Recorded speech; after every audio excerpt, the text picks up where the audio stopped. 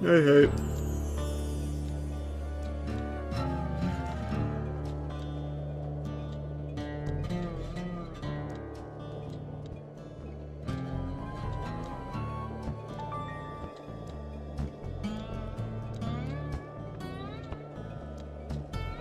How long is the game? It's like 10 hours or so. So we'll finish it tonight. We're on the last couple of episodes.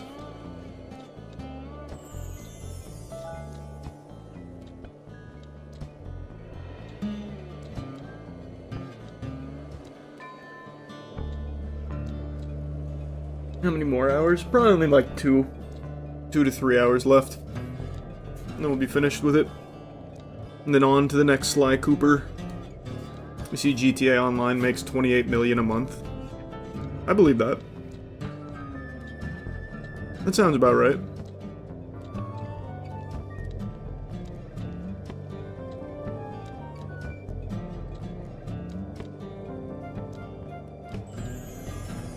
Yeah, I did the train mission already. I think there's more train missions though, because we only did one clockwork piece.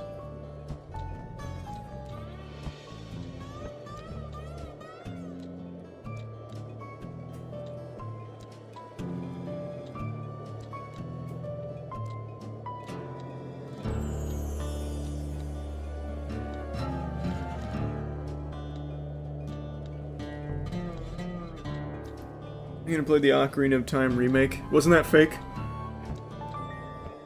Pretty sure that was confirmed fake.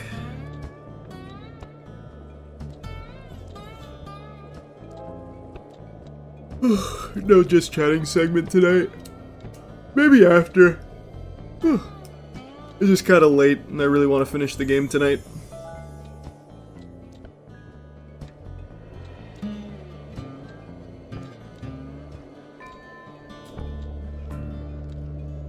You see the reviews for Pragmata actually hyped? I saw! Yeah, it's getting a lot of glaze. It was a fun demo, so I'm not surprised.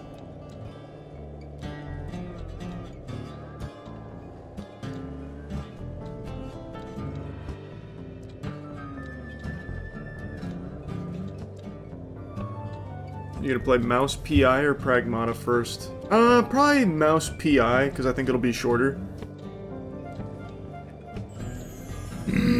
So I'm leaning towards that.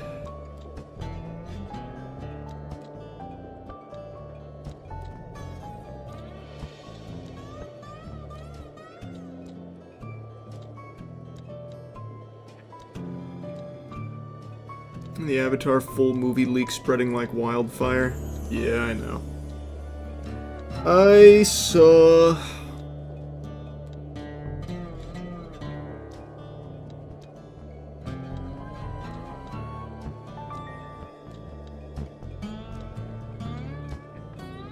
No, I haven't been speedrunning it. Just a normal playthrough. The movie's fire, not gonna lie. You watched the leak?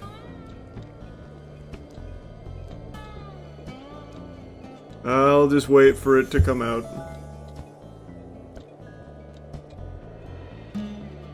You gonna watch the Michael Jackson movie? Probably not.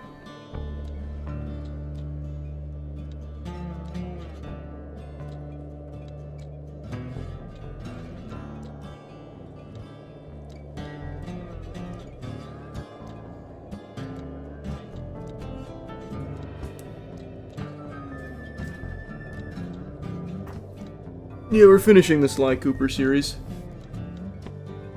So after this will be 3. Well, not right after this, because Mouse PI comes out very soon. Okay. But after Mouse PI... Oh, it's Bentley and Murray. Then we'll go back to Sly 3. After Pragmata and Mouse PI. Well, that was tragic.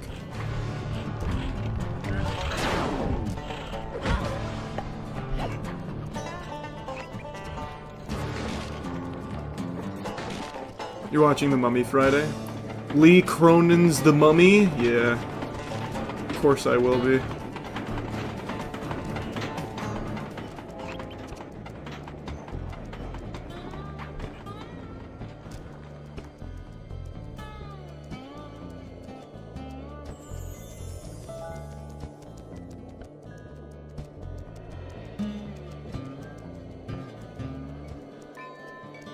When does Pragmata come out? Thursday, right? Pretty sure it's Thursday. Heads up, Bentley. Here comes Iron Horse number 2. You and that RC chopper of yours ready? We'll get the job done, provided I can catch up with Oh our train. god, that's right, it's an RC chopper mission.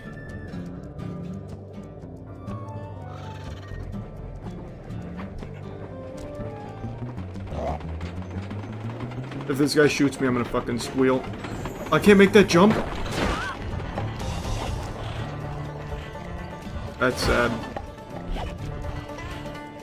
Steam says the 16th. For Pragmata?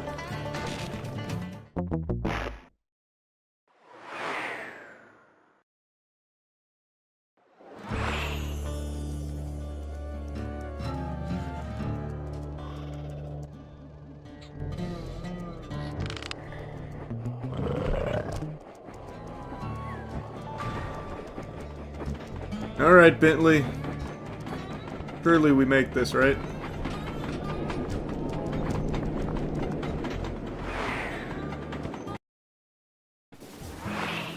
Do you see the Northern Line cruise? Oh my god, yeah. What a crazy idea. Unless I neutralize the aerial defenses. Good thing I outfitted the RC chopper with a new cannon. Let's see. The X button drops bombs and the square button shoots forward.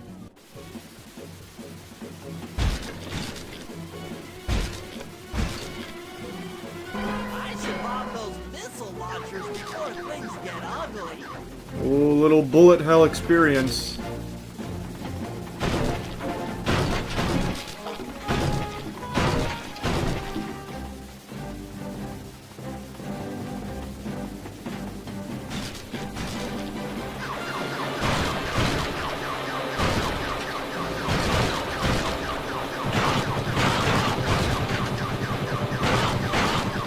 At least this is a better RC chopper mission than the other ones. This one's got a lot more going on. Doesn't control like dog shit. That's good.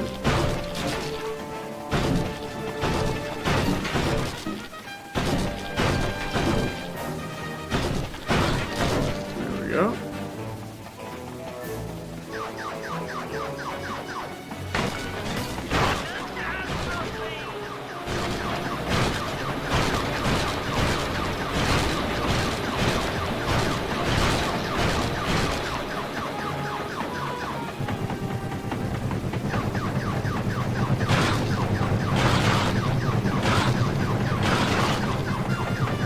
Come on.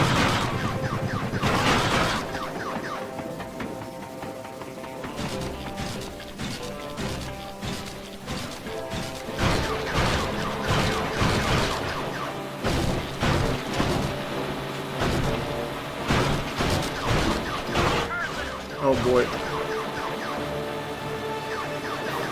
I took quite a wallop there. I didn't see them turn around. That's alright. I'm sure it won't matter. We'll just do the rest hitless.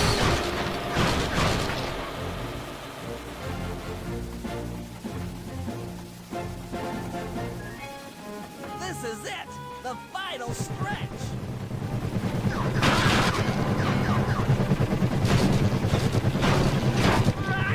Jesus.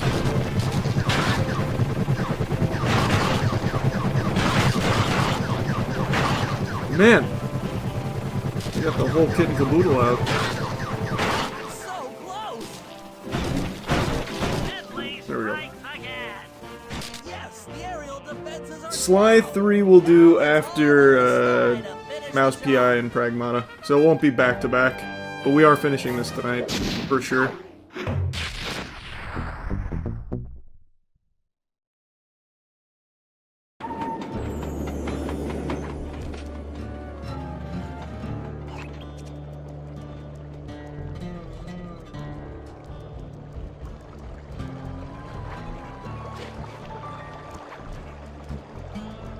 Yeah, we'll do Jack and Daxter series eventually.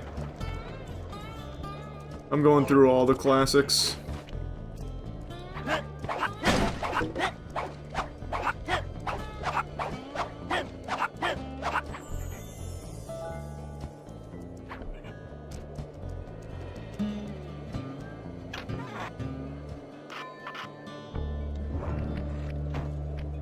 Do the classics include heavy rain? You bet your sweet bippy. We already did Indigo Prophecy. Of course we've got to do some heavy rain.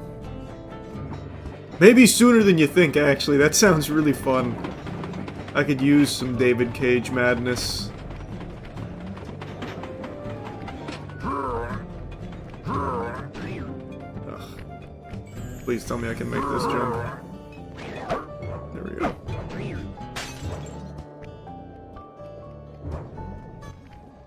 We'll need this hand car to chase down Iron Horse number 3. But for the time being, it's all fenced in. No problem. I'll tear that fence apart.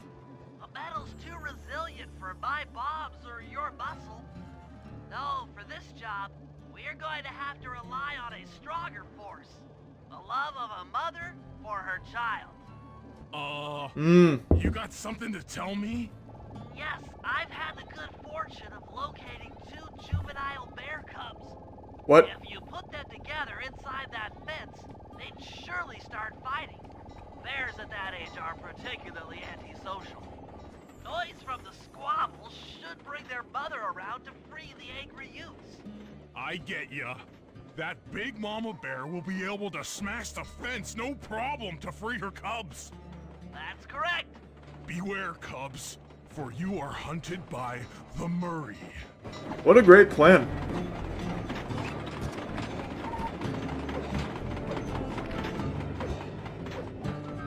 Alright, here I come.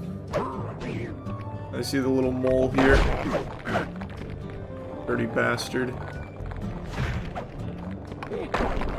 Really?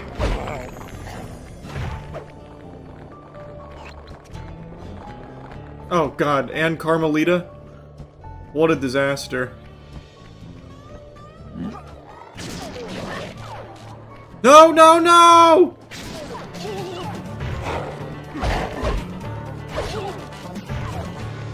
This is not a game that lets you attack Carmelita, I see. Not that kind of game.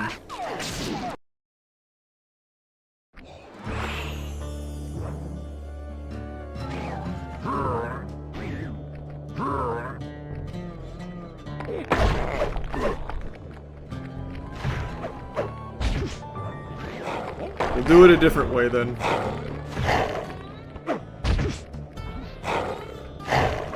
Okay, now she's not coming this way. We take those.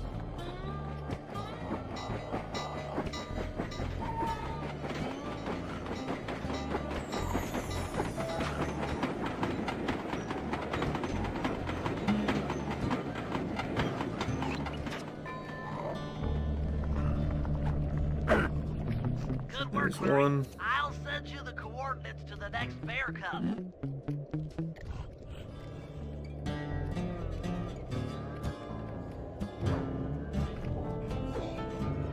Sorry to say it, but the other cub is somewhere in this bear cave.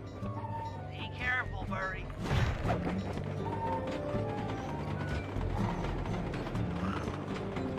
That was easy enough. Perfect stealth.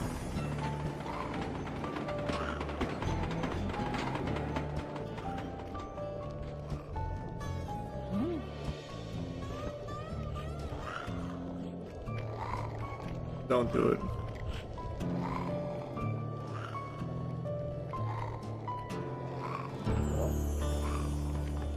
Clean.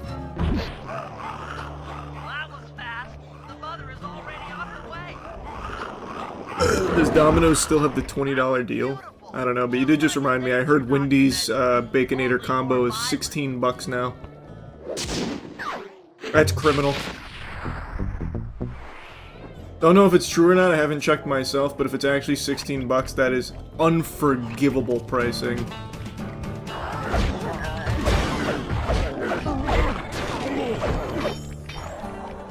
Where's the last mission here? Come on, man. Go home.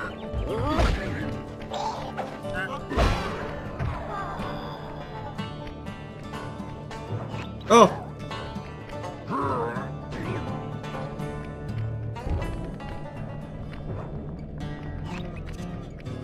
Ah, there it is.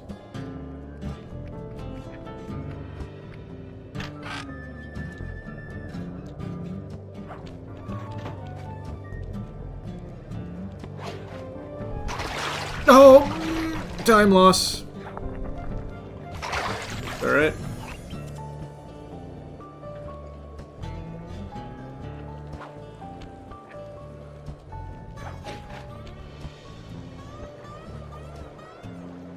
We will be doing Sly 3 and 4.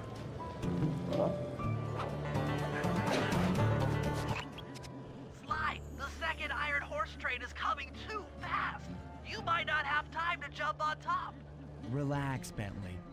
There's more than one way to get on top of that caboose.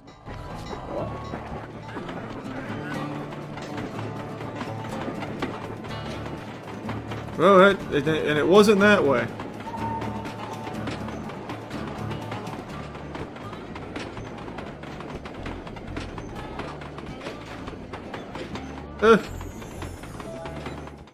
Yep. That's on me. I missed it. I missed it. Sly, grab the pipe on the caboose to catch hold and climb on top. There we go. The other clockwork lug should be hooked into the engine's furnace. Sneak your way up there and grab it.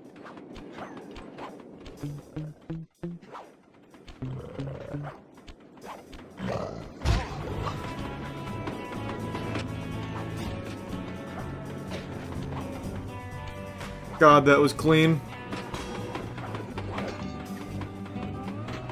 You should have seen how many missile launchers there were attached to these train cars.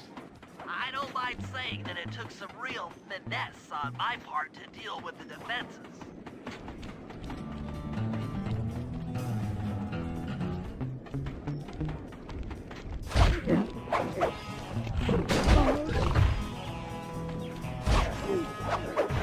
Easy. Attention Iron Horse number 2. In case you haven't heard, some lucky worm managed to make off Clockwork Lug and Iron Horse 1. Damage boost calculated. Have been punished according to the Lumberjack Code. Don't let the same thing happen to you all. You boys have done some real good work lately, and I'd hate to have to put you out on disability. That's it. Keep your axes sharp. What? How the fuck? Go, go, go!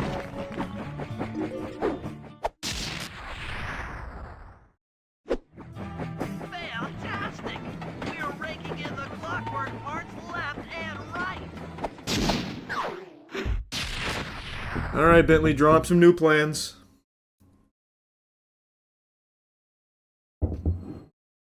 Can't believe Ghost of Tsushima devs Okay, made this. guys, this is it. And Time infamous. to break into Iron Horse number 3 and carry away the clockwork stomach. Now, the train's moving too fast to jump onto here in town, so we'll have to catch up with it on Murray's new handcar. Once we're in position, Sly'll hop aboard and make his way up to the engine. While he travels through the interior, I'll provide air support with my RC chopper. I've planned this as a textbook train robbery. If we all do our jobs right, what could possibly go wrong? Here we go. Is this the last mission of this episode? Looks like it, yeah.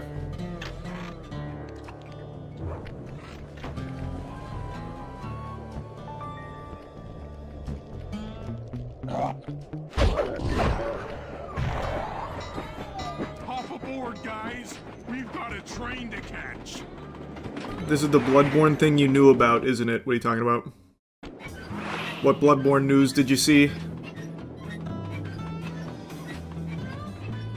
Got it. Strong work, Murray. Yeah, sure. The Murray's strength knows no limit. The Bloodborne animated movie You're on, announced Sly. by Sony. Break into that train and They steal announced the it? clockwork Yeah. stomach. I heard. Hassan's one strange guy. The clogging device. That's been in the works for a while. He walks away with the stomach and lungs. It still creeps me out. That was the little tidbit of Bloodborne news I knew like a year ago. Good point. It's time for a train robbery. I think it's gonna be very good. I hope.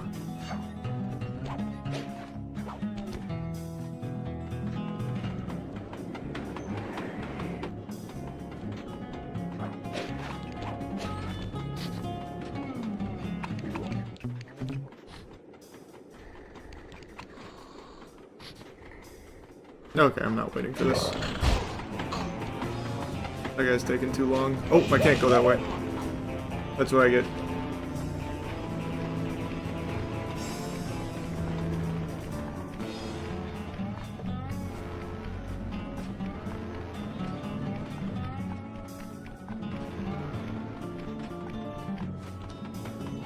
That thing you made a comment on a random video a year ago finally came to fruition. Clockwork stomach Yep. safe as a snowman in winter. I'd like to meet the varmint that's been With the God Slap animated feature, I've been hearing a lot of crazy projects in the works. just thinking about how I Other cut projects that in the boy works. down. That was one of them. I'd kill him like a spotted owl. I'm very excited for that one.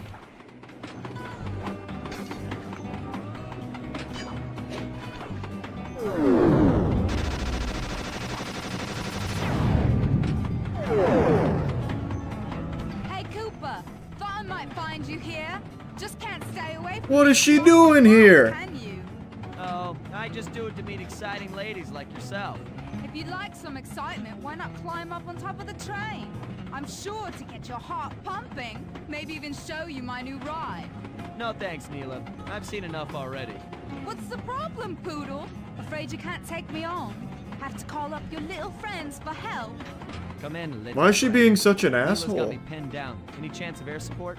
I've already She could won be a the little RC friendlier. chopper. She won't know what hit her. Come on, Cooper. Let's play. What in blazes? All right, little RC friend. This should be a quick bit of destruction.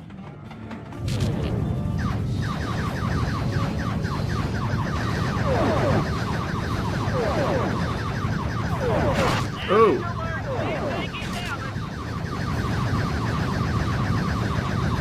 Turbocharging the DPS.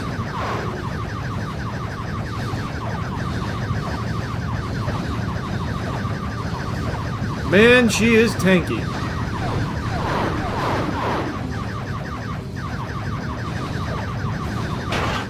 What? How did that hit me? Oh. I see now how it hit me. There we go. Lighter? This is a... What? Oh no! Oh no! That was some fancy flying, little friend.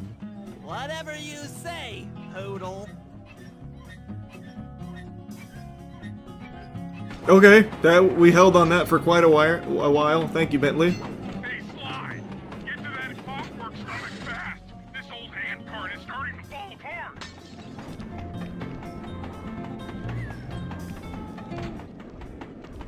Fuck it. Really? You didn't. I know you didn't. That's the thing. I'd be upset if you did.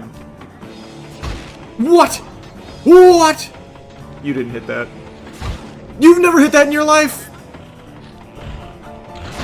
And you've never hit it twice, that's for sure. Okay, this is crazy. They cooked me. Should have just killed them. I did not think they could squeeze a shot around that corner. Hey, Sly! Get to that clockwork stomach fast! This old hand cart is starting to fall apart! I'll eat this and then just kill. Okay. Come on, man. Grow up. Jesus.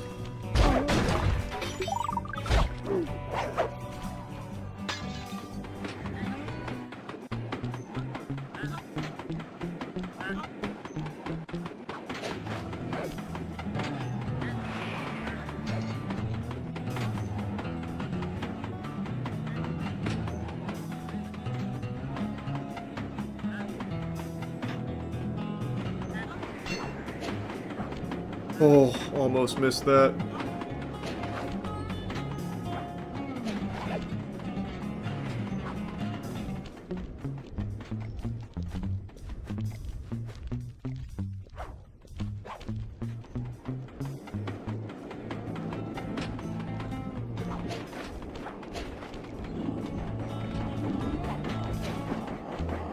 There we go.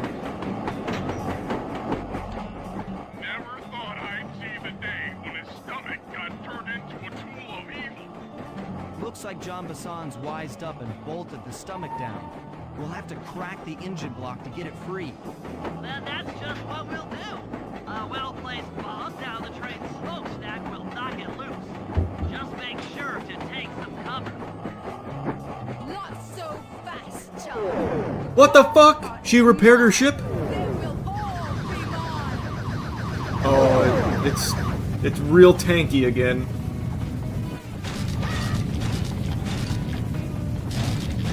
Oh. Attention!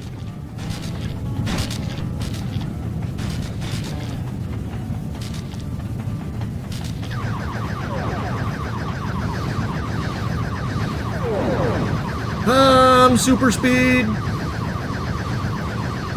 Turbo mode! Oh, fuck. Focusing too much on mashing.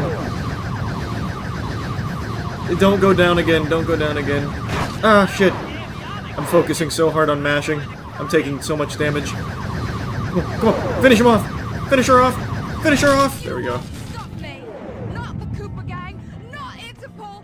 Not anyone. Stand clear, Sly. This might be a mess.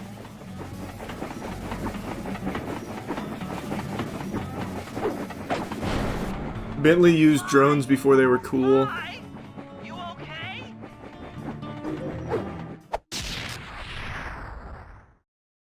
I've got an upset stomach on my hands, but other than that, I feel great. Nice! Episode 7!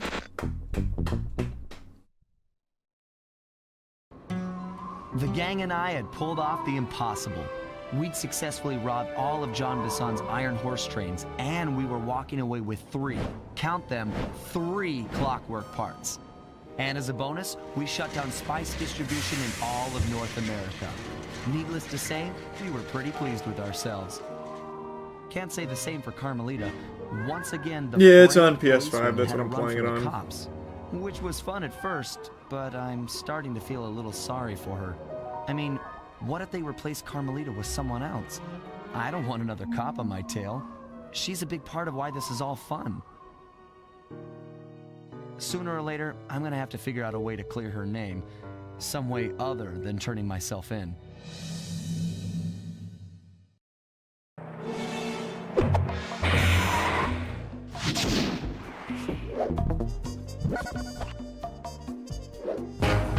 Now we get to kill Jean Bizon, right? Things just Surely he looked doesn't like make it out of this Canada. alive. Random acts of violence were popping up like weeds, and the Northern Lights, well, they just weren't right. One night they'd be brighter than ever, and the next, gone. In none of Yeah, it I don't know I anything overheard about the talk between Bloodborne Jean film Bisson and beyond his mysterious what's partner, been Arpeggio. publicly revealed today, apparently. Somehow, those two are behind it all. So I got no insider Tracking info the for source you. of the disturbance was easy. By simply following the lights, we were led north to an immense lumber camp. The sheer number of fallen trees advertised Jean Bisson's presence and that he was in possession of the clockwork talons. The Thievius Raccoonus makes numerous references to the talons slicing through plates of steel. Mm-hmm. A skilled Very lumberjack sharp. like Bisson could clear a forest in hours while wielding the artifacts. Those talons have got to go, both to finally do away with clockwork and to save the environment from his twisted sense of progress. The world just doesn't need to make space for another strip mall.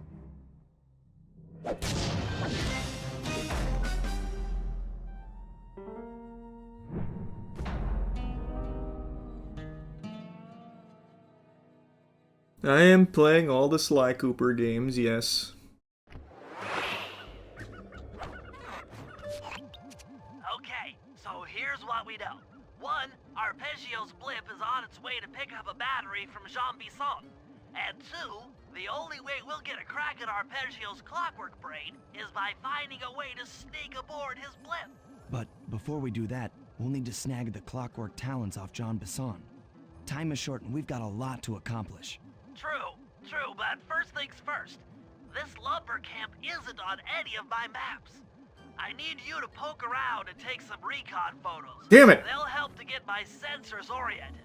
No problem. Another Recon photos, photography we got mission. In anticipation of the icy climate, I took the liberty of modifying your cane. It can now separate into 2 smaller canes, useful for ice climbing. Try ascending to the top of that sheet of ice.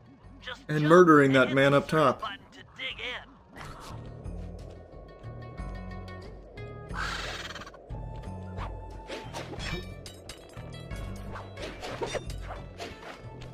It's good to see my Cade upgrade perform so well in the field.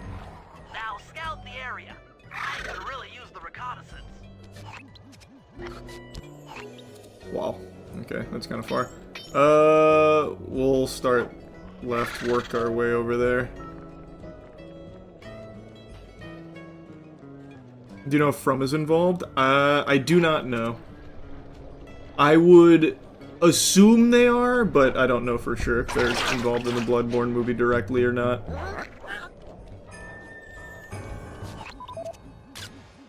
Fascinating. My sensors detect a Wi-Fi link to that boat. It must be piloted by computer.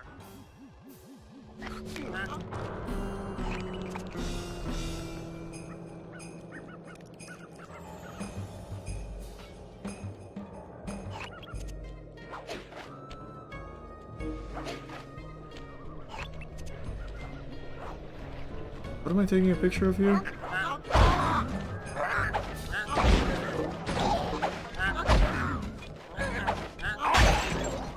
How are you still alive?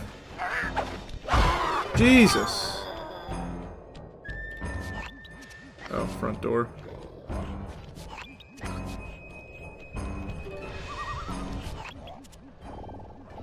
Not front door? Wait, what? Am I too close?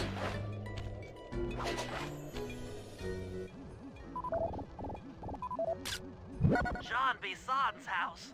The lair of the beast. The den of evil. The epicenter of ecological destruction.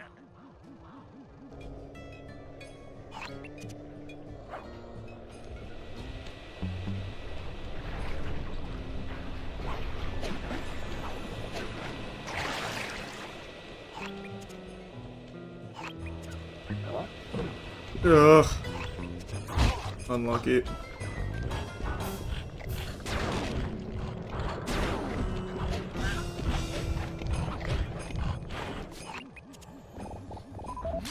Those saw blades look particularly old.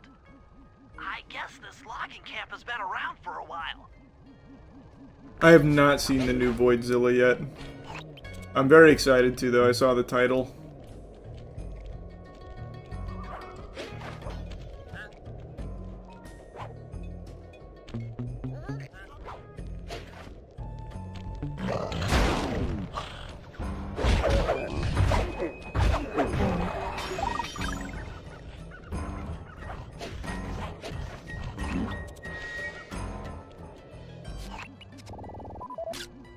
This place is bear country, all right. Interesting. He's putting out a slight radio signature. Okay, that should do it. Now for the real point of interest. Head for that lighthouse and try to find a way to sneak in.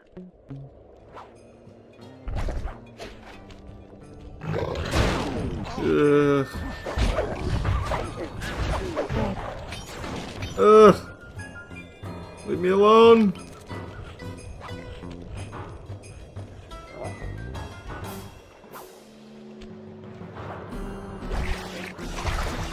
What? What kind of baloney? They can jump out here? Monsters.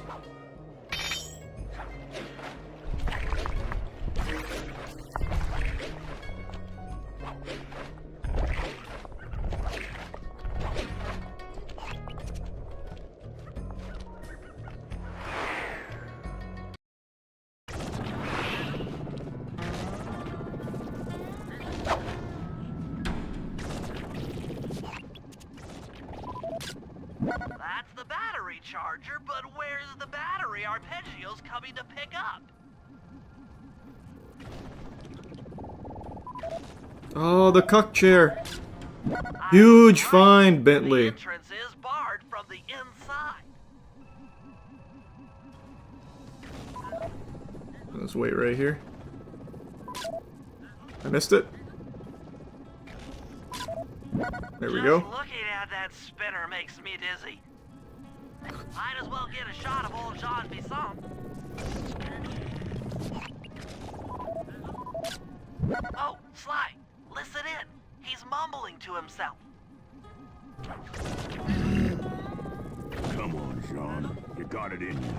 Those lumberjack games need some more competition, eh? What would attract the participants? Bullseye! I'll post the Clockwork Talons as a trophy. That should bring in the competition. Although, who am I kidding, eh? I'm gonna win just like every other year. Oh, it's tough being this tough. It sure is, yeah. Head back to the safe house. We need Is to it confirmed talk about Miyazaki is the lumberjack director? That I didn't know.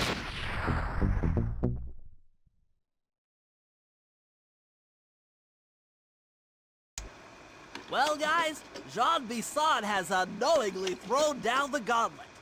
With the Clockwork Talons as a trophy, we'd be fools not to participate in his lumberjack I have no idea if games. that's true or not. That's just what one guy said. Fortunately, I haven't seen due the to official frequent announcement. avalanches, a log chopping guide was frozen in a wall of ice not far from our position. Sly, you're in charge of acquiring the book. I'm sure it will prove invaluable. Now, we're all aware that Arpeggio's blimp is coming to pick up another battery. To sneak aboard without incident, I'd recommend we pull a Trojan horse and stow away inside the battery. However, the location of the device is still a mystery. We need some inside information. So, working together, you two will infiltrate the Moose Guard's secret RC combat club. Those guys all work in the lighthouse. If you win the battle, I'm sure they'll talk. Despite his antique mind, Jean Bisson's no fool. To keep tabs on him, we'll need to bug his house, steal the radio tags off local bears, and then jerry-rig them into a sensor array. Favorite level so It's far? a challenging First level. set of tasks, Dimitri level. and that blimp's on its way. Let's get to work. The Dimitri level was so good. I mean, all the levels have been good so far, though. There hasn't been, like, a bad one. No Bentley mission.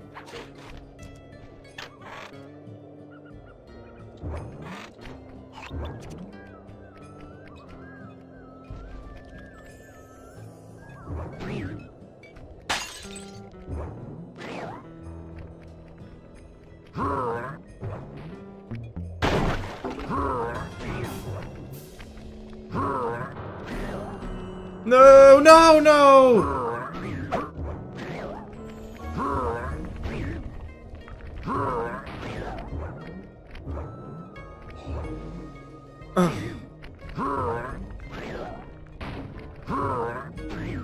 What the fuck? Now I can't get back up.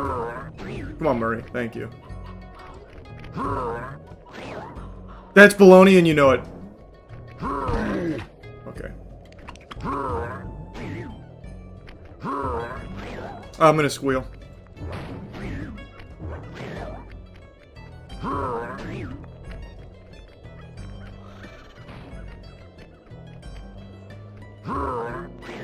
How does Murray even get up here?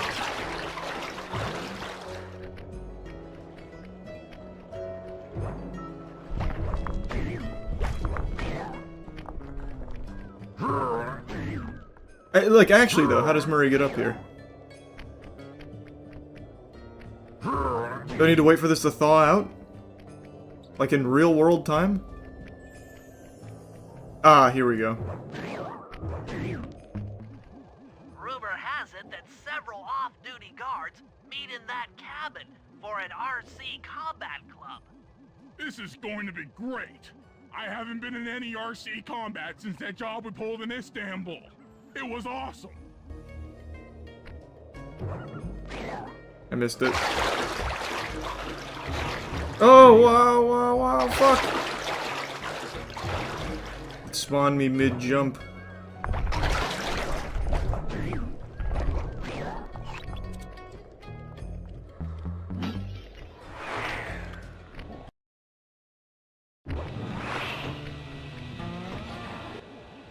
Those guards will never let you into the combat club without a disguise.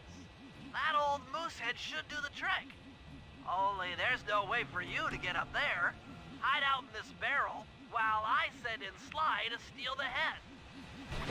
I could definitely make that with a turnbuckle jump. But alright.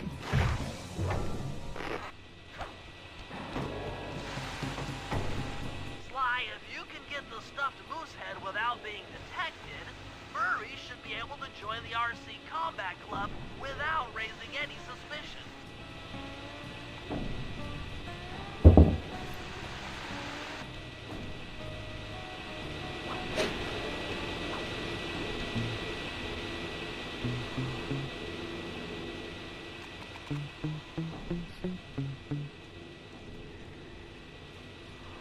Come on.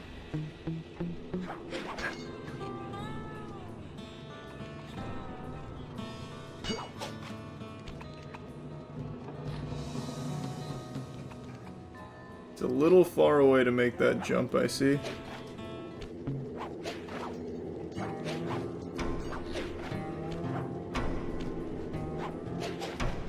That was tragic timing. Now I'm stuck. There we go.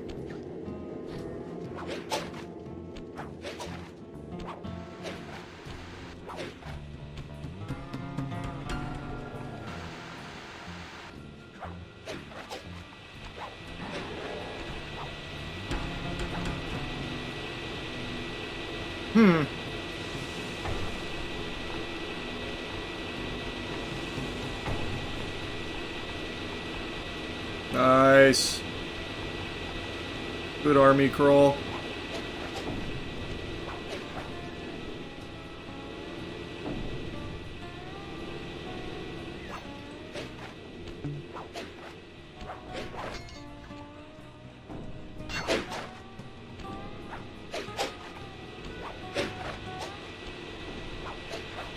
Almost there, Murray.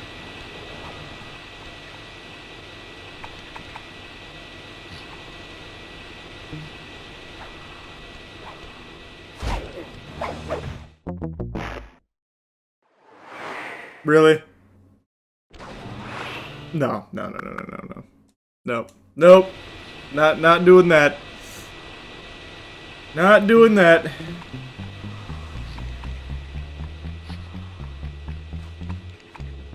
That is some fat load of barnacles there, I'll tell you what.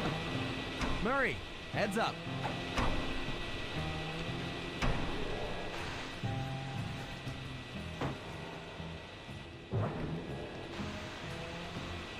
Hey, fellas, any of you guys think you can beat the moose? Maybe put a bet on it. Oh, I'm in, eh? I ain't got a lot of money for this wager, but there's no way I'd lose to a new guy like you, huh? That RC combat drone takes some Oh, skill God. to control. Steer with the left analog stick and hold down the X button for gas. After you collect the fallen ammo, press the square button to fire its turret. Here's a pro tip. You can only aim the turret while you're stopped. Good pro tip. Oh, wow. This thing has an actual mind of its own. This... What the fuck are the... What are these controls? I'm cooking, though.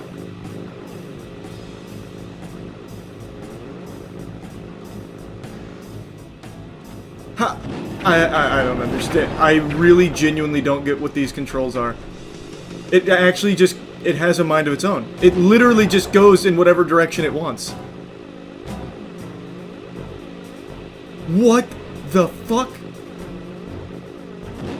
I thought the tank controls in the last mission were bad. This is a whole new level of trash. Oh my.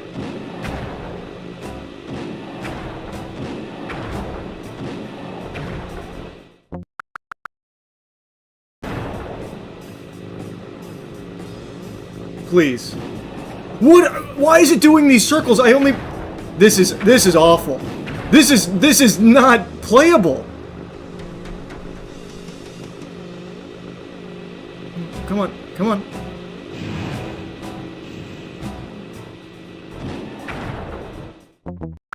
I have no idea how I'm gonna fucking do this. This is... This is not doable. This doesn't work.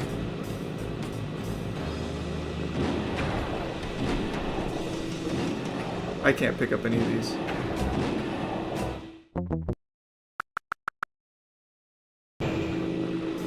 Is this like glitched or something? Because it doesn't turn like in the direction that I'm going or holding or anything. It turns randomly.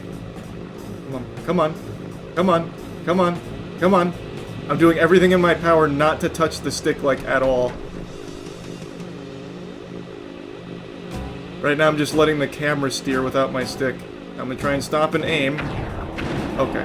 Okay, there it goes. And there it goes. And there it goes.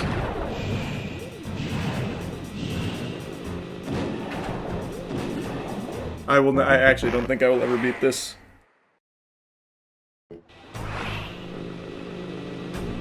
See, like, what is that hard turn? I touched my stick just barely, and it made this massive, crazy turn. Come on, baby. Come on, baby. Come on, baby. Just barely touch it. Just barely touch it. Now stop. Come on. Yes, yes, yes. Okay, come on, baby. Come on, baby. Come on. Nice, nice, nice. Mutually assured destruction, and there we go. Come on. Yes, it's just straight. No! No!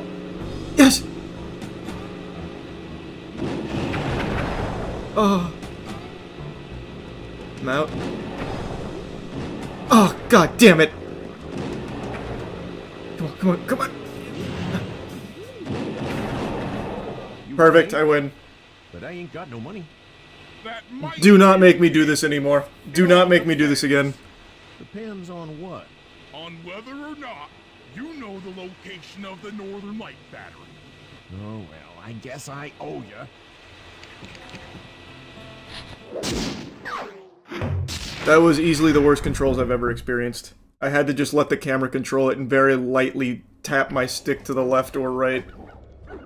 Like, very, very gingerly.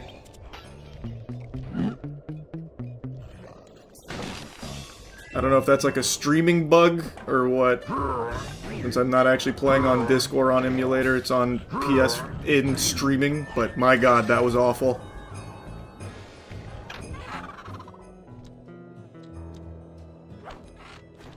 Their instructions? Well, no shit, man. I followed the instructions. It's just not... It's... You're gonna find this hard to believe. 2004 didn't exactly master the mechanics of driving that well.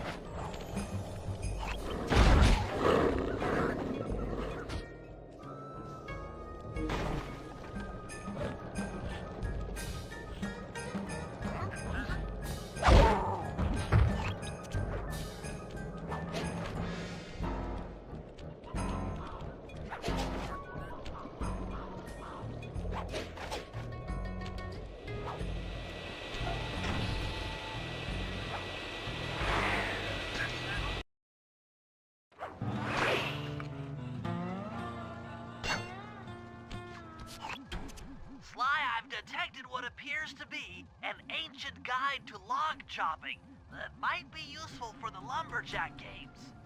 Unfortunately, it's frozen deep in an ice wall. How are we supposed to get to it? Wait for more global warming? That industrial laser is used to cut through petrified logs. If it could be bounced out that window, with your help, I should be able to harness its energy to melt the ice wall. That's huge. How do I redirect that thing? There should be a switch on the other side of this wall. Throw it and then head outside.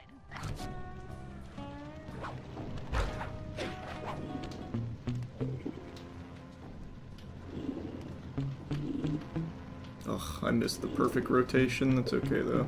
I make that? Yes, I do. Now we're there.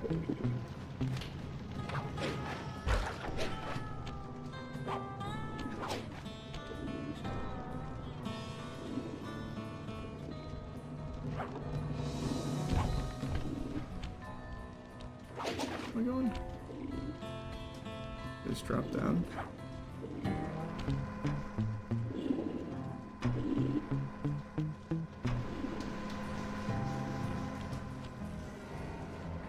There's the vault for this level.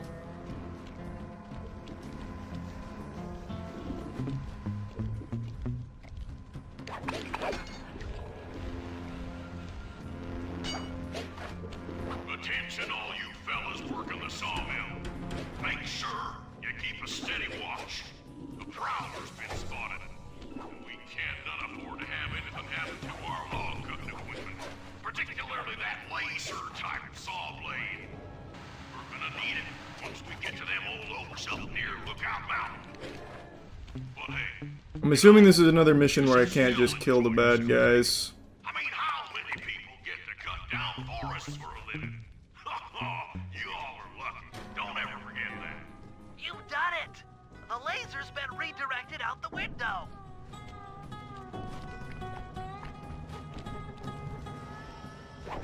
Nope.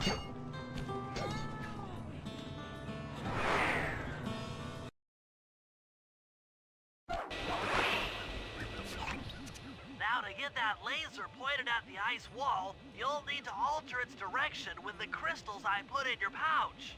I see. I just walk to where the laser stops, place a crystal, and it'll bounce the beam to a new position. That log chopping book is as good as ours.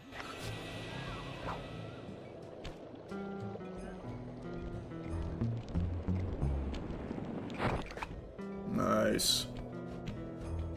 Can I make this, or is this too slick? Yeah, it's too slick.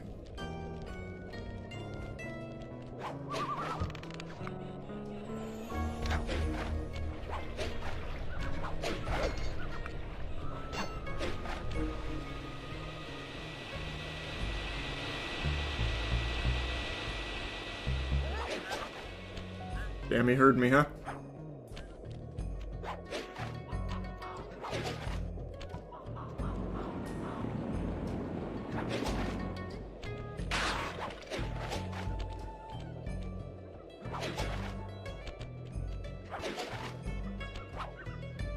Oh, what? You didn't feel like grabbing on. Oh, long run back.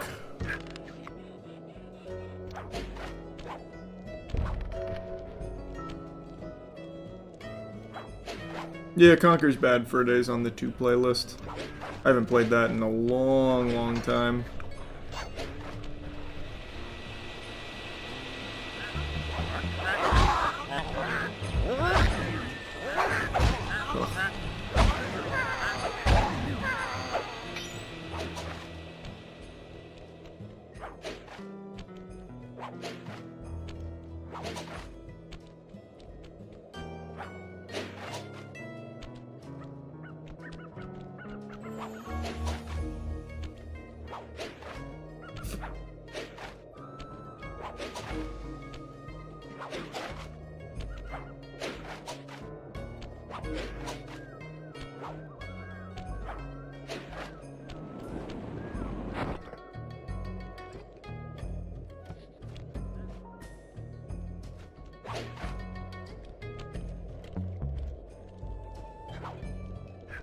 Ugh.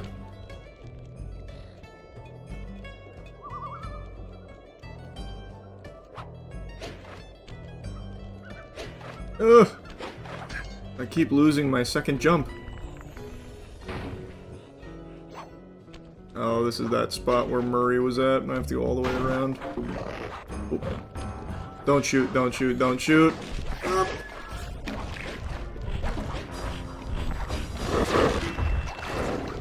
That was almost an incredible speedrun moment. Why is this happening?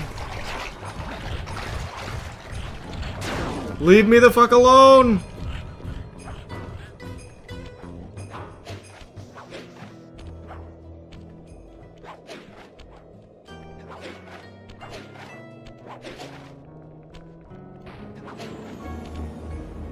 I'm pretty sure the bear killed itself, too.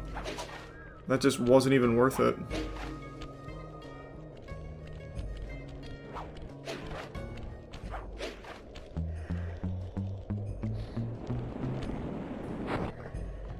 God damn!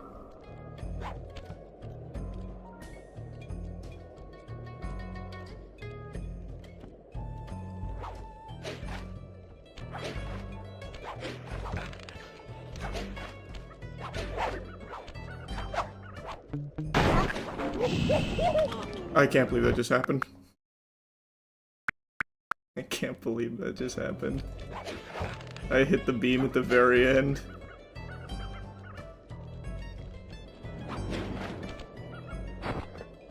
Oh, maybe not the very end, huh? Holy.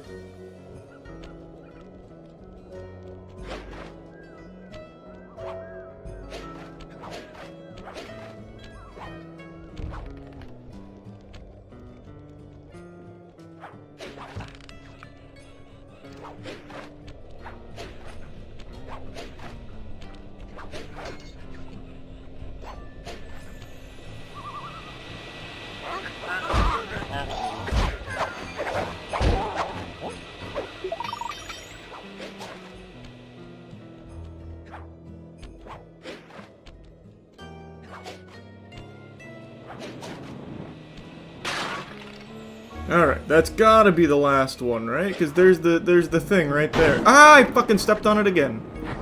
If I keep hitting that. Something else is coming out of the deep freeze. Woolly mammoth. I've never Huge seen find. such a majestic creature. So full of life, so ready to live. So much for that. He's back in the deep freeze. Nice! Cheer up, pal. We got the log chopping guide.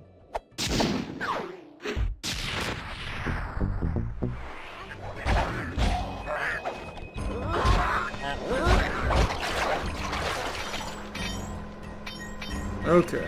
It was another slime mission, right? Yeah, over here. Oh, right here. That's convenient. The wild bears in the area have been tagged with radio tracking devices. If you can snag enough of them, we should be able to set up a receiver array around Jean Bisson's house. I'm always up for bugging someone's home. The first step is crawling into that bear cave and stealing the goods. I'm on it.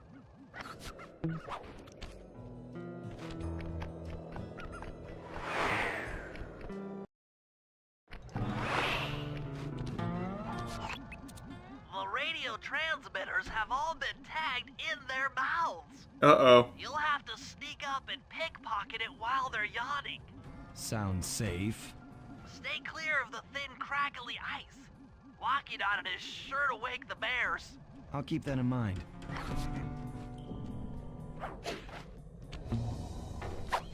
Perfect. I'm in the optimal rotation, I feel it. Nope. Time loss.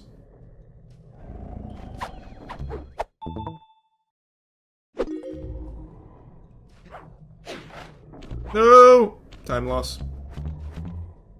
We're falling apart. We're falling apart.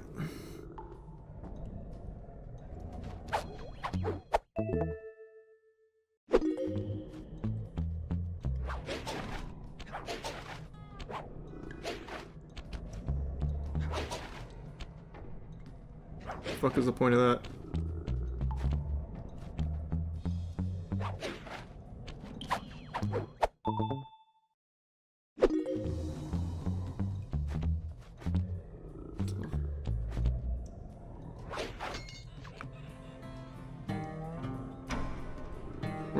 Where's this lead me? Oh, I see.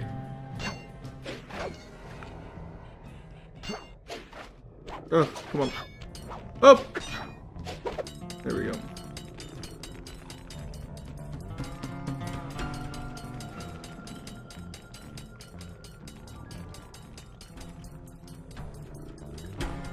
Completely forgot about that. One more.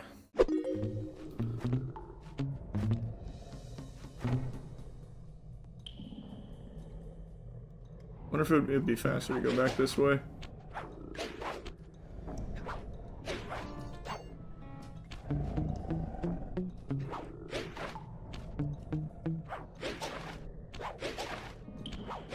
Now I see what this was for.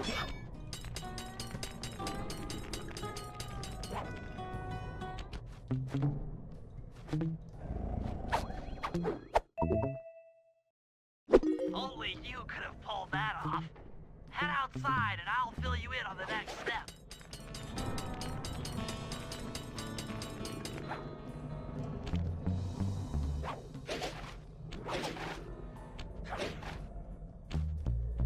Clean. Albeit a little inefficient because I missed that one the first time around. So I had to do an extra loop. Time loss. Think they'll ever drop a new Sly? I don't think so. Unfortunately, I do not think so. For as good as these games are, the modern audience just will not like them. I already know it. I can already see it in, like, YouTube chat in particular from, like, a bunch of, like, kids that'll come and be like, this is fucking terrible. Looks awful. So these games I don't think would hit the same to the modern audience, so they would never justify the budget.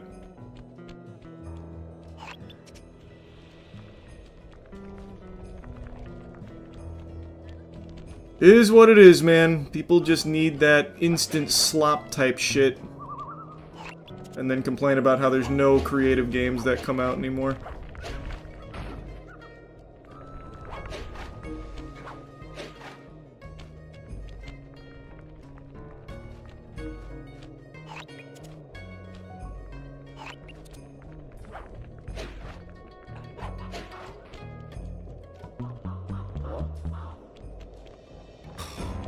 Can't get up there this way.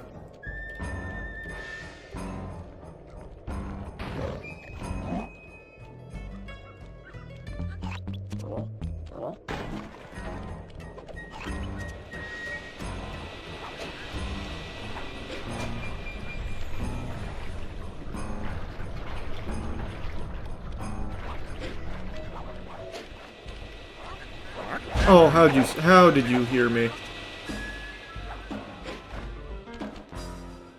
Perk up your ears, boys. I'm gonna tell you all the tally for last month. The blue lumberjack team managed to clear cut 128 acres of forest. Not bad considering they had to kill all them badgers to do it, eh? Ugh. Oh, I'm low on health. Oh no. I missed the combo.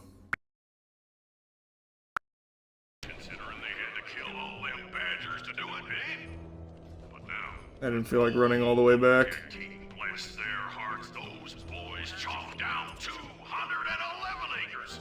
Y'all hear that? 211 acres of progress. Almost brings a tear to my eye when I think about how much wilderness you'll oversee. Keep up the good work, fellas. Not long till we can start putting up those track holes. Yeah.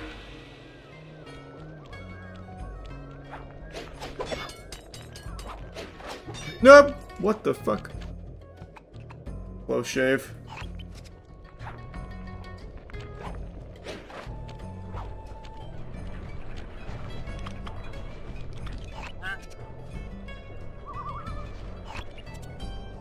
I can't believe I missed one. Time loss.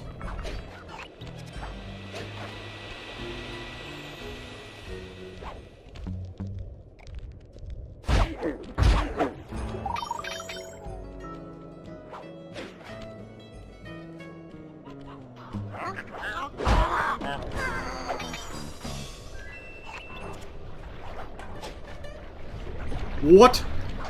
Okay, ended up working out. Okay, that's not it. How do I get up there? Oh.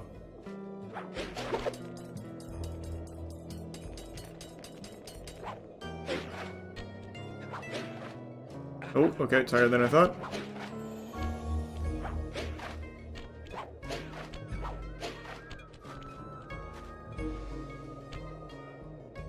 One more. And it's way on the other side.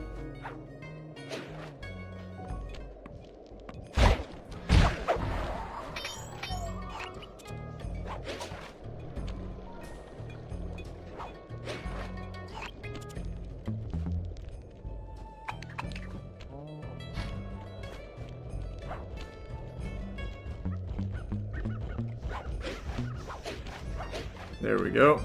Clean! Nice work. The array's up and running. I love Rayman. I would love to replay some of the Rayman games. That would be great for the gaming channel. That would be wonderful. After reading through the log chopping guide, it's become painfully clear that to win in the lumberjack games, we'll have to cheat. Now, I've constructed a plan that hinges around us acquiring an eagle's egg, which is more difficult than you'd think. First, Murray needs to lure a bear into taking out the local oil mains. Once destroyed, the pressurized oil should ignite and create updrafts, which Sly will then use to paraglide over to the eagle's nest, grab an egg, and then head back to the safe house. Thanks to Murray's undercover work in the RC Combat Club, we've learned Which that I hope to the never Northern Light revisit. battery is hidden in a silo nearby. The battery needs some serious modification if we're going to hide inside it to sneak onto Arpeggio's blip. First, we'll short the battery with grapple lines on local boats. Then, we'll all break into the lighthouse and sever the power flow to the battery. That way it won't recharge. Given my electrical engineering background, this plan has a 97% chance of success. Pretty good, huh? Very good, Bentley. Very, very good. Always so impressive, Bentley. Always such a big macho man.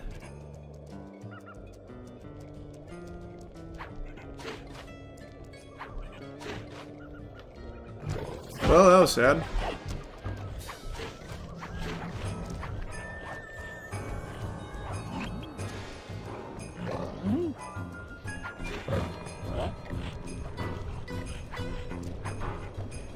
How did I miss? Damn you, Bentley. That's your fault, not mine.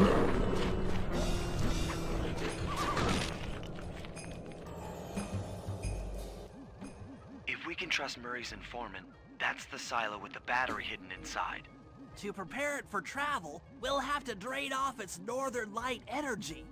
By attaching a boat's grappling hook to the top of the silo, we should be able to deplete power from the battery. Murray's in position to help throw you out onto the boat. Once on board, I'll hack into its steering controls and move the vessel close enough to fire its grappling hook. Okay, I'll climb on top of the silo and attach the hooks. How many grappling lines will it take to drain the battery? 3 should suffice. Once the first line's attached, Murray and I will commandeer another boat. You should stay in position. Finally, I get the easy gig. Alright, here I come, Murray. Trust fall. I'm all set to throw you to that boat. These days, my aim is impeccable. Yeah! Now to hack the steering controls. God, I hate the hacking. That's my main complaint. Well, I have 2 complaints. Some of the controls are terrible, like with the tanks in the Contessa level, and especially in the RC level here. And the hacking minigame. That's what I get for trying to just fucking blast through.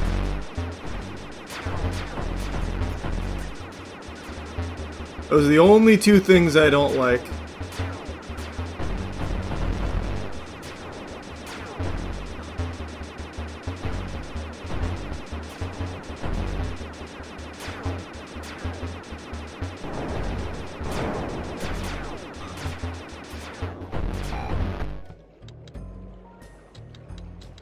Nice work hacking the autopilot. The boat's heading into position. I'm already on top of the silo. Shoot the grappling hook up to me, and I'll make sure it gets attached to the battery.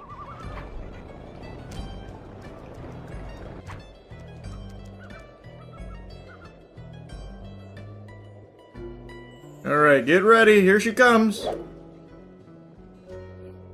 Oh, just barely. There we go. Nope, that's still a little off. That's right on the money. The hook's in place. You guys should head out for another boat before anyone picks up on what we're doing.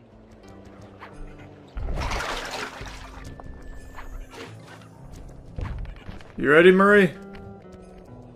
Where's the next boat? Murray, where's this next boat at? Oh, here it is. Alright, ready? Do we have to go on the other side? You won't just throw me from here? Yeah.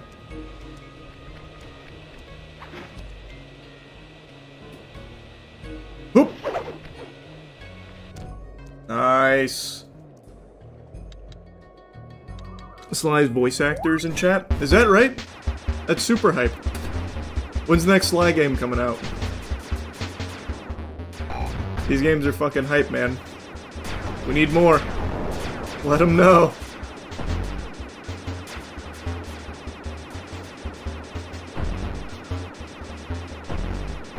Ugh. That's super cool. Hope you're well.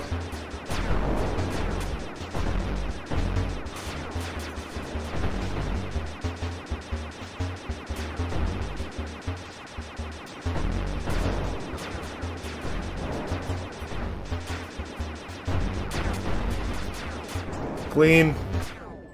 Bet you never seen Sly played that way, huh? Optimal efficiency. Nobody does it like me in here.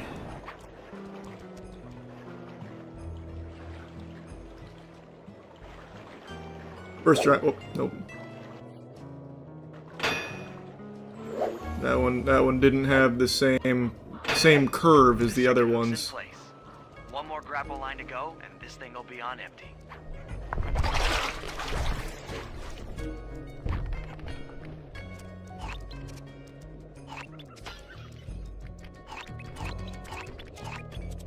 There it is.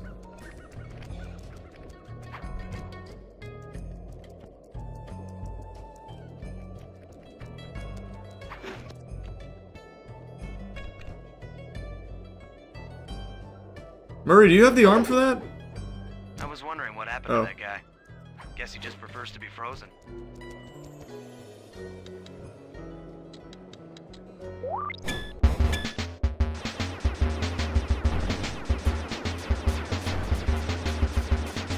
Oh boy. Oh boy.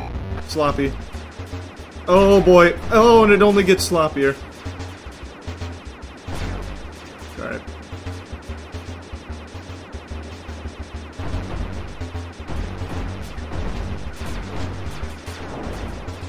We got a more optimized speed strat. Look at this. Well, that was a shame. Okay, I'm taking a lot of hits right now.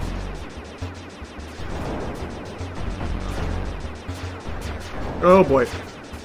That was a bad idea. Okay. Okay, I might actually fail a hack for the first time. Up! I did. I did indeed do that.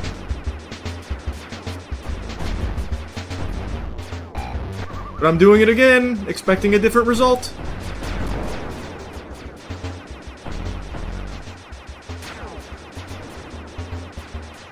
Exact same strat.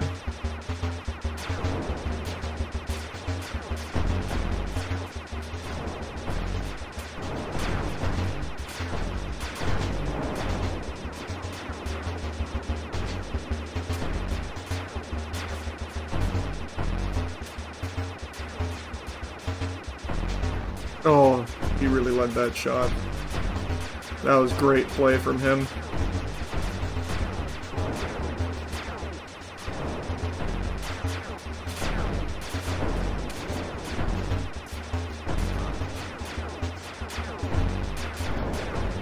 There we go.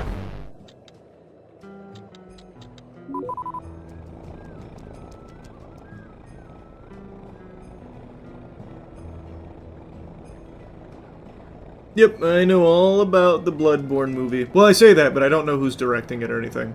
I know what was announced about the Bloodborne movie.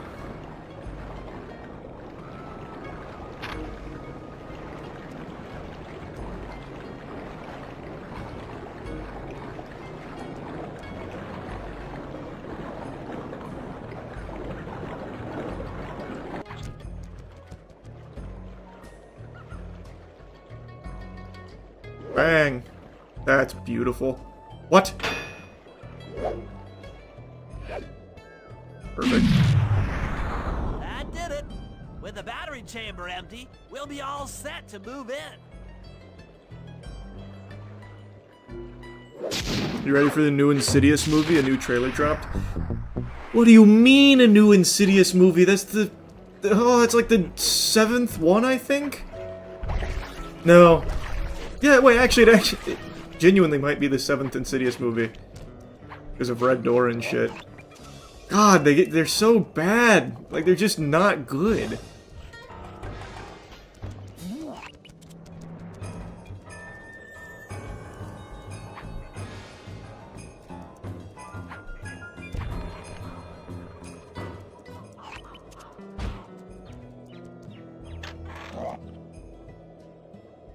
Isn't that the second time they've said the last time? It's gotta be. Second or third, yeah. Does anyone still defend those movies? I don't think so. They're just universally panned. I genuinely don't know why. I mean, I know why they keep making them, because they're so cheap. They definitely make profit, but still. If we're gonna get an eagle, Embarrassing. you'll first have to destroy all the local oil mains. It looks pretty sturdy. The Murray is strong, but his fists can't punch through metal. No problem. See that old bear down there? His name is Grizzleface. The guards ignore him because he's blind and practically nerve dead, except for his That's sense of fucked smell. up. If that old guy smells fish, there's no stopping him. Use Grizzleface to take out the oil mains. But I don't smell like fish, do I? How can I lure him around? We'll throw the Set up fish. a post along the river. He'll keep tossing bombs into the water, and the fish should get blown sky high. Plenty should land near your position. So, you want me to throw a fish at the oil mains so that old Grizzleface will knock him apart? That's the idea. You might even try throwing fish at the guards. Might improve their odor. Let's ride. Thunderflop! Well, that missed. Okay. Happens.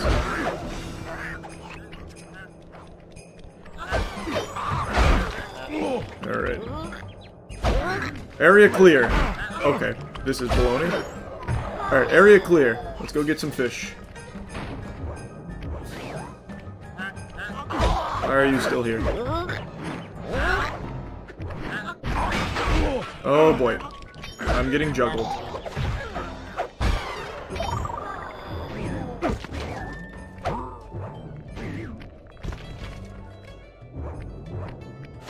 There we go. Grizzleface has caught the scent. He's coming.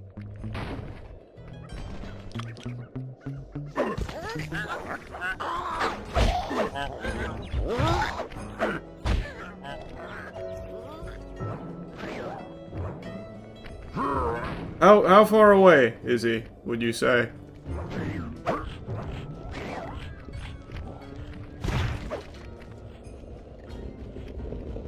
Oh, there he goes.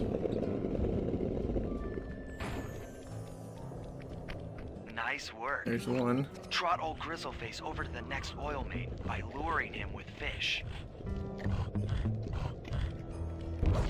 God damn it! I keep doing that.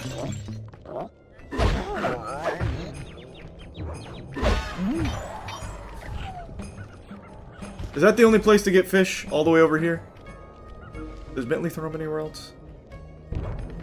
Surely he does, right? There we go, here's one.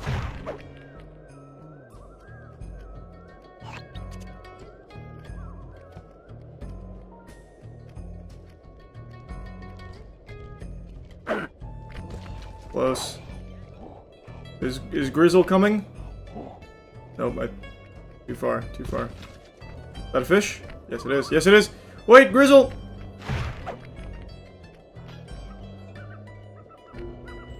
Follow me. Okay, that was... Need another fish. Bentley, now!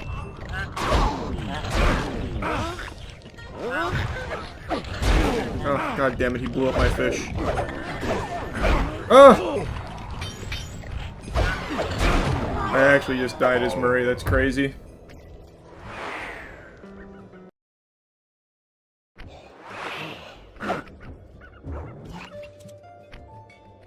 This is a much better start.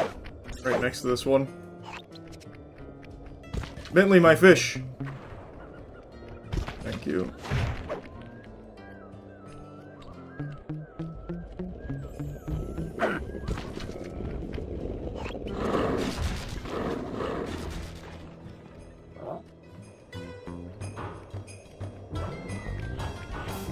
gotta lure him first.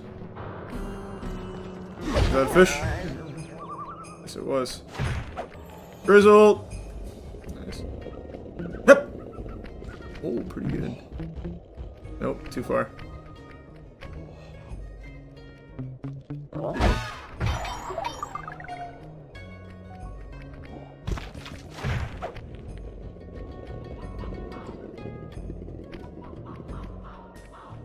Bear can run pretty fast. How do I get He's up on there? the way. This way?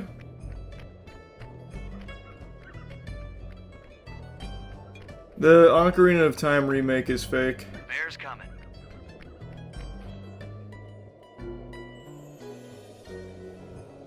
Is he coming? Where? I'm skeptical. Grizzleface is moving towards your position. Is he? Where?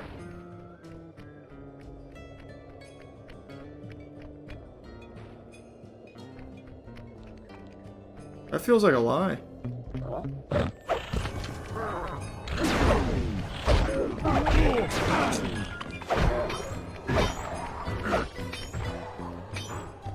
Where the fuck is he? Oh, that works.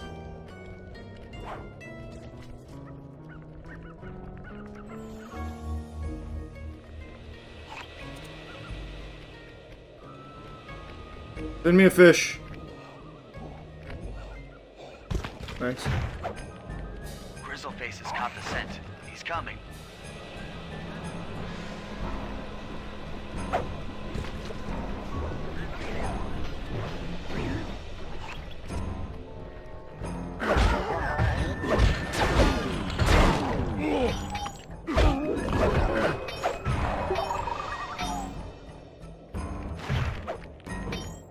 Where is he? Sensors in the safe house indicate that Grizzleface is on the move. Is he?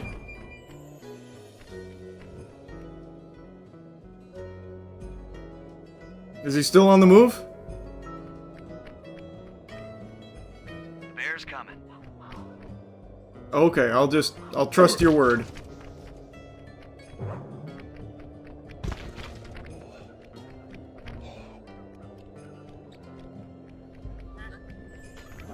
That bear can run pretty fast. He's on the way. That's what I keep hearing. I'm not convinced.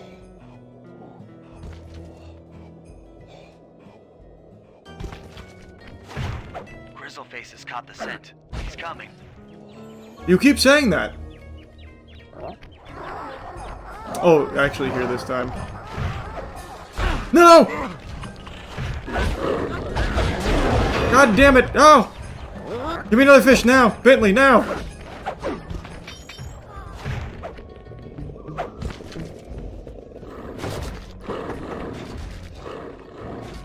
work, Murray. Now that the oil lines are exposed, Sly's all set up for a paragliding job off the lighthouse. Good work. Now all the way back to the safe house. Oh boy. Oh, what a combo. Holy.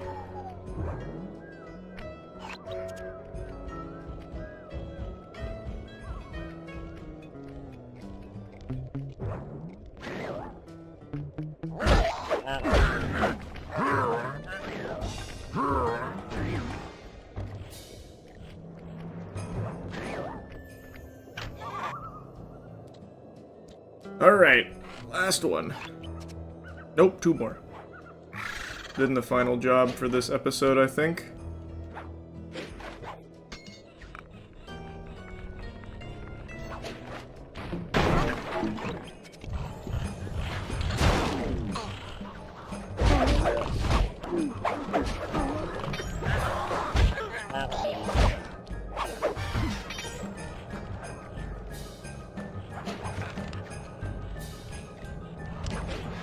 Okay. That lighthouse is the conduit for collecting the northern lights. We need to shut it down, or the silo battery... Ocarina of Time remake not fake. Nintendo might have accidentally leaked it's real. Impossible for us Yesterday I was told it was fake. What do I believe? So, you want me to go in there and bust the thing up? Sounds like work for Murray. Actually, this job will require all 3 of our skills. The front door is locked, and you're the only one capable of climbing up to the hatch on top. Once inside, sneak down to the ground floor and let us in. We'll help you finish the job. Alright, see you on the ground floor.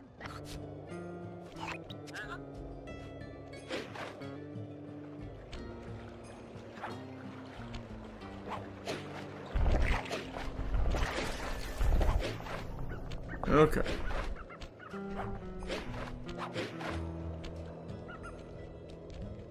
Oh boy, that was a mistake.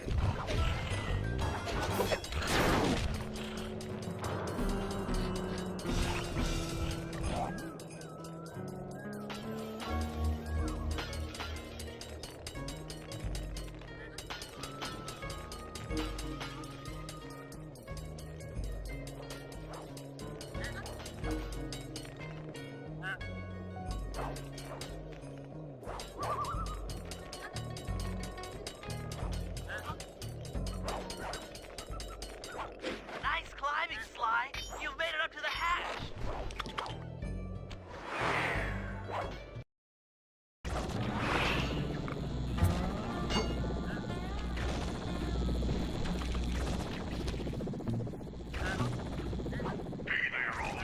I can't see. Lumberjack games are a coming.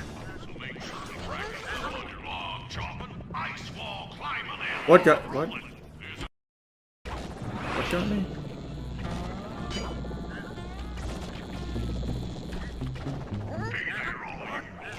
Oh, it's that ring.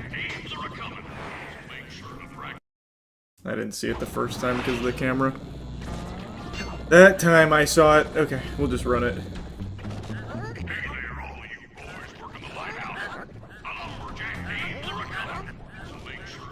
Not even gonna bother trying to time it. Not with the camera angle I get here. Oh fuck! Excuse me, guys. Okay, don't do that. Guys, don't do that. Don't do that. Really. Oh boy. Oh, this was a mistake. This was a mistake. Kidding. Perfect.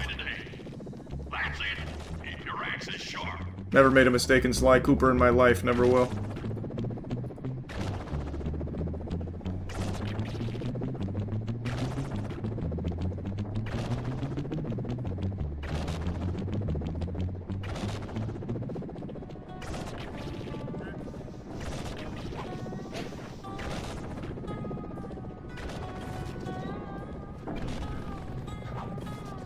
Am I at the bottom? I can't tell. Oh, there it is, yeah. The cuck chair. Welcome in, boys! Thanks, pal. Just let me at that Northern Light attractor. It'll be slag in minutes. Not quite that simple, Murray. I'll reverse the energy flow from the control computer while you lift the main circuit breaker. That should give Sly a short window of opportunity to climb up the power lines and overload the system from the top. Up, down, up, down. They should put an elevator in this place. Screw!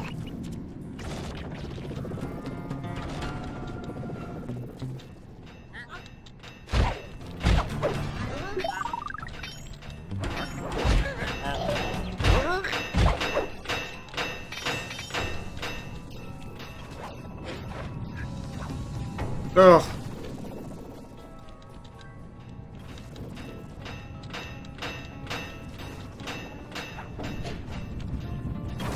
Oh, yikes. Sly, we can't keep this thing reversed forever.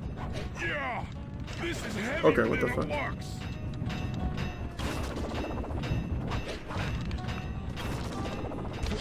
Oh! Okay. Let me just make this jump match. There we go. Trying to climb that was a mistake. I think it would have carved some time off of this, but...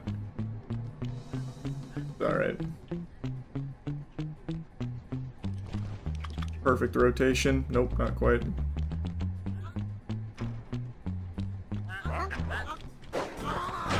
I'm dead. Yep, that was unlucky. I don't feel like going all the way back. Just wait. Excuse me, up! Alright, I have to go all the way back. I'm not gonna double rewind. It's fine.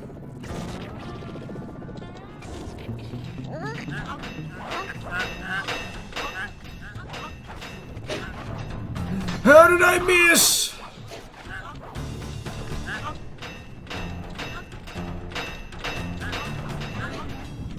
Get climbing, Sly. We can't keep this thing reversed forever. Yeah, this is heavier than it looks.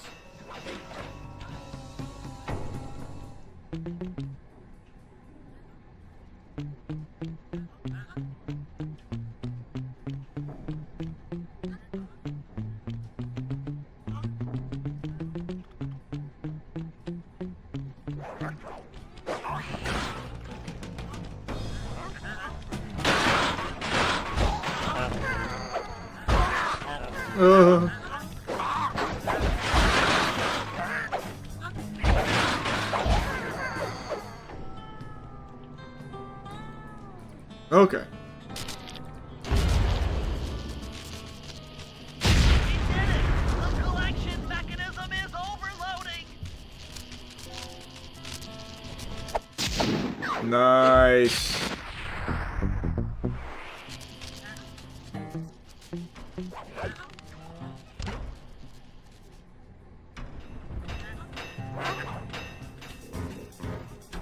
I am so upset. I thought I could get out that way. Okay, that's okay.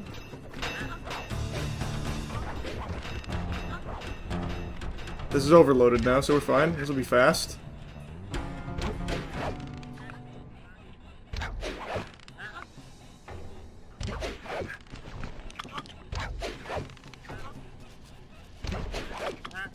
No, not what. There we go.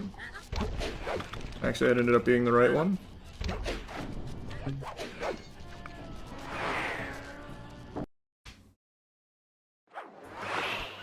Alright, last one. Where's it at? Right above me. That's convenient. In order to overcome Jean Bisson in the Lumberjack games, we'll need to enlist the help of the giant Canadian eagles. Their nest is out on that iceberg. Steal one of the eggs, and then bring it safely back to the safe house. We'll use it to direct the eagle's protective instincts against Bisson. Sure, sounds easy enough. Except for the part where I have to swim a half a mile through freezing water. Why swim when you can paraglide? With the oil mains all destroyed, the pent-up combustible materials have just caught fire. I see. The updraft created by the flames Hey, should Schlep. give me some extra Hope you're doing well. altitude. I did not see that. I'll have to Just check that make out. sure to stay out of the fire. Get too close, and old Grizzleface will be eating barbecued raccoon for dinner. That's a charming image, Bentley. Alright. Whoop!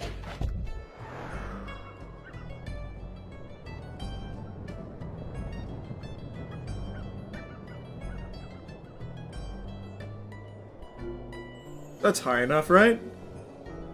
Nope. Absolutely no way. Wait, but maybe? Nope. That's just the fire gonna kill me, but I'm doing it anyway. Stay out of the flames! I was definitely not high enough, I've come to find out. Oh, also, there's one to the far left over there I did not see. So maybe that's where I was supposed to go. Yeah, that's definitely where.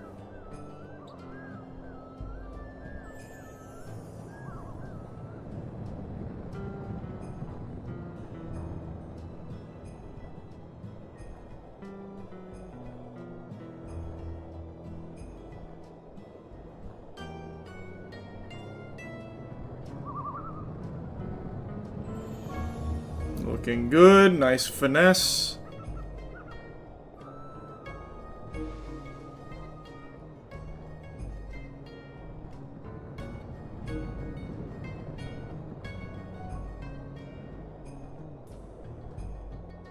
That's perfect.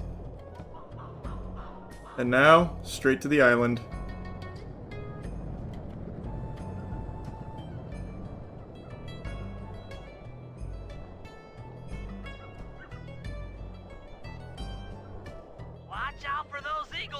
don't look friendly.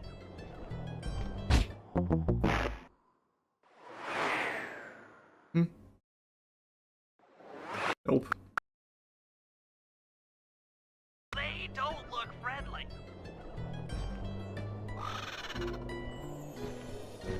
God damn!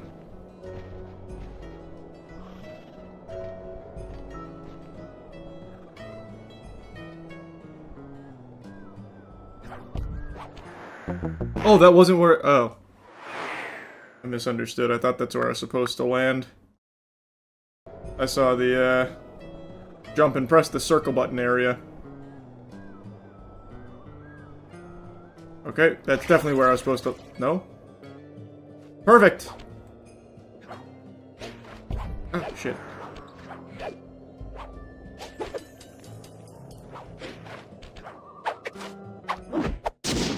Canadian Eagle Egg! Woo-woo! Excellent job. If you could get that eagle egg back to the safe house, we'll be all set for the lumberjack games.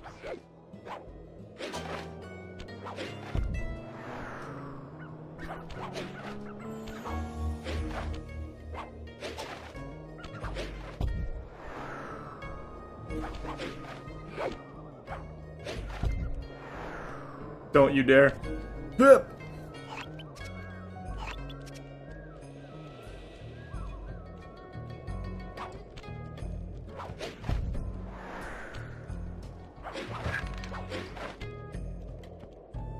Great work, Sly. Alright, last job of episode 7! And there's only one episode left. The lumberjack games are upon us.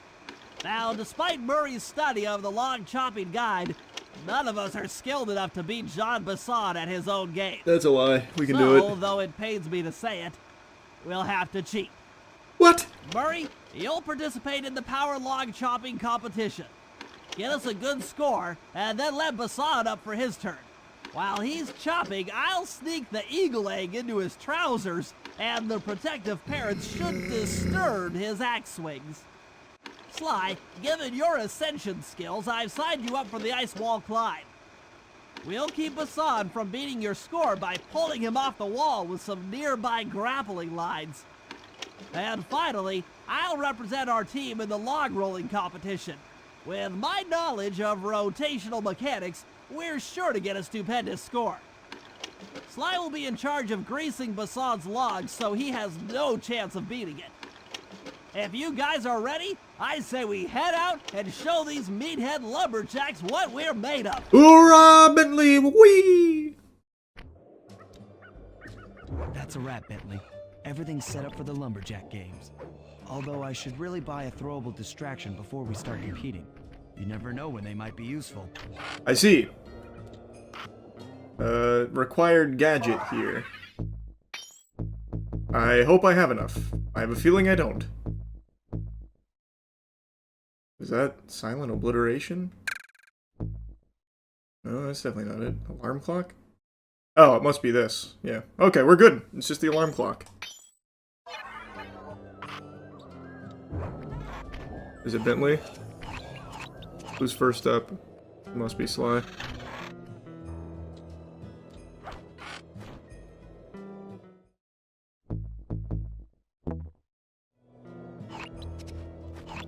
Where's the mission? Oh, it is Bentley. It's literally right next to me.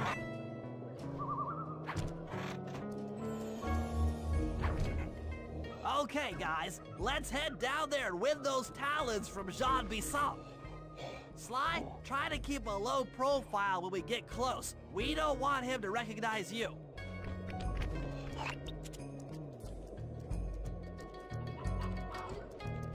Lumberjack Games entry, please. Sir, we humble lumberjacks would like to participate in your lumberjack games. Think you got what it takes to win the Clockwork Talons, eh? Well, I'm sure enough gonna let you play, so long as you pay the entry fee. Much obliged, partner. We'll, just take our positions for the competition. Enjoy the moment while you think you still got a chance. It's as close to winning as you'll ever get. This year's first event will be a power chopping contest. Not like anyone's ever gonna beat my record, but let them try. Let's go, Murray. Oh. Ah, shit. Shit. Oh, I'm trying to get right in the fucking butt crack there. Is it even possible? That's right on the money. Not bad, Hippo. But watch and learn as I destroy that log without even breaking a sweat.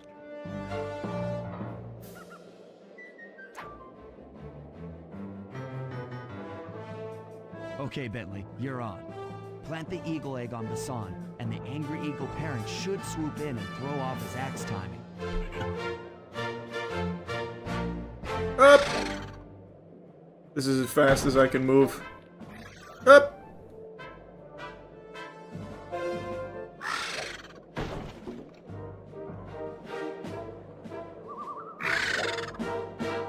Come back! Nice of the eagles not to attack me while I'm on these very dangerous platforms.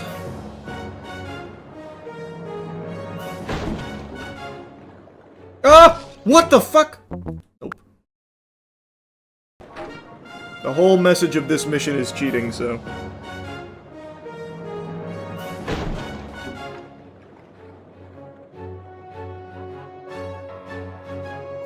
For some reason I clipped through that. That's okay, though. The judges didn't see that. Nice. They don't see me here. Oh, this guy's trash! Boo! He's trash! The Eagles are attacking him. He sucks. I think you better rethink them scores, boys. What you intended to give me was perfect tens, right?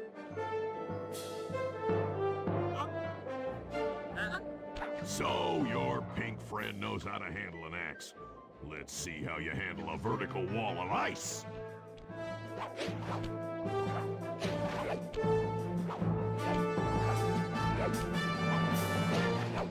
Oh, huge skip.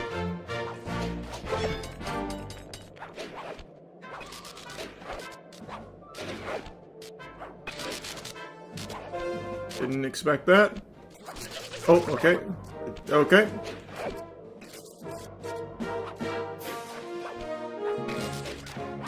Where are you going? Ooh, not fast enough, you little varmint. I disagree. That was upsetting. Come on, hurry up. Where is it?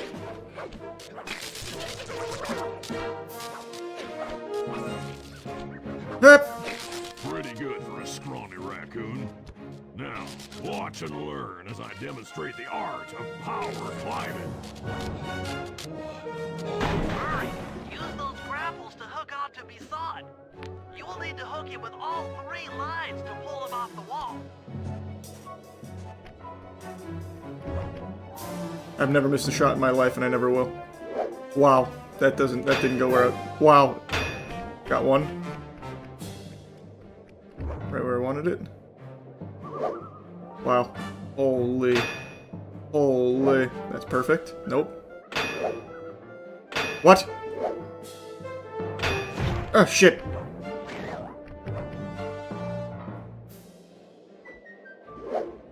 I am... Trash. You're trash. That's what you are. You're trash. One. I keep hitting B.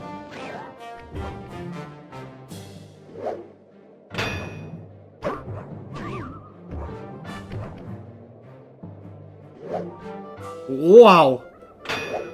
Wow. There we go.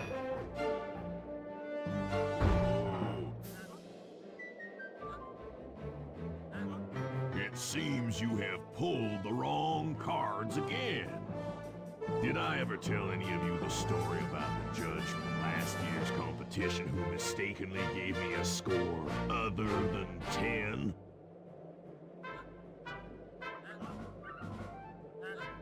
I see where God, this guy is just dishonorable. to go. Fortunately for you, I've saved my best event for the last. The spinning log competition. Okay, looks easy enough. I just need to stay out of the water.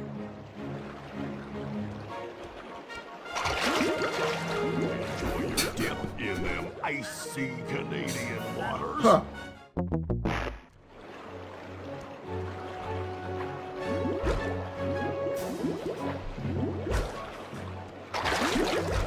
Didn't realize that's how this event worked.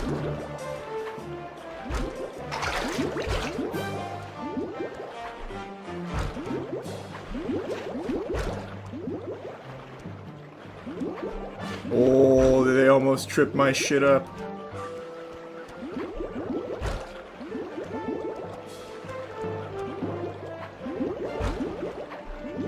Oh, no! Oh, fuck! Caught a bad polygon there.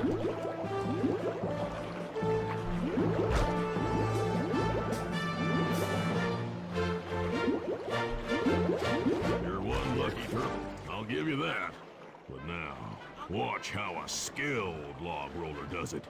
This is crazy. John Bisson's got those judges so intimidated, there's no way he can lose. Yeah, that's right, Murray. That's crazy. He's Guys need cheating. to go. Okay, I'm just making this up on the fly, but what if I were to lure the judges one by one into that cave?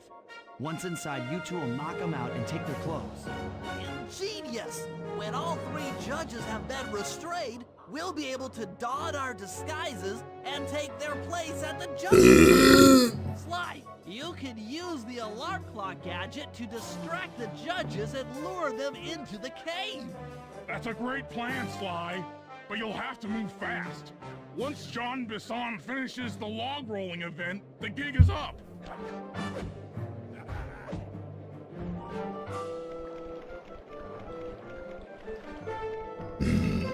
Alright, here we go. Go, go!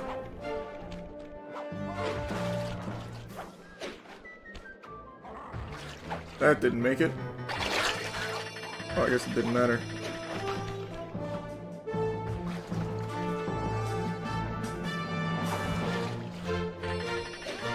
Oh, what the fuck?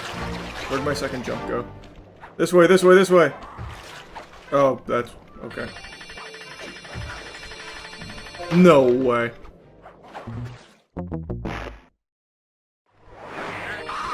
He didn't see me until he got right up next to me?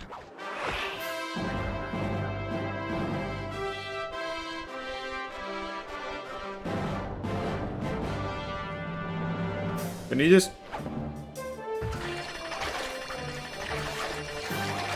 slid right off? That's okay. Where are you looking?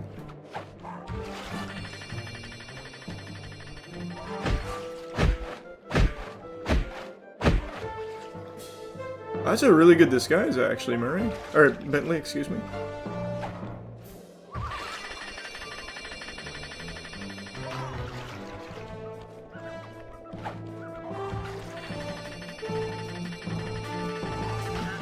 What?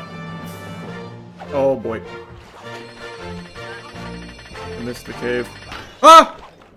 Oh, boy. Ah! Stop! Stop! No, turn around! Turn around!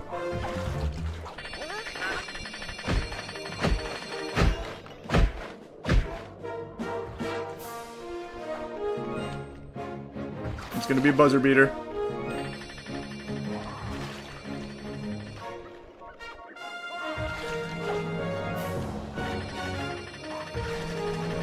No shot, that's not close enough. Not again.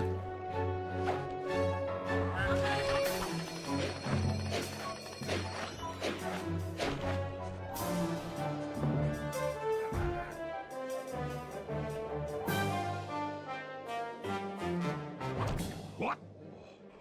I thought I warned you judges about the consequences for incorrect scores. Wait a second.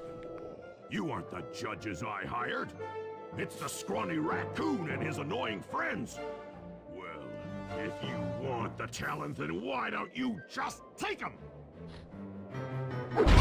Oh, jeez. Oh, my aching head. Those talons really pack a punch. Sly! Murray! Wake up! Yeah, I'm awake, but not so loud. I have a splitting headache. Concussed, rough. CTE. What's going on? This looks like the sawmill control room. Bison must have thrown us in here for interrogation later. I, for one, would like to escape before he returns. It looks like we're pretty well sealed in here. Unless Unless what? you can fit through that hole. I think I could squeeze through there. I'll drop down and try to free you guys from the outside. If there's any trouble, I'll call with this walkie-talkie. You might be able to help me with these sawmill controls. While you guys do that, I'll try prying open that steel door. Given enough time, I might be able to make some progress. Sounds like a plan. Good luck, Bentley. And remember to shout if I can help you from up here. Let's go! Bentley, you okay? I can't see you from in here, but I heard the fall. I'll be fine. Just give me a moment to catch my breath. Oh no. Well now, Candy Britches. I should have figured a puny turtle like you'd find a rat hole to squirm through. Well, I just dropped my glasses, had to come pick them up. I ain't like you, boy. I ain't stupid. When y'all were unconscious, me and my boys paid a visit to your hideout and found all them clockwork parts. Lucky thing, too. Arpeggio is willing to plunk down a king's ransom for the whole lot. I even threw in the talons. You sold all the clockwork parts? Damn! Arpeggio has them all? I wouldn't expect one of your kind to understand the finer points of commerce. You turtles are too stupid to know a woodcutter from a woodchuck. That's it. Time I showed you just how stupid we turtles really are. Sly, on my command. I hear you. Prepare yourself, Bison. En garde. Okay, Walnut. Get ready for a smushin'. Call out which Shoot him! lever I should pull. Logs! Oh. 10-4. Wait! Yep. Okay, it didn't come straight out. It's alright. Logs! There we go. Bam! Come on, baby. Flame 'em! Nice.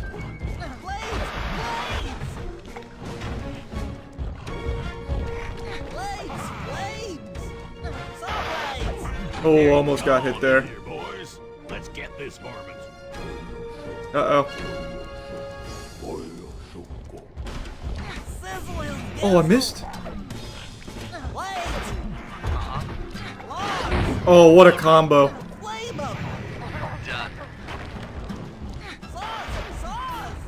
How's that? Let me just wait here, wait here, wait here. I can't. Ah, now! Oh, that's bad.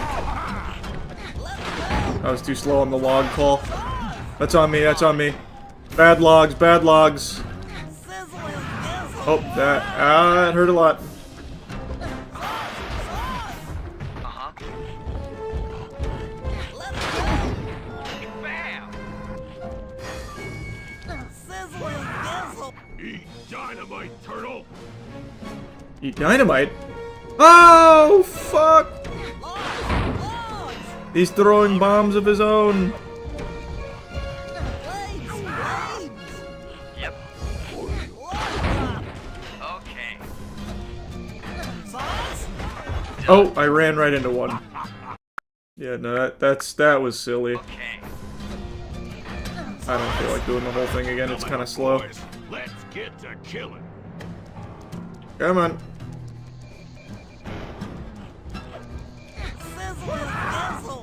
There you go. Give me that health. Give me that health. No! Oh, fuck, not the water. God damn it. I want the health. Not again. I keep hitting that same one.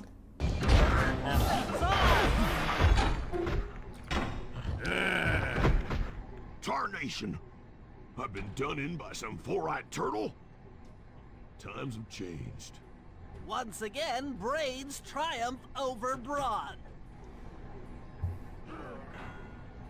Good job, little buddy. That was some fast thinking. Don't forget about me. You did a great job opening that door, Murray. Thanks. Attention, John Bisson. Arpeggio's carrier blimp will arrive to pick up the Northern Light battery in exactly 1 minute. Okay, enough patting ourselves on the back. If we're going to get the clockwork parts back, we need to get onto that blimp. The silo battery isn't far. If we run, we can make it. Enough talk, let's move. Amen, Murray. Let's go. Episode 8.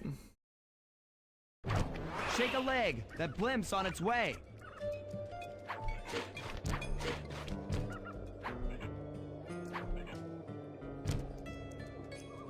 Come on, boys. Keep up.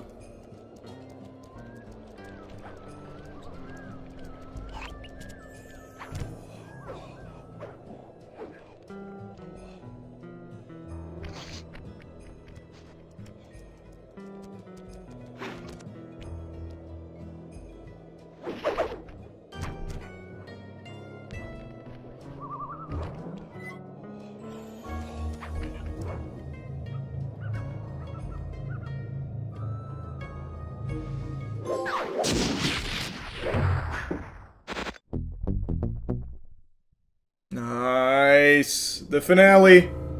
As we shut ourselves into the Northern Light battery, it became black. For a few long minutes, we just sat there in darkness. No one dared to talk for fear that Jean Besson's men might discover where we were hiding. Time seemed to have stopped. And then, we felt it. We were being lifted up to Arpeggio's blimp. It was all so strange. The focus of all our schemes had been stolen from us. Our clockwork parts were gone. Looking around the inside of the battery, I knew we all felt it. Failure. I was twitchy and ready for action. Any action. Bentley tried to make some sense of the situation by drawing up meaningless plans. But Murray took it the worst. He just sat there sobbing while the team van floated away over the horizon. That van was his life. Aww. I knew I'd have to find a way to make it up to him. Man, they really fucked us, huh? Jean Bessson.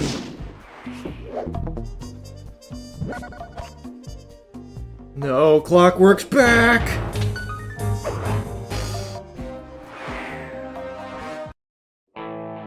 There we were, heading east across the Atlantic Ocean, stowaways on a giant airborne fortress. Though time was short, we made sure to study up on our unknowing host, Arpeggio. While attending a prestigious boarding school, the young Arpeggio excelled in all subjects, but he never managed to keep up with the other boys physically. Sadly, his wings, due to their small size, were useless for flight. Furious at his feeble body, he focused his powerful mind to search for a cure in the works of the Italian Renaissance masters. Their notebooks provided the springboard for this sinister young genius, and it wasn't long before the Claw Gang took him on as chief inventor. His talents must have been at work repurposing all the clockwork parts for their criminal schemes. And now this mastermind is in possession of all the parts. It's only a matter of time before he puts them back together. And when that happens, well, I'm not gonna let that happen.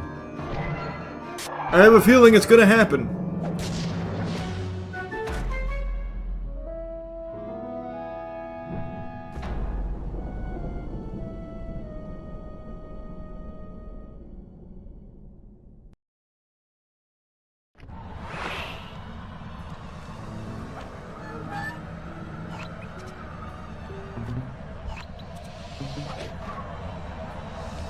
Oh.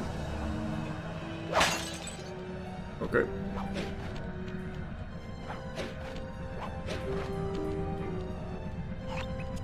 That is kind of far away, isn't it? Oh wait, this seems like the fastest route. Go, go, go! Nice.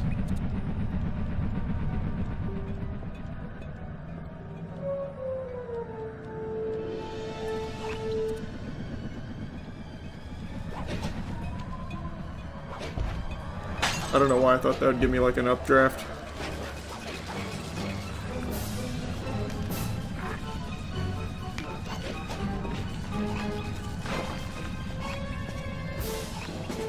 Oh, it's up there.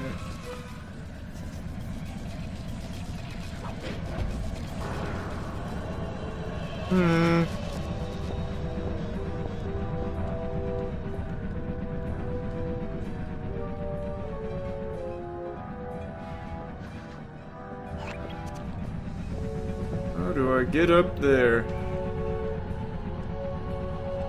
Oh, I need a ladder.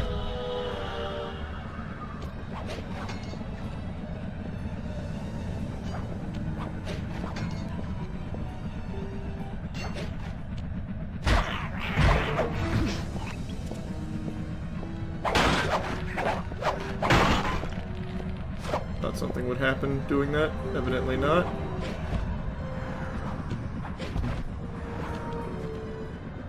I need to get on that.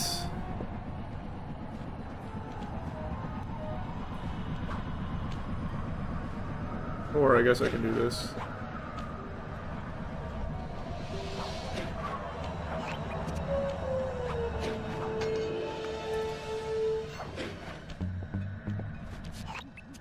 My instruments have picked up large magnetic fields radiating from inside that blimp.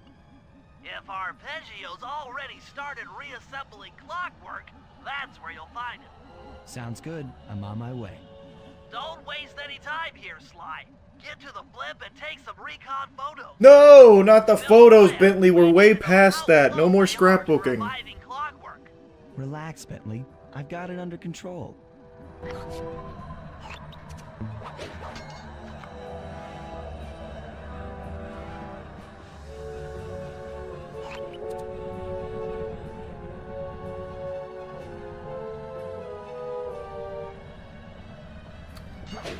I'm assuming this makes it. Oh, easily.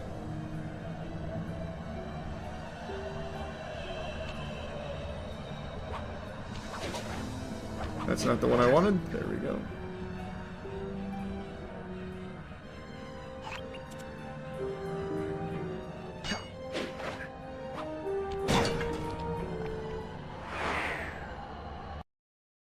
Yeah, I'll be doing the Ratchet and Clank series as well.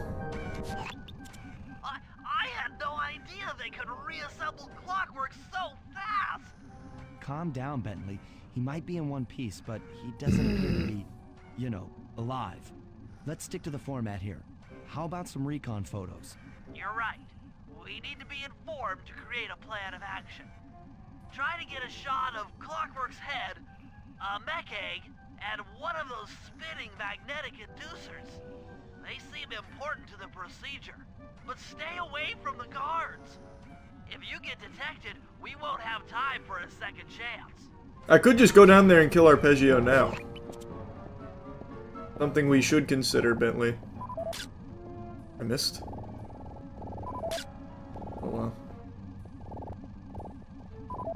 Okay.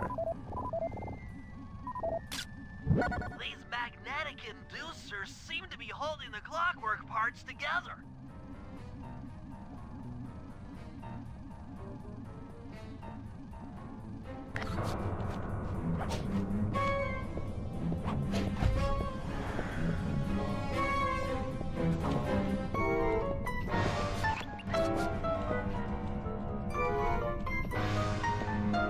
Where's the egg?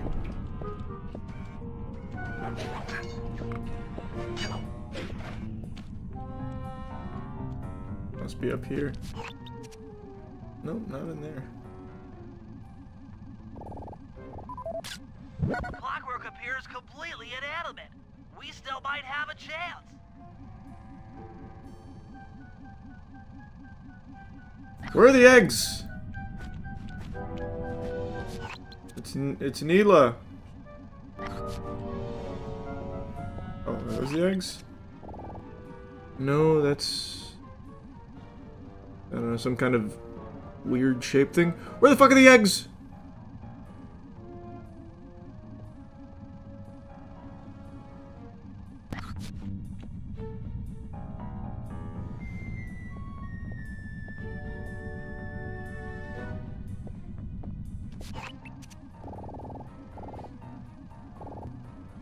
Oh wait, that's no longer on his head, it's just actually that far away. Straight to the back. Ah, it was right behind me. Oh boy.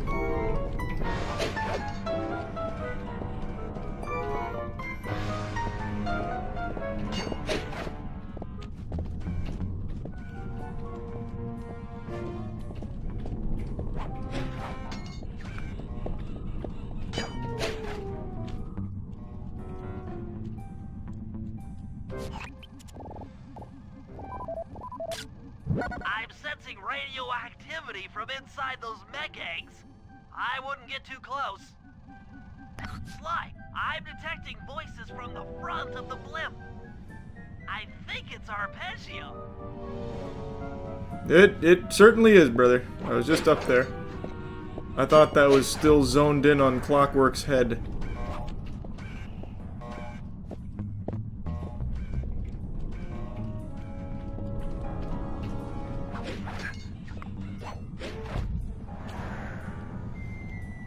Neela? Neela's here too!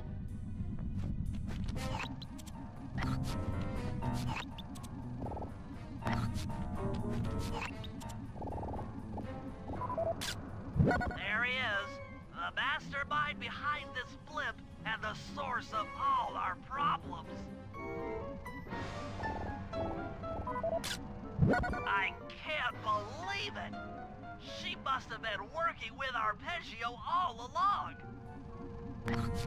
I'm as stunned as you are, Study Bentley. those photos to see the writing on the wall. Clearly, Neela and Arpeggio have conspired together to rebuild Hold on, quick Clockwork. text. And it looks like they're dangerously close to realizing their goal. Look, Bentley, I know it's not your style, but I need a quick plan of attack. Try to think of a way, any way, to stop Clockwork from getting reassembled. Well, those magnetic inducers seem to be holding the parts together. If you reverse their polarity, it should pull Clockwork apart. Unfortunately, the inducer speed control station is locked down tight. Pickpocket keys for the 4 patrolling guards to get at it. Then you'll need to manually reverse the polarity of each inducer deck at the top of their rotation. Consider it done.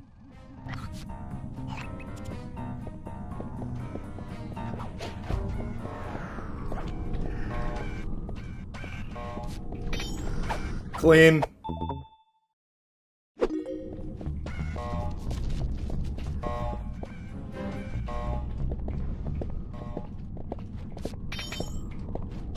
Oh, so clean, what the fuck? This shit is beautiful. Now we'll wait here for the sake of efficiency, because I'm gonna pickpocket this guy and I'm gonna be in perfect rotation to pickpocket the other guy. With tempo. Needs one more step. There we go. Missed. I'm too close. What'd I tell you? With tempo.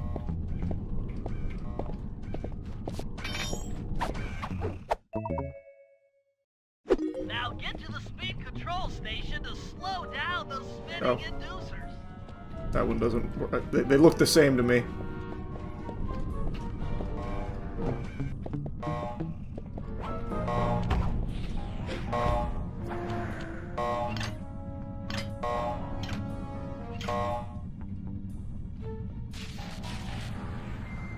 Now that the inducer decks are spinning slower, get up there and reverse the polarity of each deck.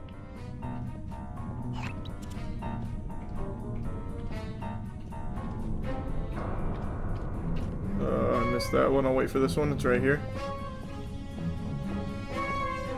Come on.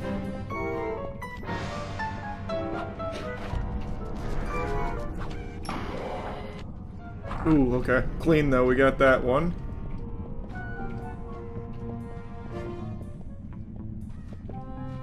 Next one. I'll actually wait properly this time. There we go. Nope. Oh boy. Should've just, oh boy. Okay.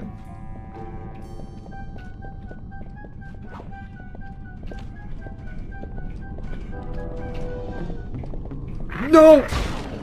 Tragic. Oh, I can't jump on it right there. Oh boy.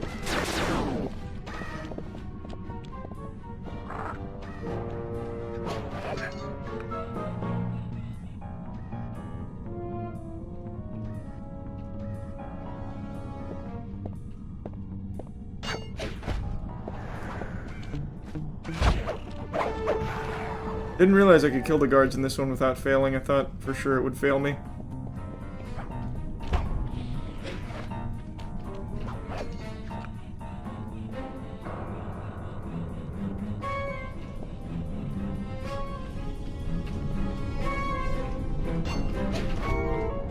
Up, up, up! There we go.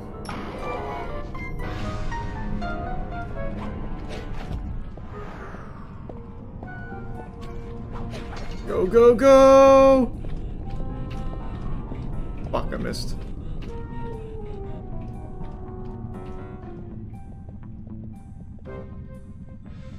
Yeah, I know about the canned Sly Cooper movie. I know.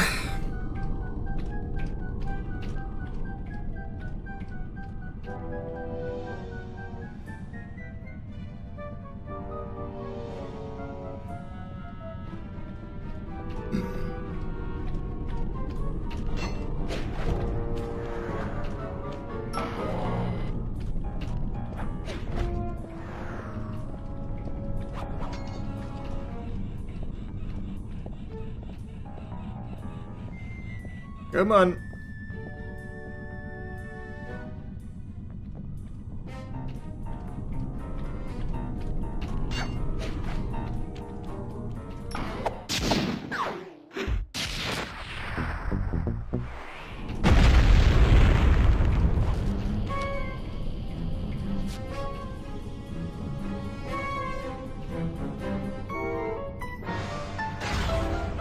What's all this then? The magnets have been reversed. But by Jove, it seems to have locked the clockwork parts into place. Excellent. Damn it, we ended up helping. Sly Cooper! Surprise! Of course this would be your doing. Ah, Mr. Cooper. No doubt you believed a reversal would pull the old bird apart, eh? But it seems to have had quite the opposite effect. I'm truly grateful. When fully powered up, I'll join myself to its circuit and be born anew! All this because you can't fly. You're pathetic. Immortality! Immortality is what I seek. The other Claw Gang members were much too short-sighted. They were satisfied using the clockwork parts to drive their various trivial schemes. But not me. No, I saw them for what they really were. The keys to life eternal. So, what? I guess. He's not wrong. Mila put me on the scent back in Cairo, and then waited while I stole the parts from the other Claw Gang members. All the while not arousing any suspicion that you were behind it all? You make it sound easy, Cooper. But why are you helping? Pathetic gang through that first set of heists. I was overjoyed when Arpeggio let me toss you in jail. I could finally go after the parts myself. Ah, but acquiring all the parts was only half the equation. Think, Cooper. What kept Clockwork alive for thousands of years? Hatred. He was fueled by his hatred for Yeah. my family. Splendid! That's right.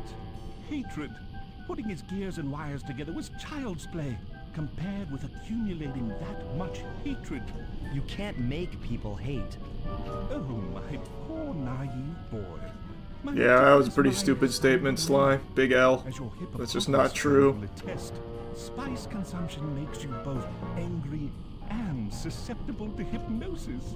The Contessa, hypnotist extraordinaire, devised a way to command people through the use of flashing lights.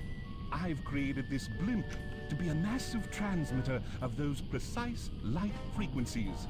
The only problem I faced was finding a suitable source of light waves. The Northern Lights. You've been collecting Northern Light energy so you could hypnotize everyone beneath the blimp. Ah, hypnotize those who'd eaten food covered in illegal spice. Thank goodness for Dimitri. Through his nightclub, he got the whole city to consume the spice. We're Shit. going to Paris to unleash a hypnotic light show of hate. That's outlandishly cruel. Cruel. But what does Nyla get out of this? Ready to give Clockwork his spark of immortality. Ah well, my new body awaits me. Be a dear, Neela, and keep him covered. Ta-ta! Stupid arpeggio. Oh, it's a double betrayal! Cooper gang, Interpol, and Carmelita. What made you think I wouldn't do the same to you? She wanted the immortality for herself! This is preposterous! You're my protege, not the next candidate for my immortality. I demand you exit the Clockwork frame or... Oh, wow. She murdered him. Behold, Dracula is born!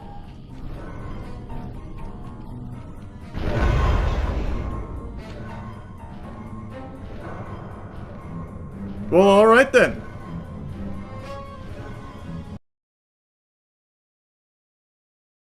Bentley, we're gonna need a new plan. Everything went We all wrong. know things are looking grim. Neela has joined herself to the Clockwork frame, and the Union has produced Clockla. She's out and free to terrorize the world. This blimp is still in motion to Paris. I can only assume Arpeggio's autopilot will activate the hate hypnosis light show. If that happens, there will be no stopping Clockla. She'll be immortal. But we still have a chance. In her new form, she'll need to draw a lot of energy from this blimp's engines to stay strong. If we can disable the engines, that should be enough to weaken her to a state in which we can attack. Getting at these engines will require all three of us to work together in perfect harmony.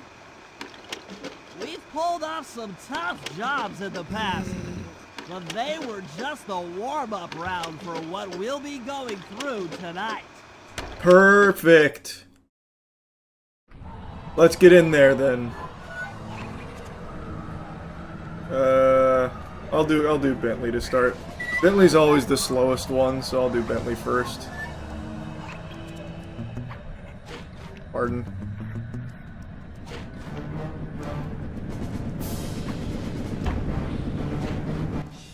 That's one of the engines that needs to be disabled. I won't lie to you, Murray. This is going to be a tough job that requires... You keep saying that! My skills? It'll be easy. If you say so. First, I'll need to hack the stations controlling access to the engine room. Then, Murray, you'll need to head inside and use your muscle to finish the job. The Murray will be ready to go. Alright. Always hacking with Bentley.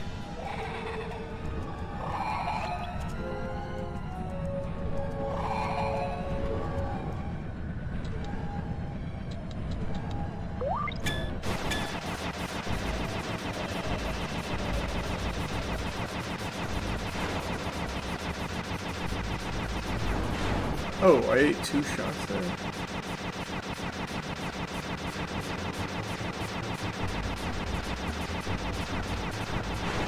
Has Bentley's attacks always been able to ricochet? No, right? This is definitely different.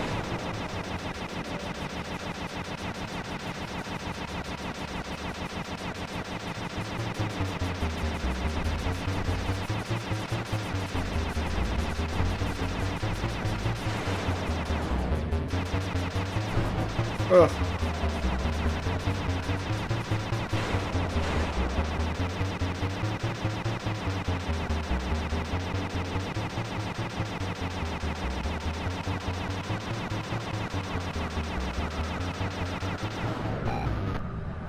Nice.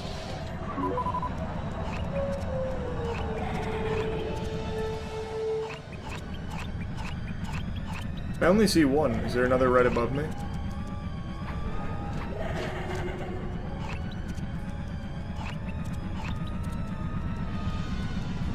I don't know where the third one is.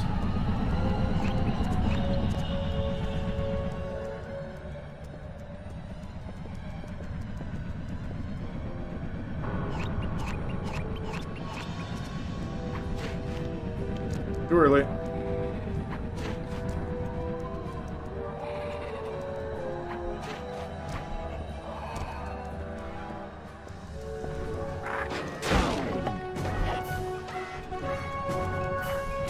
Oh, you can't be serious.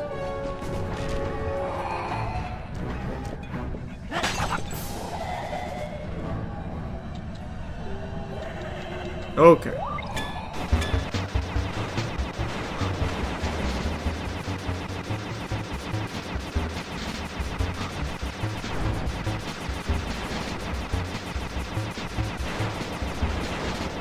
Nice.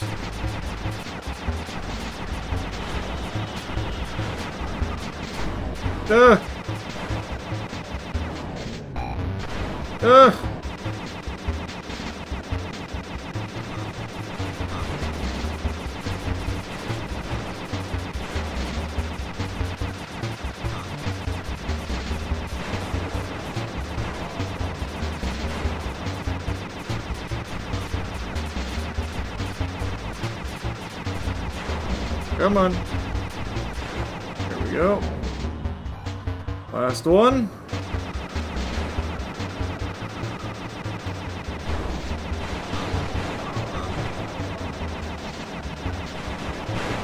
God, I wish I had some kind of bomb or missile to drop.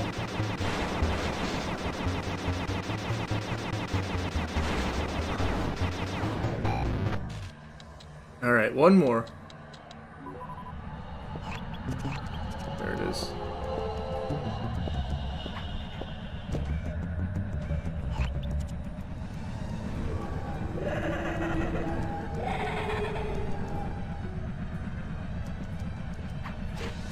Gotta wait.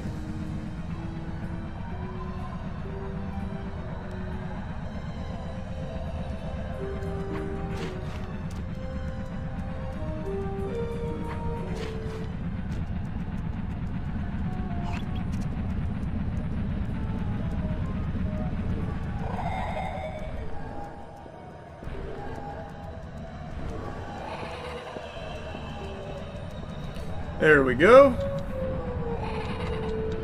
Maybe that one auto hacks? Nope.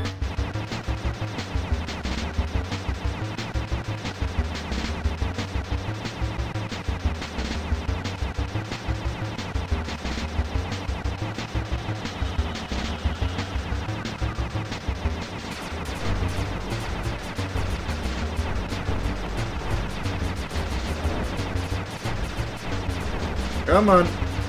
That's good enough.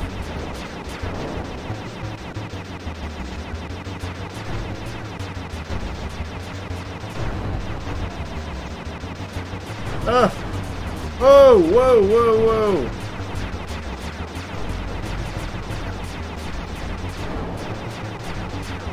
Whoa! Okay, they do serious damage. Okay, I can't cheese it like that. Gotta play safe. Wow.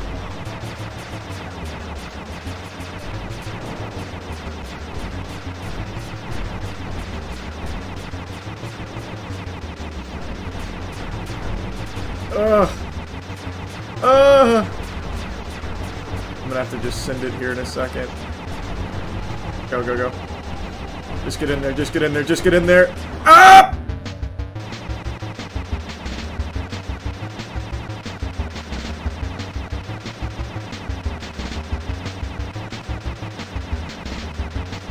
What a shame.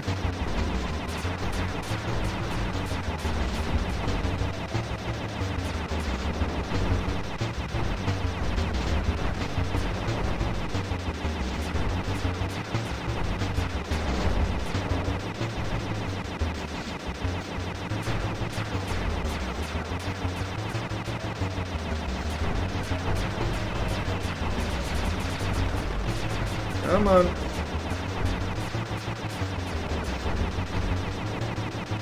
There we go.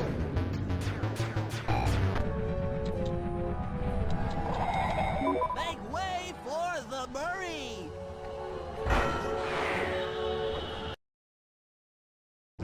Hey, pal. Looks like you'll need to lift all those giant cylinders. Once they're locked in the up position, you'll be able to take them out from the top level.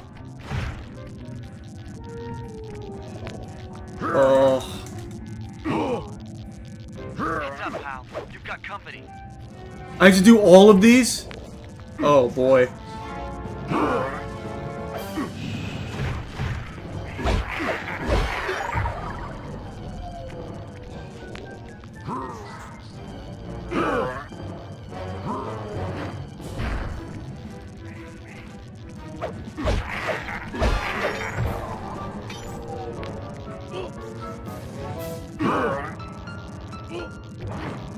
Go. Almost there. Uh-oh, you gonna hit me? Yeah, saw that coming.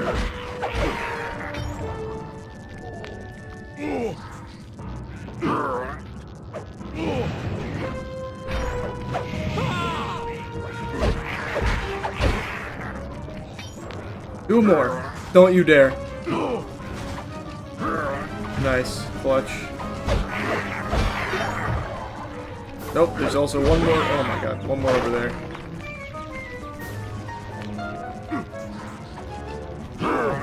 No! Made it.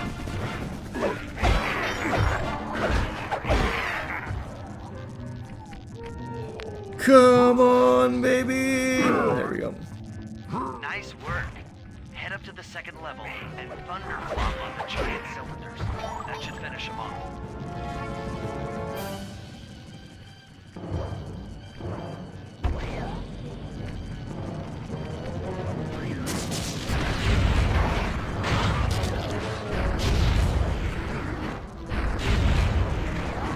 Nice. Clean.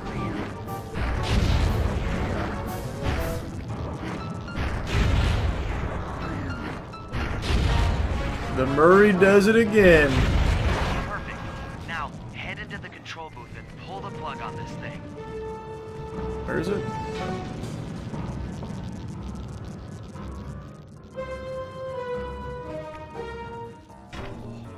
Another engine bites the dust. Good shit.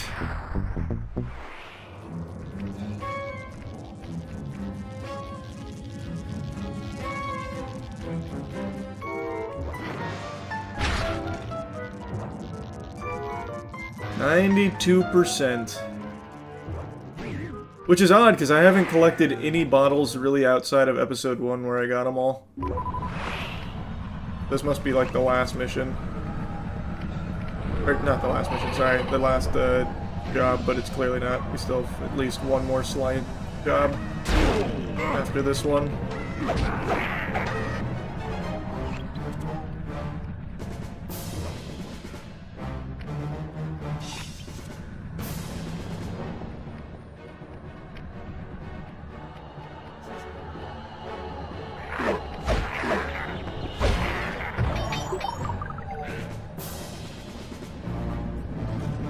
Uh-oh. Somehow they've detected us. Murray, it looks like I'm gonna need some help getting into that engine room. Happy to help. Bentley tells me that the door to that room is locked down by wall-mounted power stations located throughout this blimp. I'll need you to take out all the power stations and then pry open the door by hand. No sweat, Sly. Okay.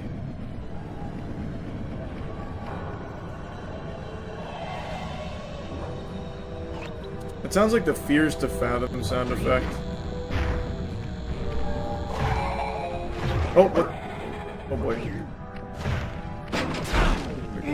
How do I do that? I'm sorry, Sly. I'm kind of tuned out. What are you gonna do there?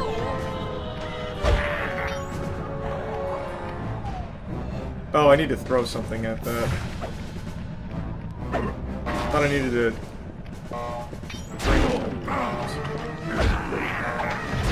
Oh, I can't pick you up.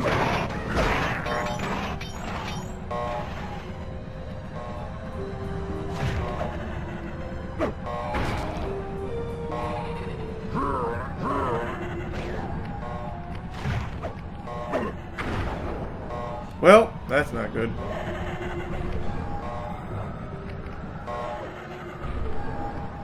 Oh wait, here we go. Just pick it. Yes. It's giving me the eggs. There's one.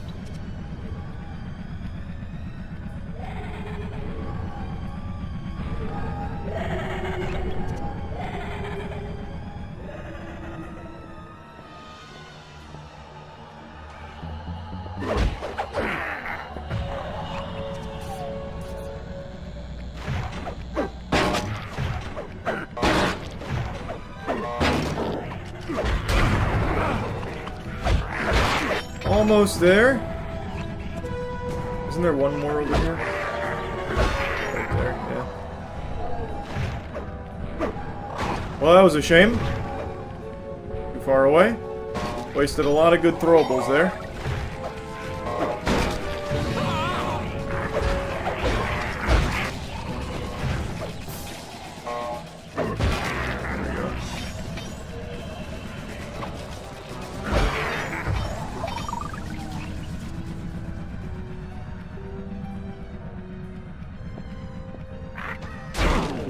You dirty bastard.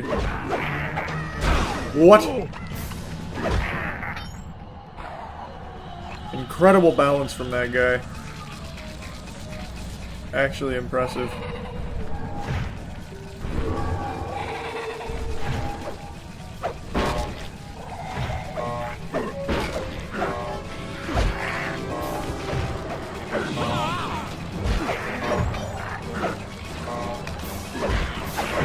Oh god.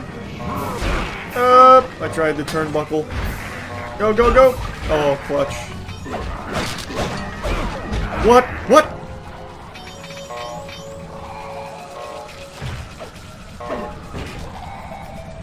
Nice. Last one.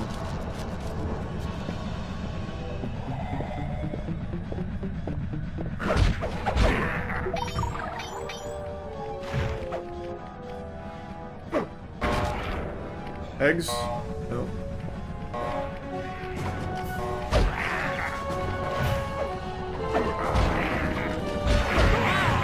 That's a shame. That's okay though.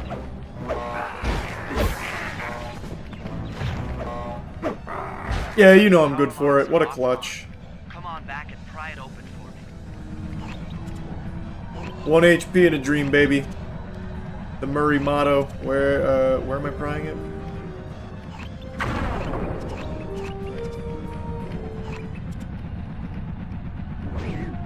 Oh! Scary. Thought for sure I was gonna get hit there.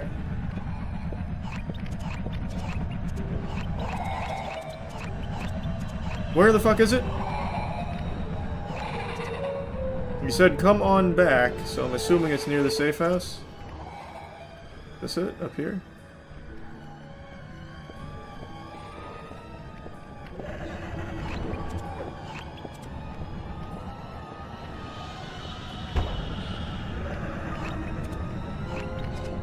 Nope, it was over there. It was over there.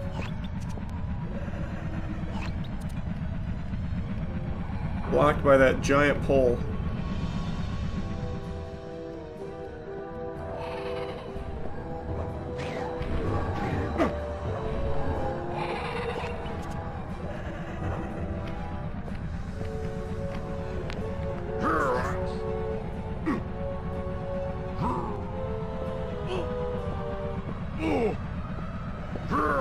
Your turn, buddy.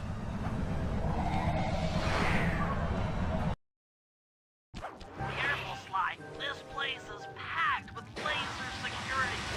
First, you'll need to make your way to the far end of this room. Then jump up to the second level to get at the engine room control center. This shit's always so easy. The laser shit does not provide a challenge for a gamer of my caliber.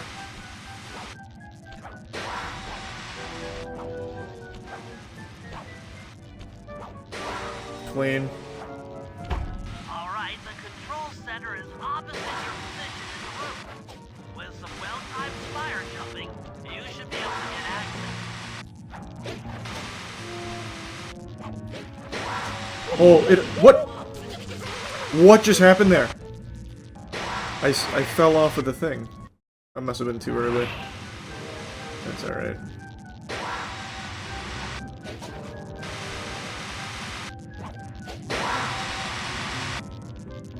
I waited too long. No!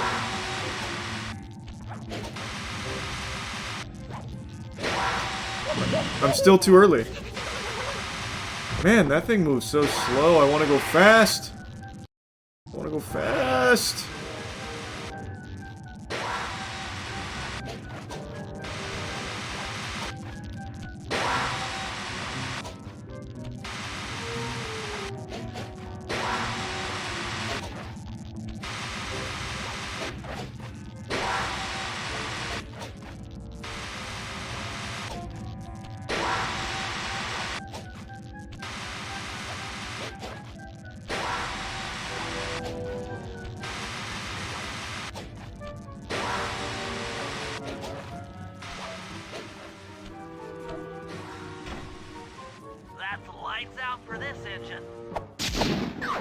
Last one.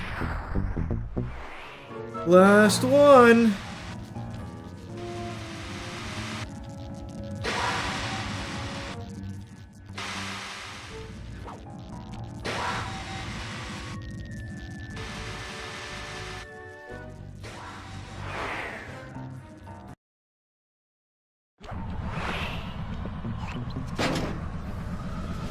Let's take it home, Sly.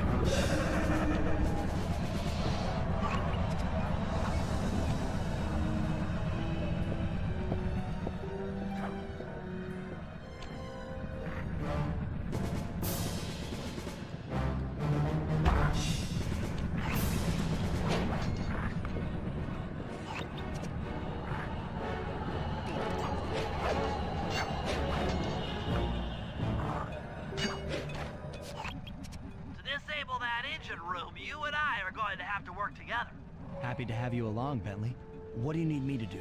Pickpocket the guard's keys to the engine room. Damn it! Once you've got the door open, I'll take over. Okay, you should take your position. It's not gonna take me long to lighten these guys of their keys. True. But there is 5 of them, so, you know. I'm just gonna start all the way back here. Work my way up. Be faster that way.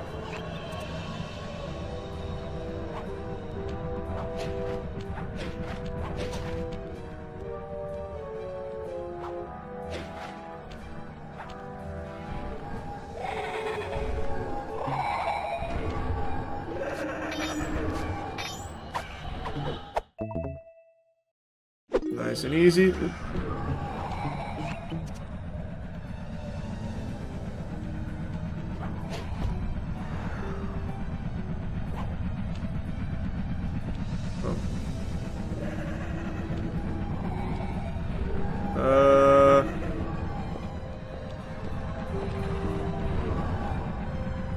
Does he turn around or keep walking? Okay, that's good.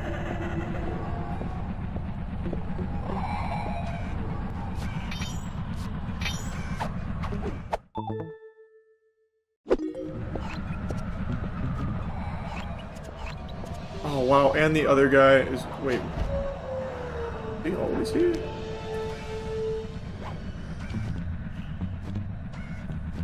Gotta lure him over. Oh, I can't break that.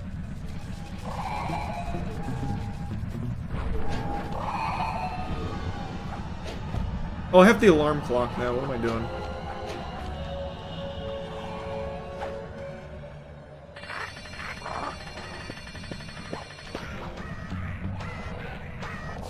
Oh, what the fuck? That guy turned around. What an asshole. A guard carrying the key was killed. What? Friendly fire? You got one tapped by his boy? Yeah, that's a dog-eat-dog world out here.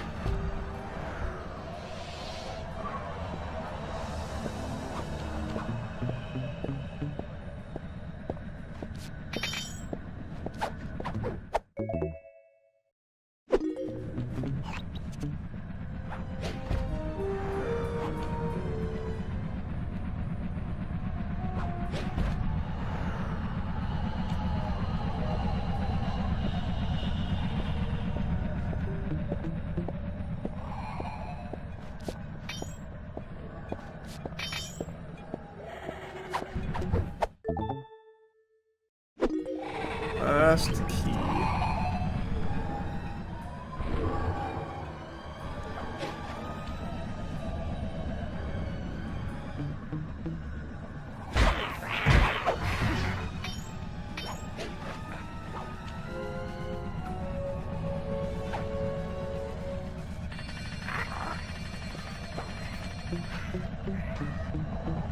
Oh, the other guy just came. What the fuck?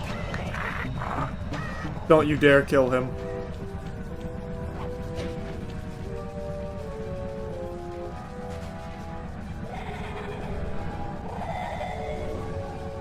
I cannot believe that guy heard it from all the way over there. What a piece of shit.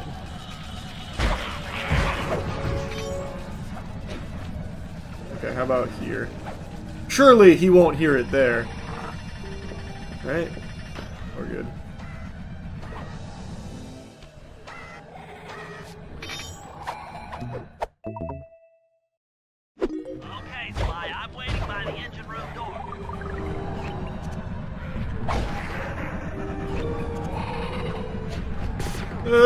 Scary. Oh, it's right here.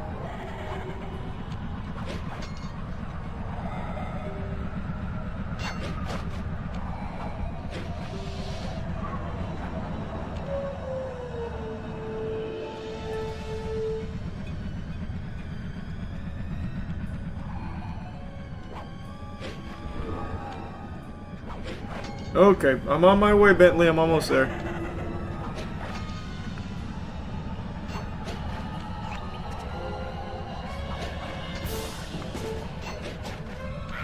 Oh, wrong way.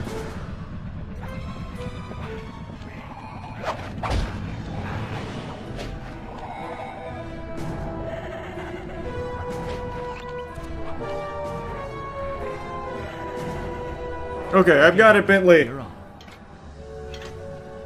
Shut it down! No, no more hacking. No more hacking, no! These blueprints, and I Oh, okay, think we're you good. gotta shoot out all the Oh. bolts with your dark guns to get up to the second level. I see that now, Murray. Thank you very much. Sure, when you shoot a bulb, you then take out the bulb the electricity is going to.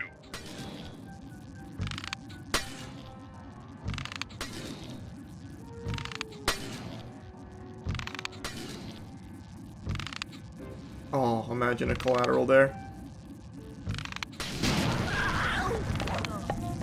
Oh. I only have a certain amount. Okay. Make sure when you shoot a bulb, you then take out the bulb the electricity is going to.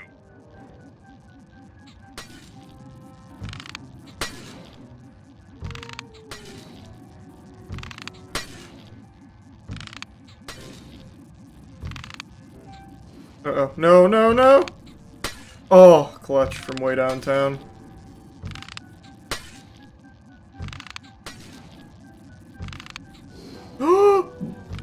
No, gotcha.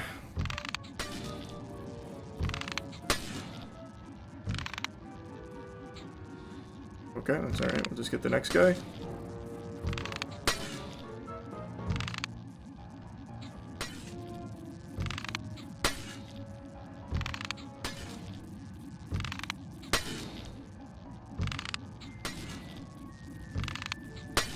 Last one. Nope. There's one more. Last one. Okay, pal. You're all set to bounce up to the next level.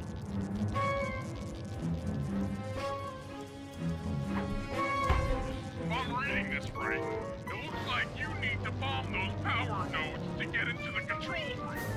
Once that door is open, you'll be able to shut this engine down for good.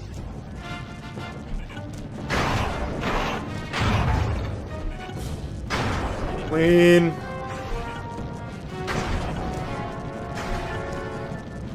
That one might not hit. Nope, it did. Take it all the way, buddy. Flip the override switch and this engine is toast. There she is, baby. One less engine for that creepy clockla thing to draw power from.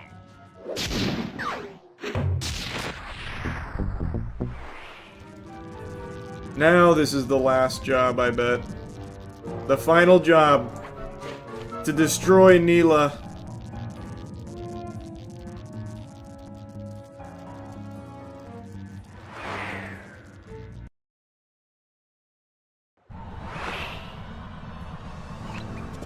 Yep. That looks like the one. Gotta go all the way back to the fucking safe house, though. Damn. If only it could just let me insta-swap.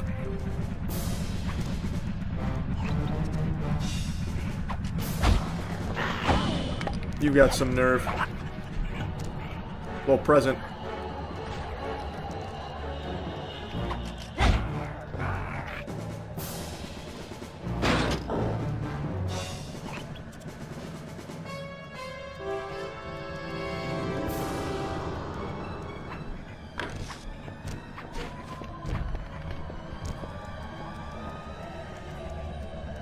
Alright, time to take her home.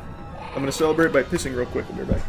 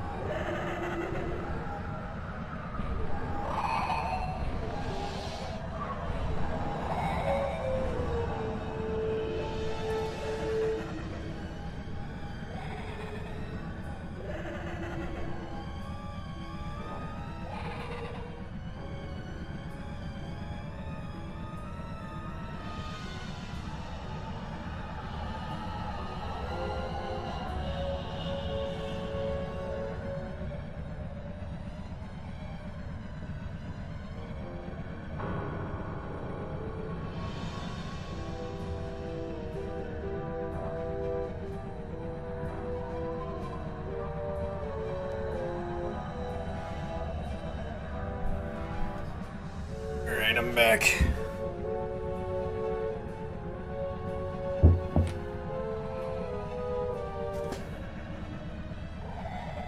Okay.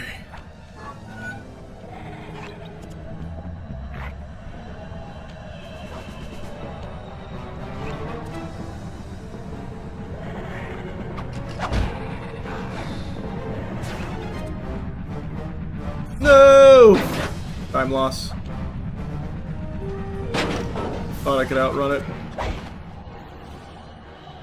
My hubris got the best of me. This engine room is locked down tight. Since we can't get in, I figure we'll have to destroy it from the outside. I hope you're carrying some heavy explosives, Bentley, because that engine isn't small. It just so happens that there's a ready supply of explosives already available on the blimp. Walk one of these TNT barrels up to that engine room to destroy No. Sounds easy enough. Fuck. The initial payload in that TNT barrel won't be powerful enough to do the job. If you pick up 3 magnetic chargers, you should achieve the necessary blast force to destroy the engine.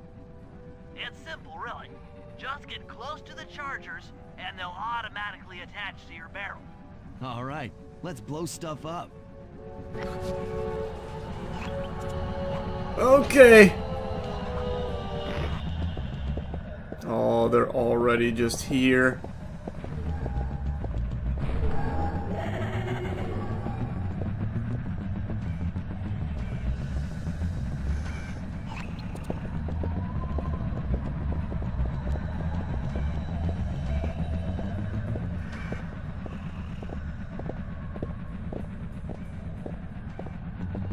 Go, go, go!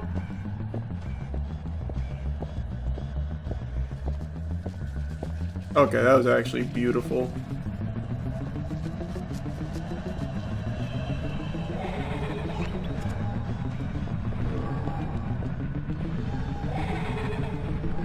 We'll go this way first.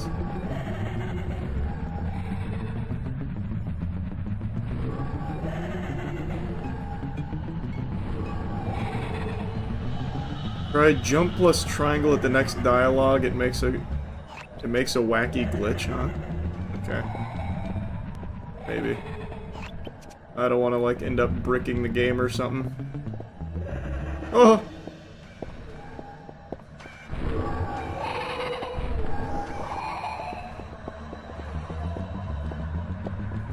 Dangerous spot.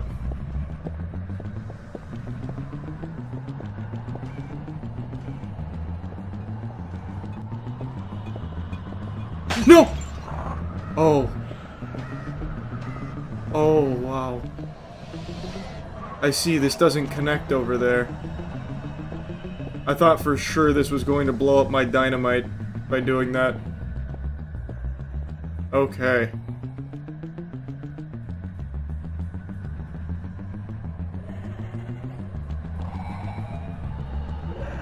Go, go, go!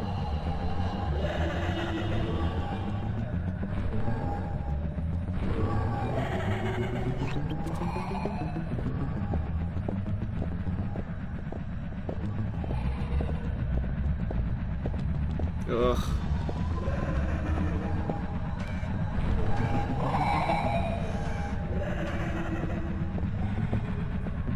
Ugh. I gotta walk stride for stride with this guy.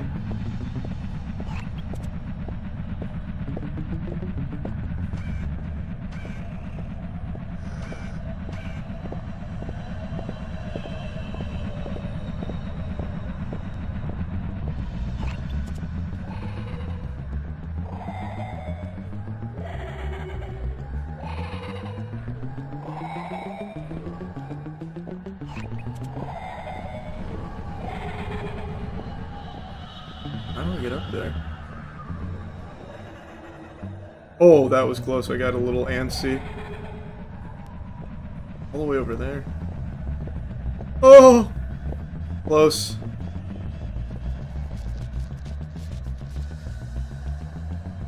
Eh. Eh.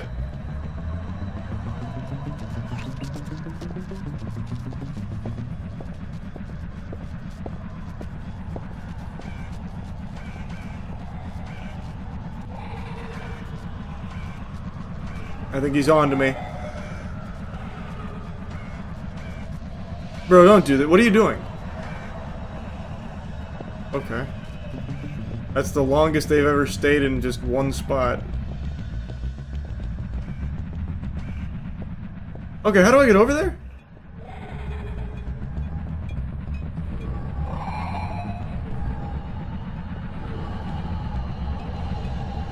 Okay.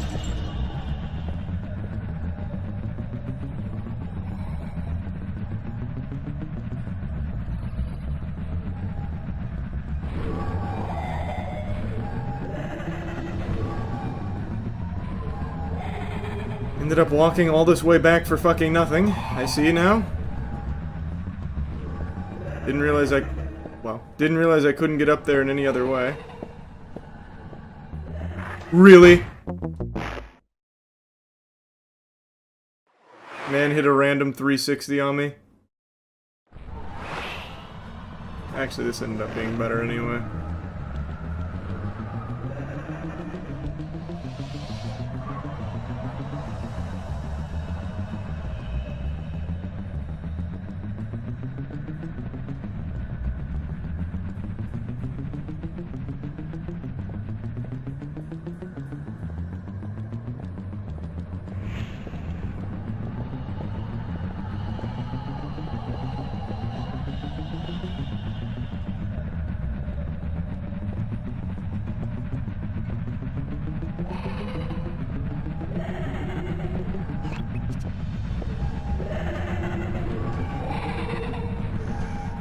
Come on. Alright.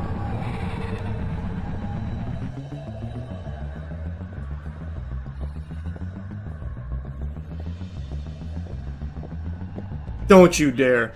Okay. TNT barrel all charged up. It's time to deliver the payload to that engine. Why are you stopped right here, bro? What an asshole. Oh, I have to go all the way across anyway. That doesn't connect.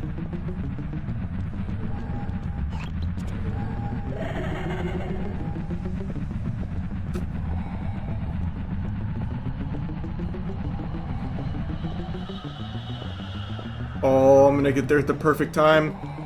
Assuming he doesn't catch me. Yes. Go, go, go!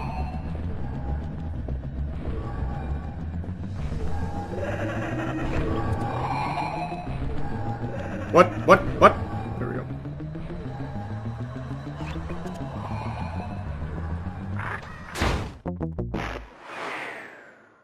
You didn't hit that. You didn't see me. Nah. Not walking all the way back.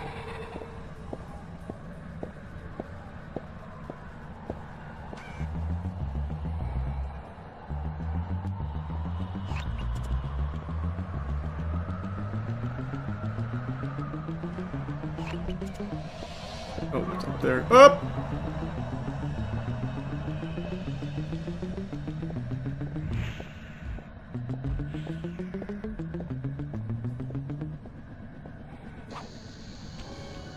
That should be the last time anyone puts that engine to use.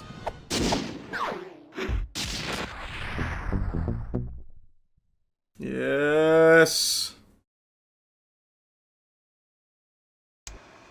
And an unexpected windfall, I've been contacted by Inspector Fox over the shortwave radio.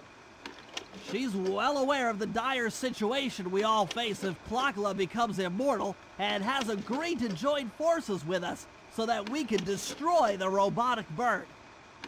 The only catch is that she's unable to locate this blimp on her radar. To help her hone in on our position, we'll need to boost the strength of 4 local radio towers. Okay, I thought that was the last Inspector job. Fox It's not. is in range, Huh. she'll take one of us on board to act as a tail gunner in a dogfight against Klakla. This is it. We don't have time for another plan. We're almost over Paris, and if that hate hypnosis light show goes off, well, you know the story. True.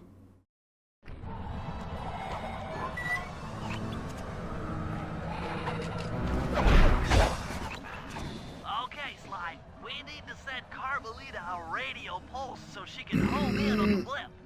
To do that, I'll need you to get on top of 4 very tall towers. They are too big to climb and too tall to jump up normally. What's this all got to do with this thing you've got me wearing? It's an experimental mega jump pack.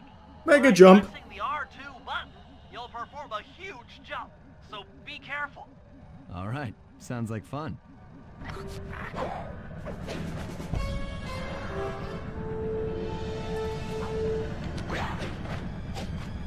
Oh, what? Why? Why? That's clearly not the one I wanted, man.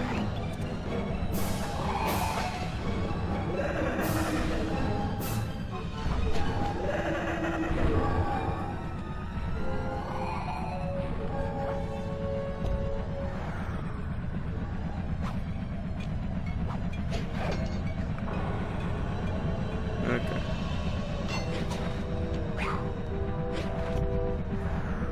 Ow! What the fuck? Ah! Okay, really?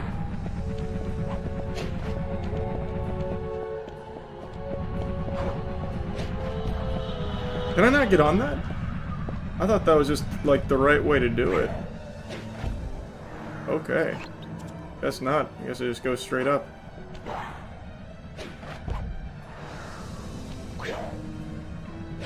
Nope, that's not it either. Wait, what? This way?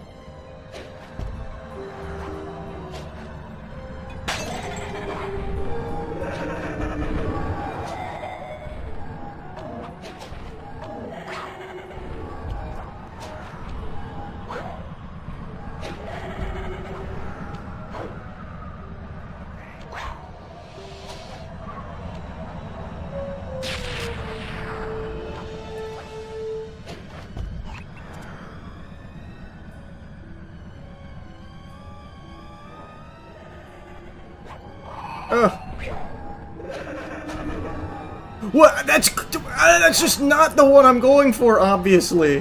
Why does he keep doing that?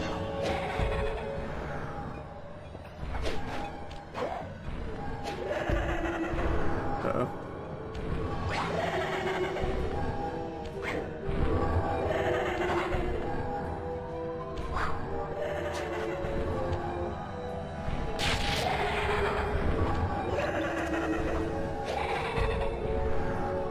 Last 2.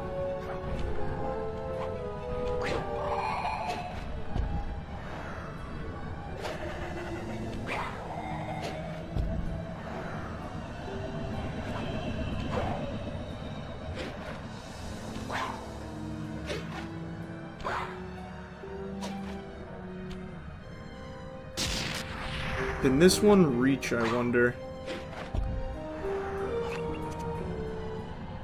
Yes.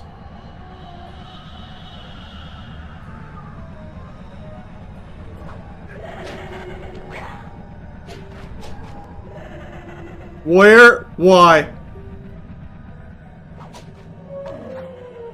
That's crazy.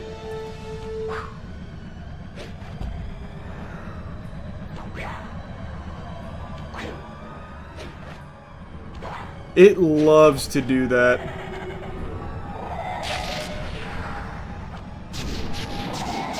Aha, it looks like Carmelita has picked up on our signal. She's now headed on an intercept course directly for us.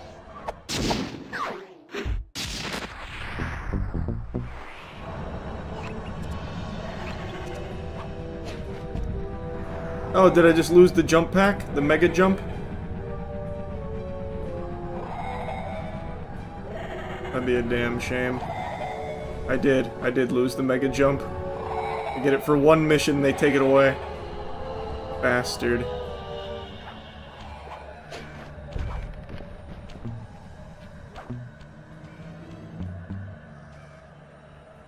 Looks like, for once, let's cut the flirty chit-chat and get down to business. I need an experienced tail gunner. Jump in and grab the gun. We've got a bird to take down. That's not flirty chit-chat?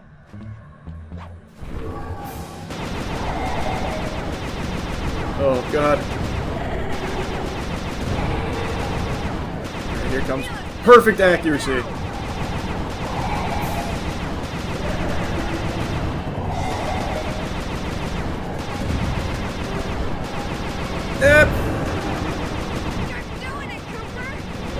We're doing it, Carmelita. We're doing it. We're winning!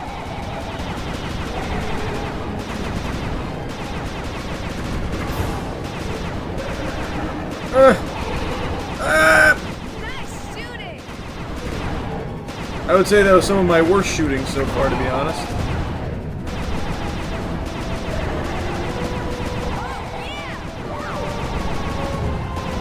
I appreciate her gassing me up, though.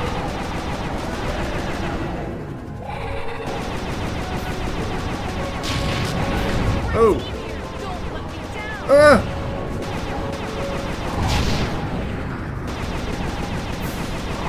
Looking good! Uh-oh.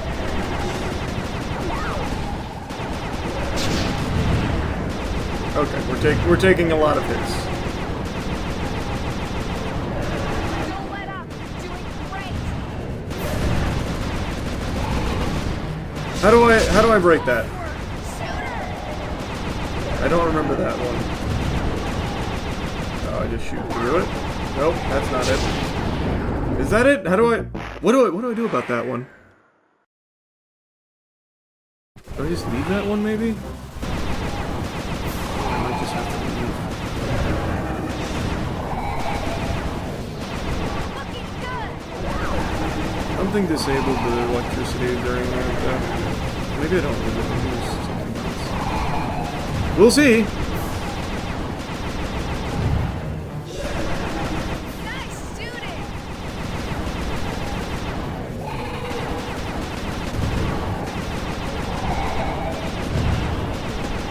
You're doing it, Cooper! Ugh.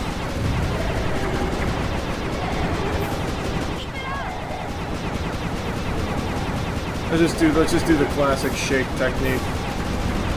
Just litter the air with bullets. Realize not gonna like that!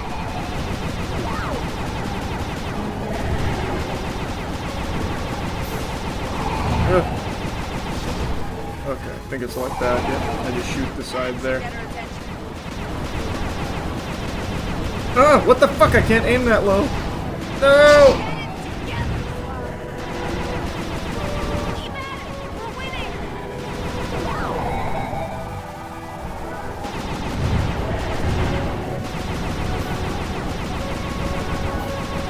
yeah!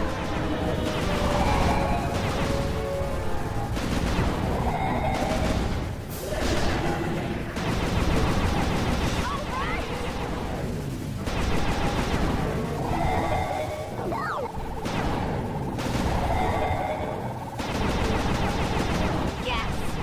Clean. Oh, I ended up fucking... Oh, I accidentally hit it while trying to DPS. Unlucky. Take that, Mila! Oh boy.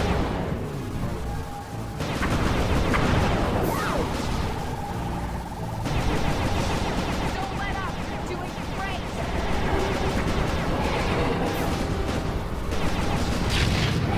Shoot straight Okay. or we're both dead! We're getting through! Okay. He's pretty tanky.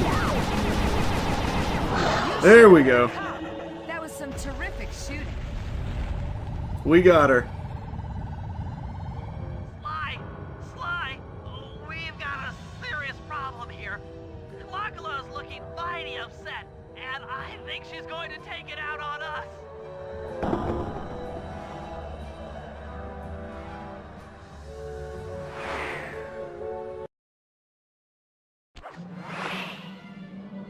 Oh shit! I'm coming, guys. Hold on. Mega jump pack? No. No mega jump pack. Ow! Falling!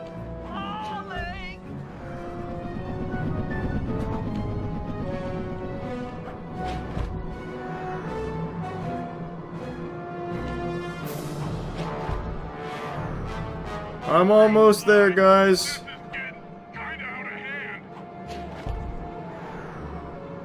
Just let Murray at her. He'll fucking blast her.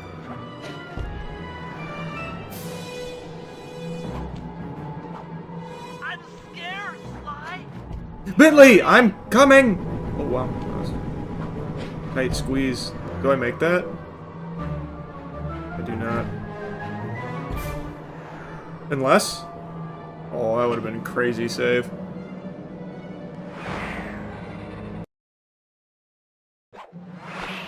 God damn it. Oh no! Oh, what? Help! That time I didn't even reach that. Someone!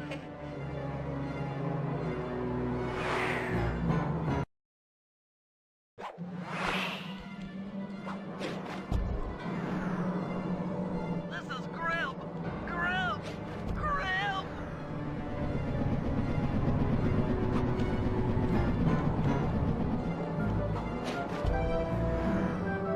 I'm going over the top. Speed run. I'm scared, Sly! Hurry! Oh.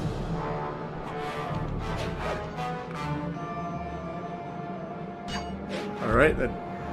Oh, that just cucked me very hard. I shouldn't have done that. I thought... Wait, unless... Yep, built different. Did I time that right? Nope. No, I didn't. Fuck that. I'm not going all the way back again. Just because I did that. I thought for sure it was enough height. Not climbing that again. Scared, Sly! Hurry!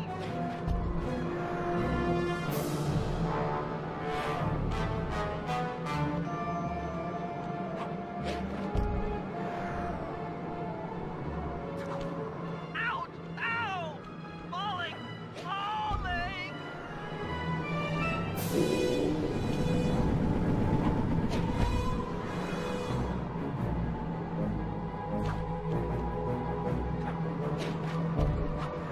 Whoa! Okay, what just instantly broke that? Okay. Okay. Well, oh, and slid right off. What broke my fucking paraglider? What?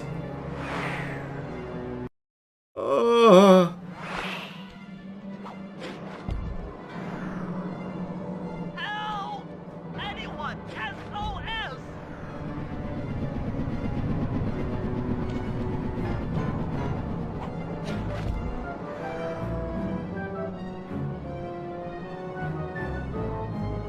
Oh no!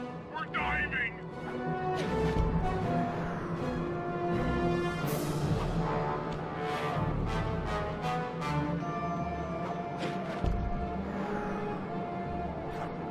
Ouch!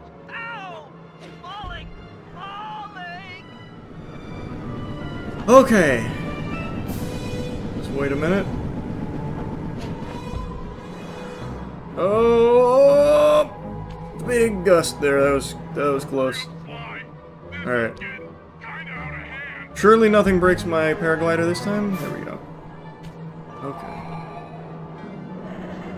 The next one. Is it this? Oh yeah.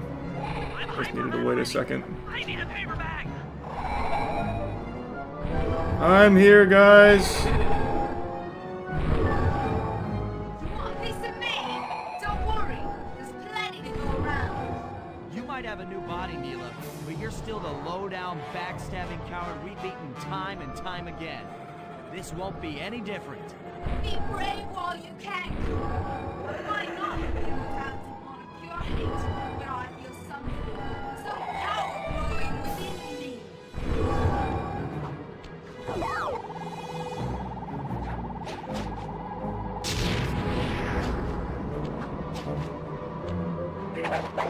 Show me that head. I think that's what I do, right? Maybe? Show me your head?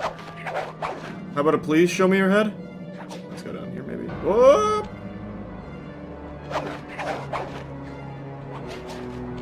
I must have to bait it out. Exactly what it is. No, that's not it. What the fuck?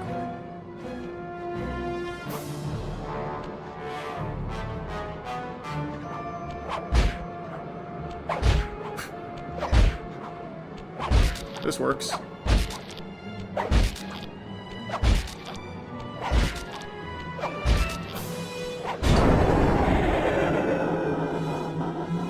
I'll take it.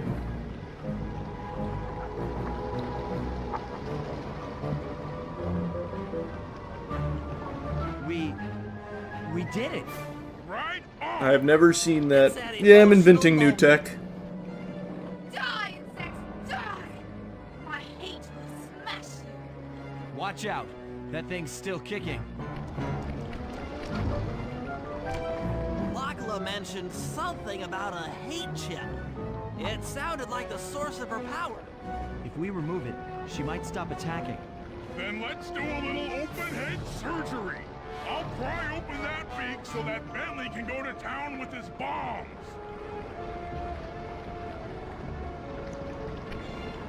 Alright, here I come!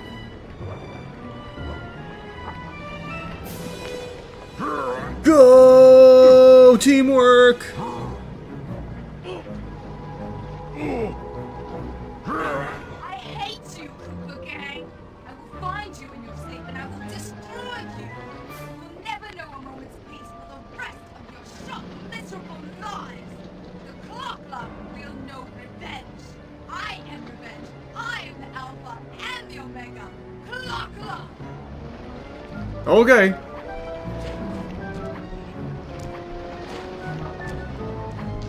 Ah, fuck, too close, but here. Take a couple of those.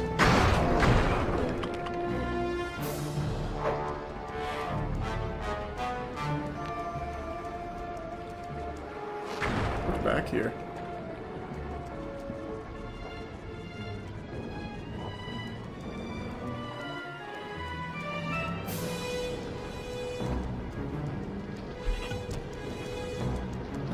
I still have my hate ship. You will not defeat me. Never! Here I come. Hate chip acquired. Let's get out of here. She's about to explode. Ah! My glasses. What? Bentley, I'll save you.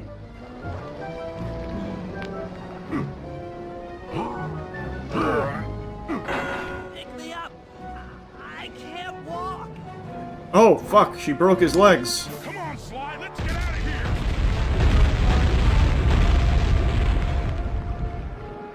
here. Wait, did she actually break his legs? Now he's just debilitated? We did it! And there I we forgot were. she paralyzes At him. the It's end of pretty the fucked road. up. He's paralyzed? The Claw Gang had been defeated, and the clockwork parts lay scattered around in heaps. Yet, despite the explosion, What the fuck? they remained pristine. It was as if nothing could ever hurt them. Carmelita cursed herself for showing up too late to get a few shots in on Clockla.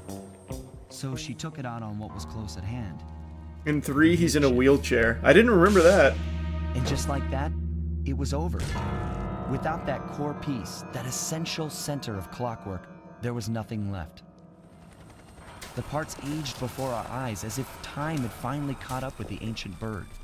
How ironic that Carmelita, a police officer, would be the one to lift the curse from the Cooper family. The menace of clockwork would never again rise to threaten me or my children. True to her nature, she informed us that we were all under arrest. But one look at my gang told me that we were in no shape for a fast getaway. So I offered to go peacefully in exchange for letting my friends walk. They'd taken some bruises through all of this, but I was surprised, shocked really, to see them leave their gear behind as they walked away. Their wounds were deeper than I'd imagined. Whoa. Those guys were hurting. They left their Carmelita's gear? old police unit soon arrived. With me in custody, her name was cleared, and she even got a well-deserved promotion. It was the least I could do. The ride to HQ started with us sitting in silence, trying to read each other's thoughts. As the reality of my capture started to sink in, she began to relax, and we got to talking.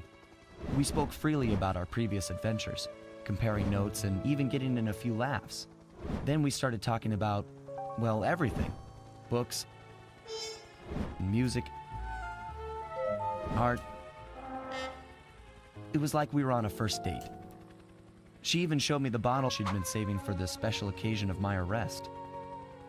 My heart sank when she realized that our short flight across town had already taken 2 hours, a fact I kinda clued into after seeing the Eiffel Tower float by 17 times. She went forward to ask the pilot what was up, and it looked like my pals had left me a little going-away present before taking off. Floating away on the night breeze, I could faintly make out Carmelita's voice. I'll find you, Cooper! Nice.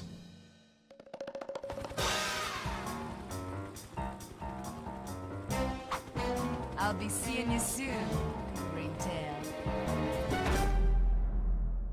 What a banger. What a banger. Such a good game, man.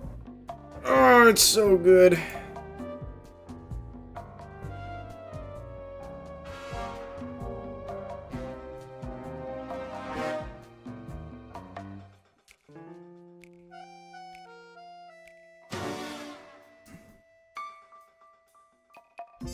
Yep, Sly 3's the next one. I'm not going right into it though because Pragmata and Mouse PI dropped this week. So once I finish those two, then it'll be back to Sly.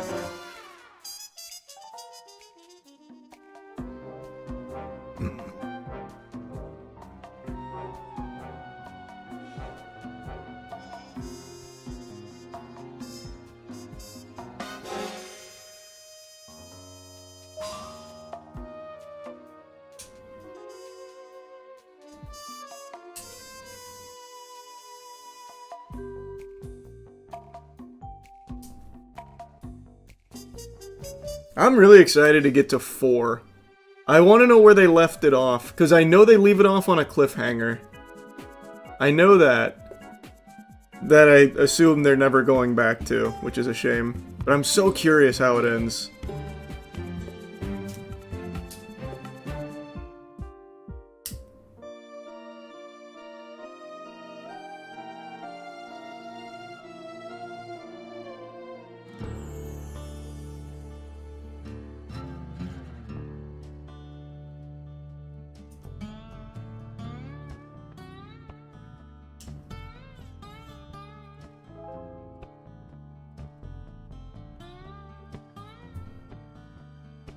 I know it's the weakest one, that's what everyone says about it. I still want to see how it ends though, like where it leaves off.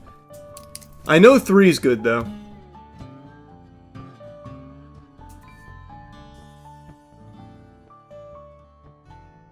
Nice. Ahead of their time with that message.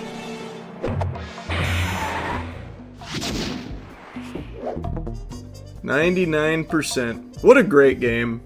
What a genuinely great game.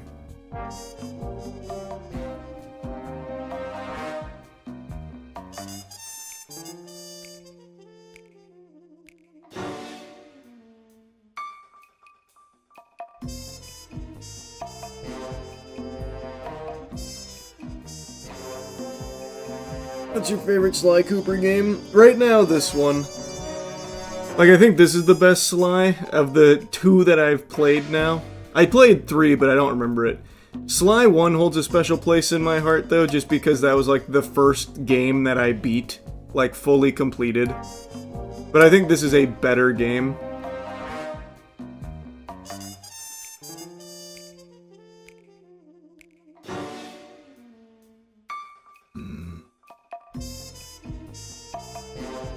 When did he do Sly 1? Months ago. I didn't stream it. I played it off stream on the gaming channel.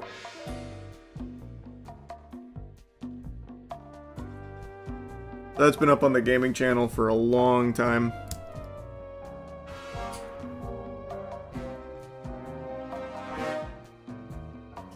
Alright, that's a good stopping point for tonight. Have a wonderful rest of your evening, everyone. See you soon. Bye-bye. Sleep well.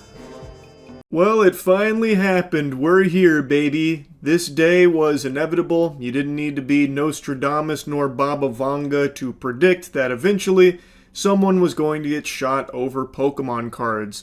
with the way the hobby has devolved and been completely destroyed, infested with greedy, insatiable worms that are seeking to just squeeze every bit of joy out of the hobby in the sake of financial gain, like tiddlywinks of financial gain in most cases, these pathetic scalpers are unhinged, unloved, unwashed losers, and it was always going to happen that one of them would snap and start shooting, and that's exactly what happened at a Kroger.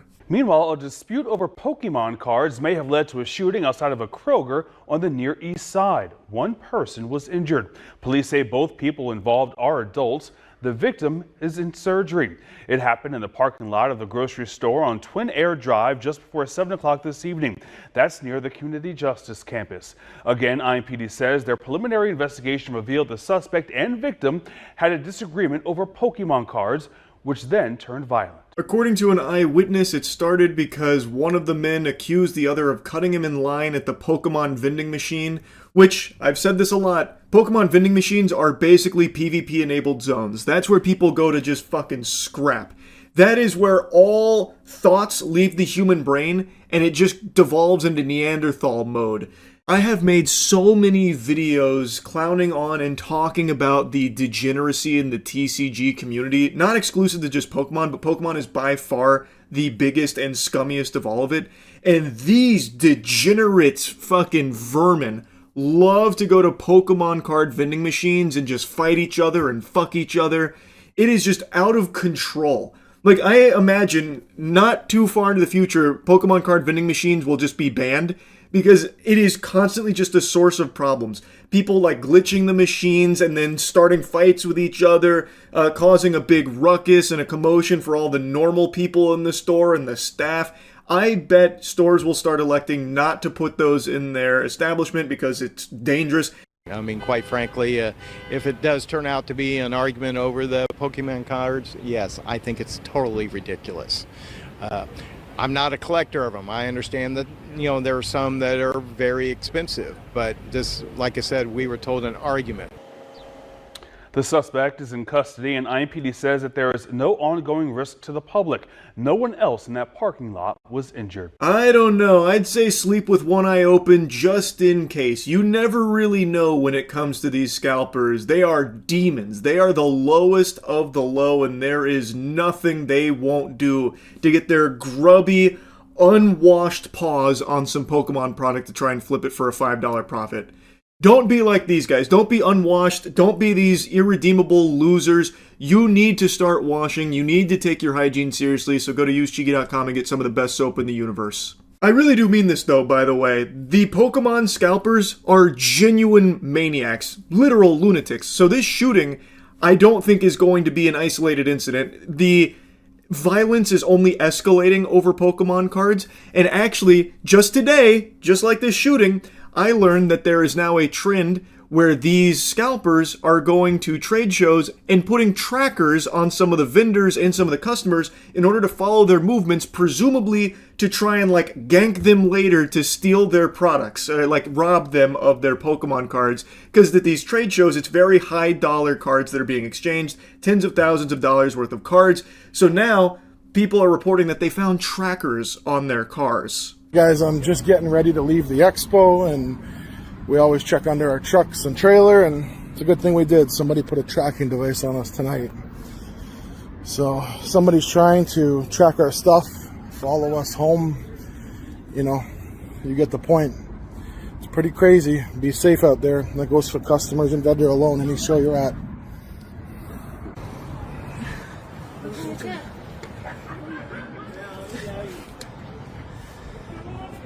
Tracking device put on our truck.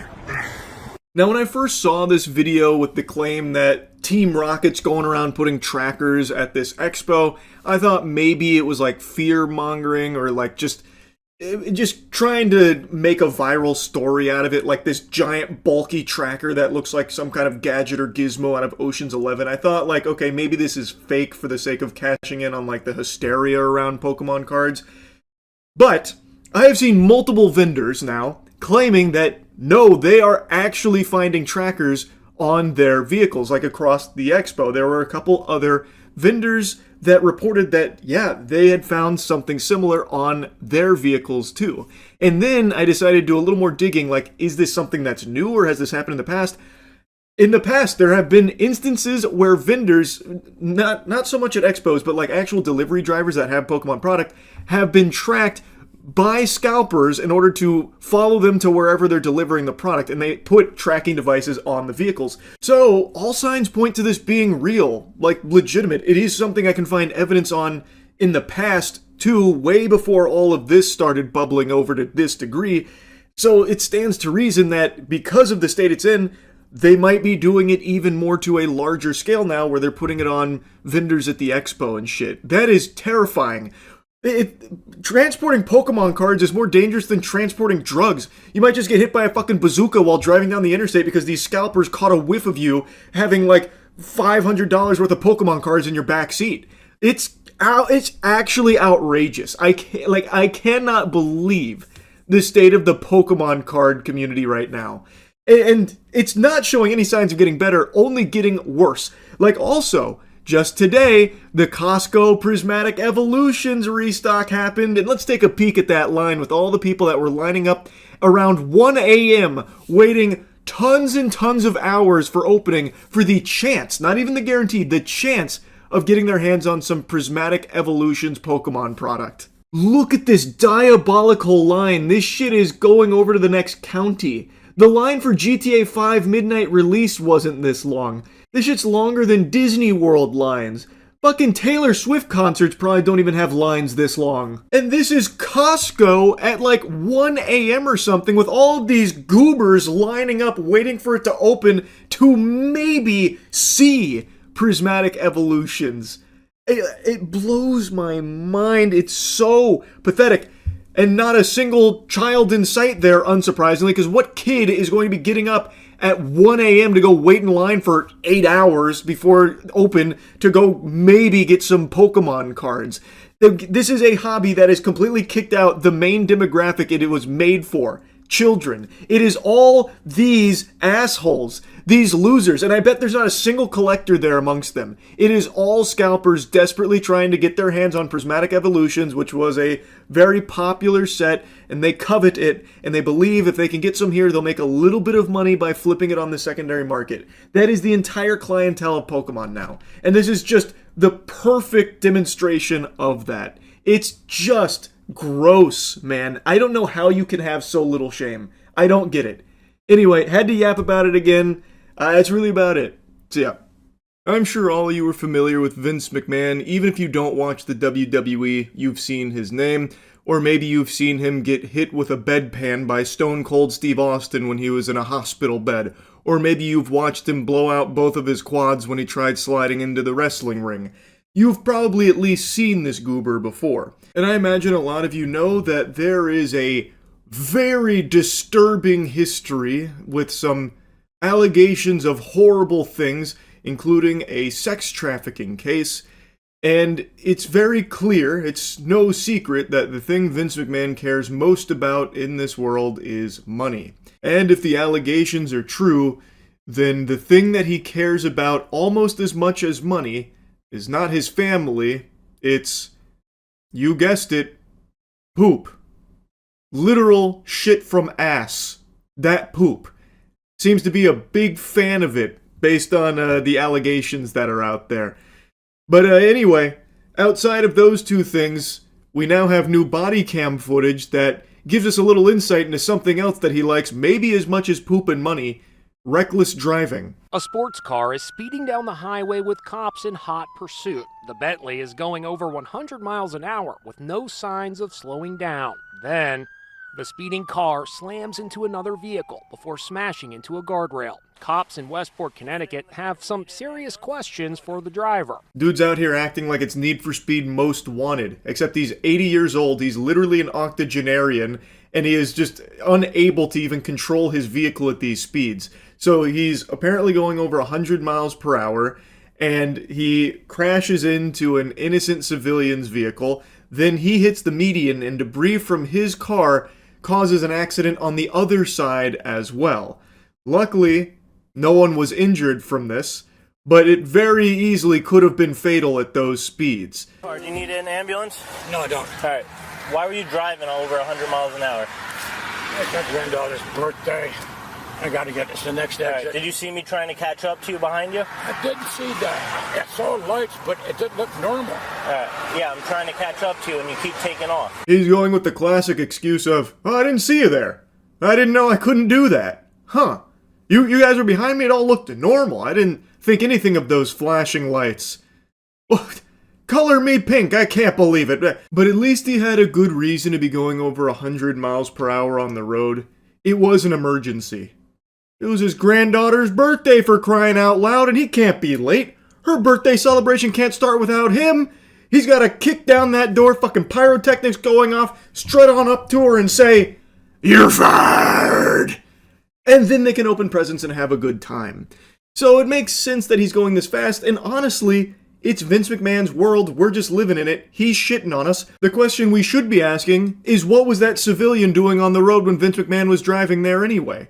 They should have pulled over to the side like they do for police officers. It's Vince fucking McMahon. Oh, no, I'm not trying to outrun you. I know, I understand that, but that's why I was very confused. Right? Because it wasn't like you were running, it was just like you almost hit, I think, 115 miles an hour. All right, and then you just hit someone because you weren't paying attention. Were you looking at your phone? No, I'm trying to drive. No, I'm not looking at my phone. The person was right in front of you. There's got to be a reason you hit him. No, I haven't been driving my car, and God knows how long. All right. It was right in front of you. You went straight at it. That is a watertight defense right there. When the officer's pressing him like, how did you hit that car directly in front of you? You must have been distracted by your phone or something. And Vince is like, no. Well, you see, the reason I hit that car in front of me, well, I haven't driven this car in a while. Galaxy brain. The chess master has made his move. What a fucking wacky excuse that should have been used against him in court as evidence of him going senile and probably shouldn't be having his license in the first place if he can't remember how a steering wheel works because he hasn't driven that car in a while. At 100 miles an hour.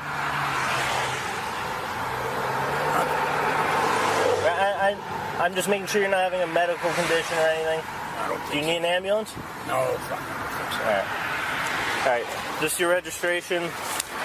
Is your license in here? It is crazy how much Vince McMahon's face looks like one of the guns from High on Life 2. So anyway, we'll fast forward here and I'll give you the aftermath. Like I mentioned, nobody was injured here, which is extremely lucky, and he was cited for reckless driving and appeared in court about it. A judge granted him probation in his reckless driving case. That will allow charges against him to be dropped in 1 year's time. It came after he'd previously applied for a pretrial probation program called Accelerated Rehabilitation in connection with a 3-car crash on July 24th. This is a picture of McMahon's Bentley right after the collision occurred on the Merritt Parkway in Westport. Yes, they're giving him a very gentle love tap on the tuchus there. Not exactly like a harsh punishment or anything, so it'll be like a year of probation and a $1,000 donation to charity, and then he is in the accelerated rehab program for it. Now, no doubt that $1,000 hit that Vince McMahon's about to take is one he's going to feel. That ought to be enough to put him on the straight and narrow, really teach him a lesson. He's only a billionaire after all, so every $1,000 counts, right? Then they show that picture of his vehicle after that crash. Holy shit. Like, again, it's extremely lucky no one was injured or killed in this. He was going fast as fuck. He was zooming. He erased half the front end of this bitch. Like, oh my god.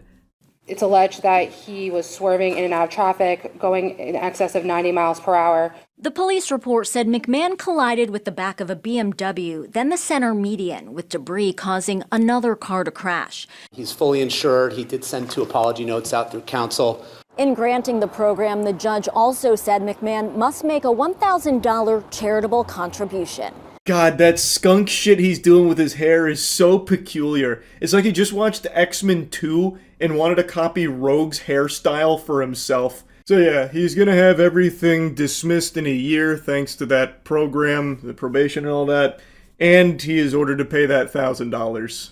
Now, he swears it'll never happen again, but if anyone has ever heard about Vince McMahon's driving, because it's not exactly like the most tight-lipped thing in the industry, you'd know that there are a ton of people in the industry there that refuse to ride with Vince McMahon because, according to them, he is a trash driver and very dangerous behind the wheel.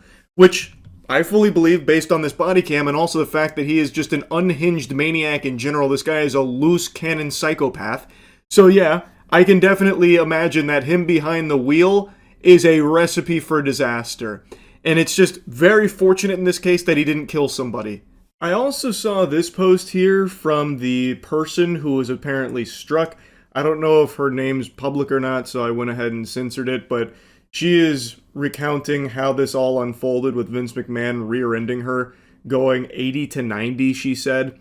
And luckily, her and the dog are mostly fine and was able to keep control of the car.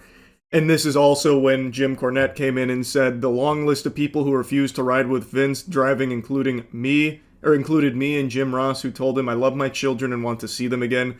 Once again, just reiterating how known Vince McMahon has become for this kind of reckless driving. So I'm surprised this hadn't happened sooner. And again, it is just very lucky that he didn't kill this woman or the other vehicle or anyone else on the road here with his driving. So anyway, just wanted to yap about that. That's about it. See ya. Last year, the world was plagued by what is potentially the worst film ever made, War of the Worlds starring Ice Cube. And what if I told you the producer of that abomination, that affront to God, just directed a new film for Amazon called Mercy? Well, I guess it's not for Amazon because it's in theaters right now. It's distributed by Amazon MGM. And now, after experiencing the cinema that is the style of Timur Bekmambetov, I can tell you with confidence, this guy's got it. And by it, I mean terrible fucking movies to his name. Timur Bekmambetov, and I'm not sure if I'm pronouncing his name correctly, but he has been in the film industry for an extremely long time. I went through his IMDb on stream, and he has produced some bangers, like 9, or Wanted, like some classic films. He has been behind them for a long time. So at one point, he did have an eye for quality, but I guess over the last 10 years, he decided to close his eyes, because now we're getting shit like War of the Worlds and now Mercy. I don't know what's changed or what's happened. What I will say, however, is that this film is a significant improvement to War of the Worlds. But then again, War of the Worlds can make even the Borderlands movie look like it's a fucking Nolan film, so it's not exactly like the highest praise, but truly Mercy is better than that, at the very least. I would even go as far as to say the first 30-ish minutes are genuinely pretty entertaining. Like, it's a very simple concept. There's an AI judge, and Chris Pratt is now standing trial. He is a detective who actually helped kickstart this Mercy program, that's the name of it, where an AI will look at the immutable facts in order to pass judgment and execution on those who are guilty. It's the judge, jury, and executioner, and it is there to reduce crime, which has spiraled out of control, so now they have the Mercy program to keep people in line. And now Chris Pratt is in its clutches here for the murder of his wife. And he has 1 hour and 30 minutes to try and prove his innocence. Now, when I first watched the trailer, it actually looked like Chris Pratt didn't put any effort into it at all, like he was just in a fugue state taking a paycheck. I will say, in the actual film here, he does try. And he does, I think, do a pretty solid job with this character who just found out his wife has been murdered, and now he's about to be executed for it because they have so much evidence that places him at the scene and places him as the killer. And now he's got to find a way to try and argue his case and compile new evidence and try and find who the actual killer is. In the trailer, I feel like they took his lowlights, like they actually just took his weakest moments from the film and used it as promotional material. Because again, in the actual film, he does a fine job, minus some really rough scenes at the end. The entire third act of this film is actually just extraordinarily silly. Anyway though, this film is shot in similar fashion to War of the Worlds, where we are watching everything unfold through videos that are compiled through cell phone footage or security camera footage or drone footage. very much like what they did in War of the Worlds, but it seems like the budget here was a little bit higher, so the CGI doesn't look like it's straight out of fucking GeoCities from the late 90s. So it definitely looks visually a bit better, but not by a ton. There are a few explosions here towards the end of the film that genuinely look like video game cutscenes. Like, I don't know what's going on with the CGI here for these movies right now, but my god, some of the visuals were like actually bad. But for the most part, it was much better than War of the Worlds.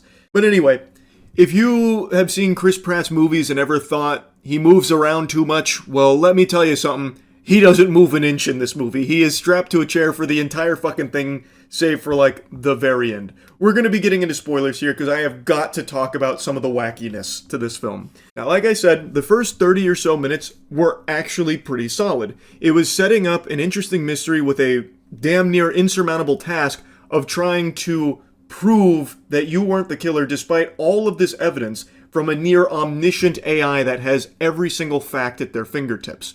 And with the Mercy program, they give the accused access to literally God mode where they can see, find, and hear everything. So anything that Chris wants, he can ask for, and the AI judge will provide it so that way he can try and prove his innocence. And just like in War of the Worlds, the AI can do anything lickety-split. So anytime Chris says, hey, can you find this bathroom? I'm looking for a glory hole that I might have caught a glimpse of in this one frame on this one video that you got from a nearby walkie-talkie that ricocheted off a radio tower. It's like, oh yeah, I've already found it. It only took me 2 seconds. It's like, okay, whatever.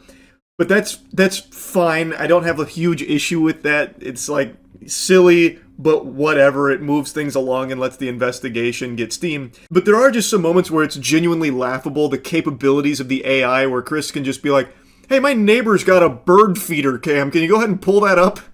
As if that would, for some reason, be something that it'd be readily available and easy to access. But the AI judge is like, oh yeah, I've got it right here.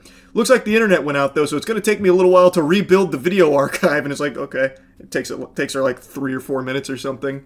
It's like, oh yeah, I think I heard a fart on this one piece of audio here from the murder scene. Can we reverse this fart here and find out whose butthole this was squeaked out of? And it's like, yeah, I've got that. And like, that's actually like a core part of things, not a fart in particular, but there is a photo that is torn in half, and Chris notices that there are 3 fingers from somebody that are in the photo. And Chris says, can you find out who those fingers belong to? And the AI is able to run the database of every single fucking person's fingers on the planet and somehow find an orphan that was a child in the photograph. And like, oh yeah, this is who it is. Which was a key piece of evidence, by the way. So like, it is a little over the top, but I also don't care that much because the whole thing is just kind of wacky in that way. But anyway, the film is very, very, very, very predictable. I think anyone will watch this and know exactly who the real killer is. Because shocker, it's not Chris. I think you'll piece it together pretty much immediately. But then they start pulling out crazy ass pulls. Like, I mean the craziest ass pulls in the third act. But I don't even want to get to that yet. I want to talk about the journey even getting there. So, Chris has got a partner, Jack, who he really trusts. He's also got a AA sponsor, Rob, who he really trusts. So he's trying to utilize them to help prove his innocence. Jack becomes like the main one he communicates with. So he basically keeps sending her out in the field to try and like do this and that to try and compile more evidence for him. And she has like a hover bike. So she scoots around on the hover bike and holy shit does it look bad. Actually looks like YouTube skit quality anytime you see her on that hover bike flying around the city. I don't know what they were thinking. They should have just like had her teleport or something at that point because it is so fucking goofy when she is on that hover cycle. But anyway, so he's sending her on those like odd jobs to try and like interview people or try and like search crime scenes for certain things, this and that. And through this, we learn that his wife was privy to a scheme at her business where one of her workers was stealing product and maybe using it to distribute drugs, something like that, to make money on top of all this very shady dealings. He uncovers this big conspiracy, this big plot. I'm fast forwarding through a lot here, but trust me, it's very good. Chris also eventually admits to being an alcoholic, and he had a huge argument with his wife the day she was murdered, and also a whole year leading up to this murder. their relationship had soured. There was even talk of a divorce. Chris was very aggressive, even like slamming a knife one time, grabbing stuff out of her hand. And on the day she was murdered, Chris went to work and then inexplicably drove back home, broke the Ring doorbell in a fit of rage because he found out his wife took away his secret booze stash in his car. So then he closes the door, goes in, they argue for 26 minutes. He leaves, his daughter comes home, finds that her mother has been murdered. And the last words from the mother, which is on body cam when they're asking, as she's like fading away, shedding the mortal coil, they're like, who did this? Who did this? She says, Chris, which is never addressed again. I want you to keep that in mind. That is never addressed again. When asked, as she is dying, who is responsible, she answers the question saying, Chris, and then she kicks the bucket. But Chris didn't kill her. It is proven that Chris didn't kill her. Why the fuck did she say it was Chris? Like, it seemed like she was just trying to get like one fucking slam dunk in on him before she died, before she met her maker, in order to make sure that Chris also, suffers at the end too. She knew it wasn't Chris that killed her. The person that stabbed her, murdered her, was not Chris. Why did she say it was? Like, what the fuck?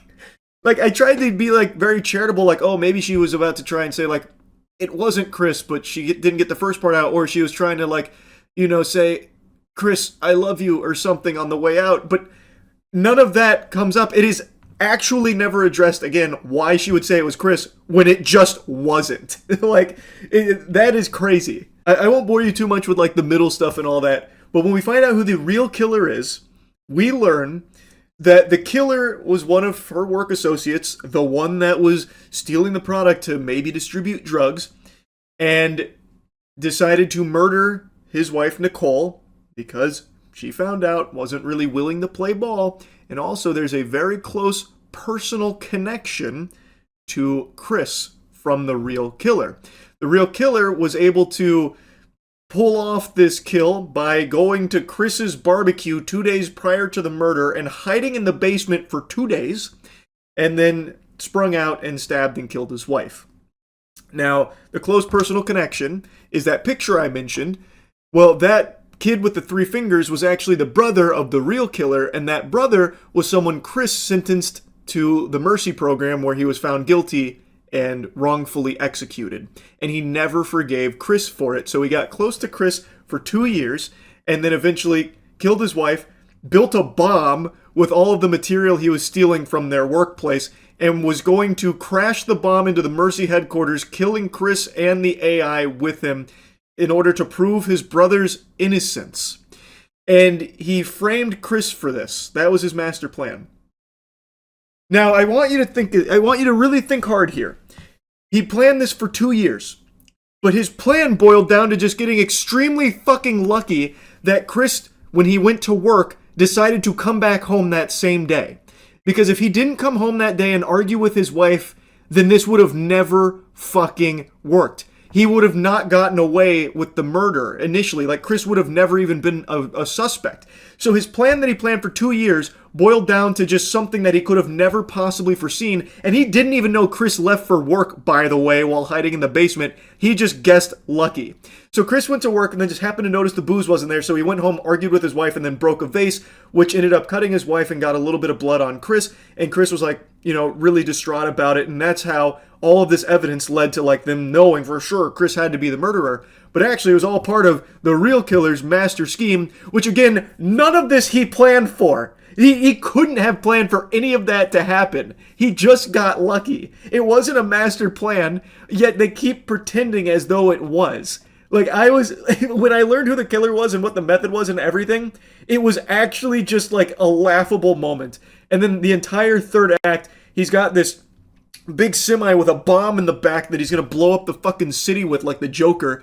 And then the police are so incredibly inept, they can't stop him, they can't do anything. So he just keeps like hitting all the police officers, and it's like the worst CGI carnage where the officers' cars are like ramping off tow trucks and the officers are going, as they're like getting slammed by the truck. They can't stop this guy. They've got the drones out on him. And by the way, I was really expecting them to do an Amazon shout out when there's a scene where Jack is like, I'm gonna get the scouting drone out. I thought for sure she was gonna say like, I'm gonna get the Amazon drone out. It's really good for scouting too, not just delivering packages immediately to your doorstep with Amazon Prime. Like what we saw in War of the Worlds. I thought for sure we were gonna see some Amazon plugs. Surprisingly, we did not. But anyway, they got the drones out and shit. They still can't fucking stop this guy when all he has is the semi-truck. And then he eventually makes it into the Mercy headquarters. Chris has already proven his innocence now. They clearly know it's Rob. They have him dead to rights now. He is the murderer. And he also kidnapped Chris's daughter and brought her there because he wants to ruin Chris's life just like he ruined his by killing his brother. Well, by having his brother go to Mercy, which ended up killing him. He then argues with the AI judge that his brother was innocent, which is where another shocking twist comes into play, where he's arguing about how his brother was innocent, and it turns out Chris's partner, Jack, was actually the one who didn't process the phone from that guy's brother in his murder case, because his brother was said to have murdered a woman. Turns out he didn't murder that woman, and the phone that would have proven his innocence had been thrown off the side of a bridge by Chris's partner, because she wanted to ensure that the Mercy program was a success so they could stop crime together. So they just framed a completely random dude for the murder of this woman, which Chris and the AI judge reveal at the very end there. So it's another big, like, twist moment. I'm serious, the entire third act is actually, like, very, very silly in, like, a fun, bad way. I probably don't need to yap any longer about it. It's not a good movie, but I will tell you, I had fun watching it. And I do think it is objectively a huge step up from War of the Worlds. So we're on an upward trajectory right now from this director-producer. So perhaps the next one's a fucking home run. Anyway, though, that's really about it. See ya. Alright, man. This new tactic that they're pulling out for the Epstein files that they're really digging in deep in the John Madden playbook for is unbelievably ridiculous, even by the standards the circus has already set.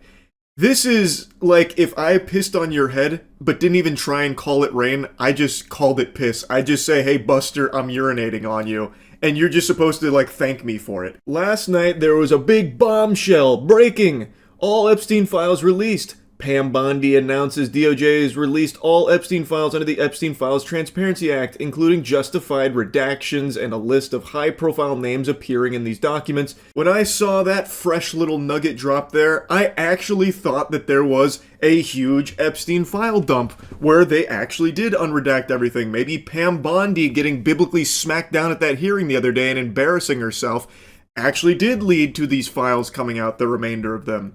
But it turns out that's just a fucking lie. That's just a big-time, full-blown fib.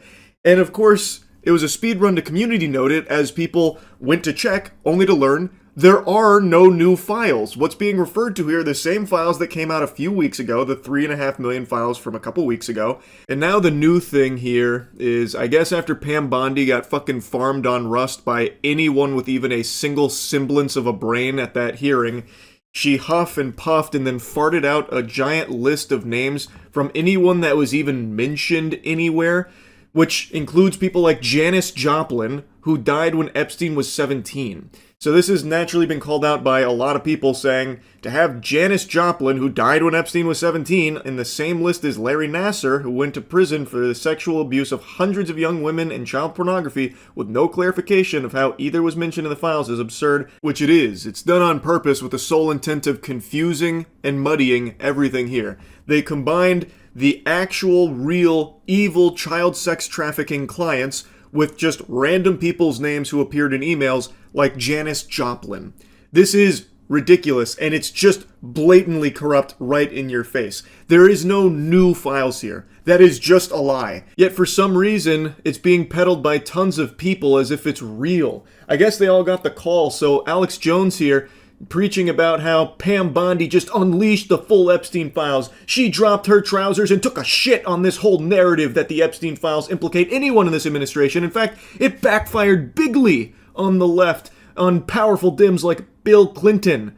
And Others busted, while fake smears against Trump are bullshit. Vindication for Trump. It's crazy how Alex Jones, for years, was talking about this elite pedophile ring that was raping and torturing and killing children, and now he is finally proven beyond a shadow of a doubt to be right. He was completely correct on that. And now he has to pussyfoot around the subject, just tiptoeing, walking on eggshells because some of his friends are in there. Dude went from secretly filming Bohemian Grove to being best buddies with its members. So now, we all know that this is correct. Alex Jones could have taken a victory lap on this shit, but instead he's been preoccupied with 6'7" Labubu and whatever other dog shit that is, and anytime he mentions the Epstein files, he has to do so with Trump's cock in his throat about it. He only focuses on those easy, low-hanging fruit of the Epstein files like Bill Clinton. Alex Jones explores the Epstein files like this, with his hands over his eyes, really scared, making sure to put on the blinders so he could block out all of his friends' names, so he can laser focus on easy shit like Bill Clinton, who everybody knows is guilty in all of this. Real groundbreaking stuff, goober. It's incredible what a paid shill this guy is.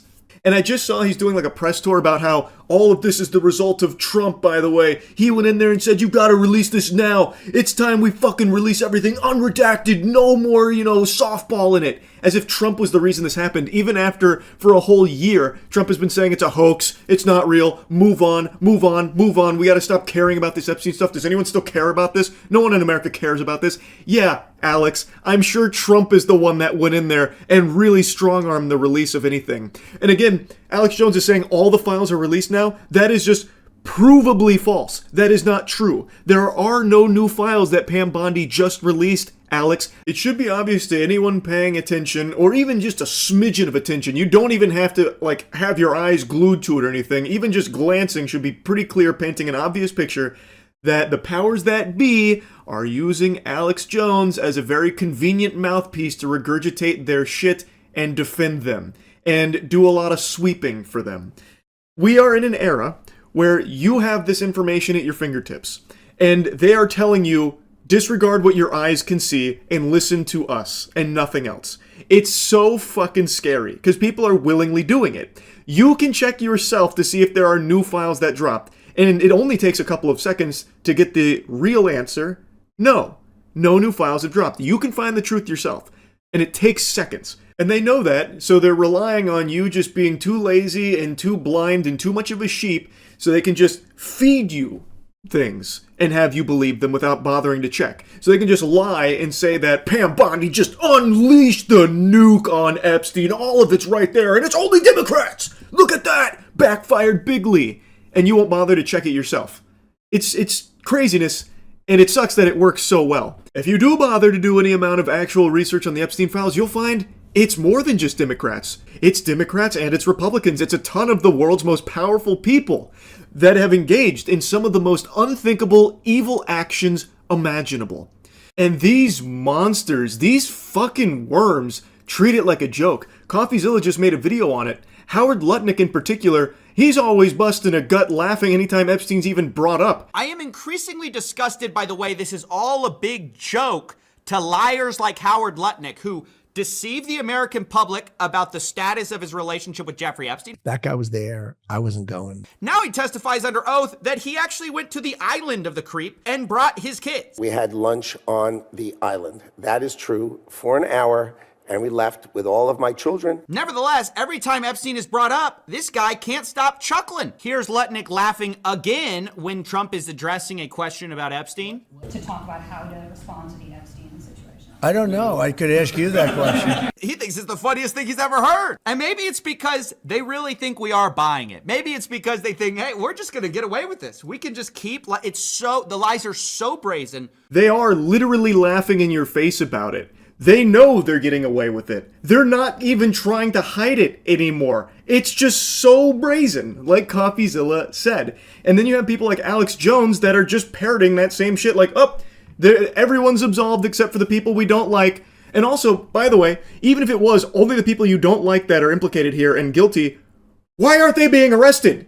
Ask yourself that question. Why aren't the people like Bill Clinton being arrested? Why is nobody getting arrested for the Epstein files? I know I've already said this, but even if the only people that were guilty in here are the people you personally don't like, why wouldn't Trump and this administration be going fucking full throttle, whole hog at them, trying to throw them in the slammer? Food for thought, I suppose. Perhaps it's because they know if they went down, it would put them at risk too, because it's not just the people you don't like. You are just so focused on the ones you don't like that you'll block out all of the other shit. You will not use your own fucking brain. Now, another big thing that's come out that it seems like a lot of mainstream media and a lot of Twitter personalities refuse to speak on is Epstein's potential ties to Israel. It's very weird. Yet no one really seems to want to talk about that connection. Why is that? I just find it odd how you have so many Twitter patriots and mainstream outlets that just outright ignore this potential connection of Epstein and Israel. And Israel is a very important subject in American politics, it seems. Politicians can't stop praising them, glazing them, and Trump in particular, his mouth has become a glory hole for Netanyahu. So don't you think it would be something worth talking about and investigating if there is potentially a tie between Epstein and Israel? I mean, I feel like that would be something that a lot of people would want to know more information about to find out if it's true or not, or what's going on there. Because again, every politician in this country, this administration and even previous administrations, love to bend over for Israel. I came into Congress 13 years ago with the stated intention of being the leading defender of Israel in the United States Senate. And I've worked every day to do that. We need America to wake up and prioritize Israel, bring home Israelis, and make sure we stand by our #1 ally in Israel. That's right. What cause is dear to your heart? Cause is dear to my Israel, defense of Israel. What is #1? I have said to people when they ask me if this Capitol crumbled to the ground, the one thing that would remain is our commitment to our aid, and I don't even call it aid, our cooperation with Israel. That's fundamental to who we, fundamental. Miriam Adelson is amazing. What she has done for Israel, for our country, and for this world is second to none. Thank you, my friend. The sad truth is, for way too long, anti-Semitism has been allowed to grow unchecked in this country.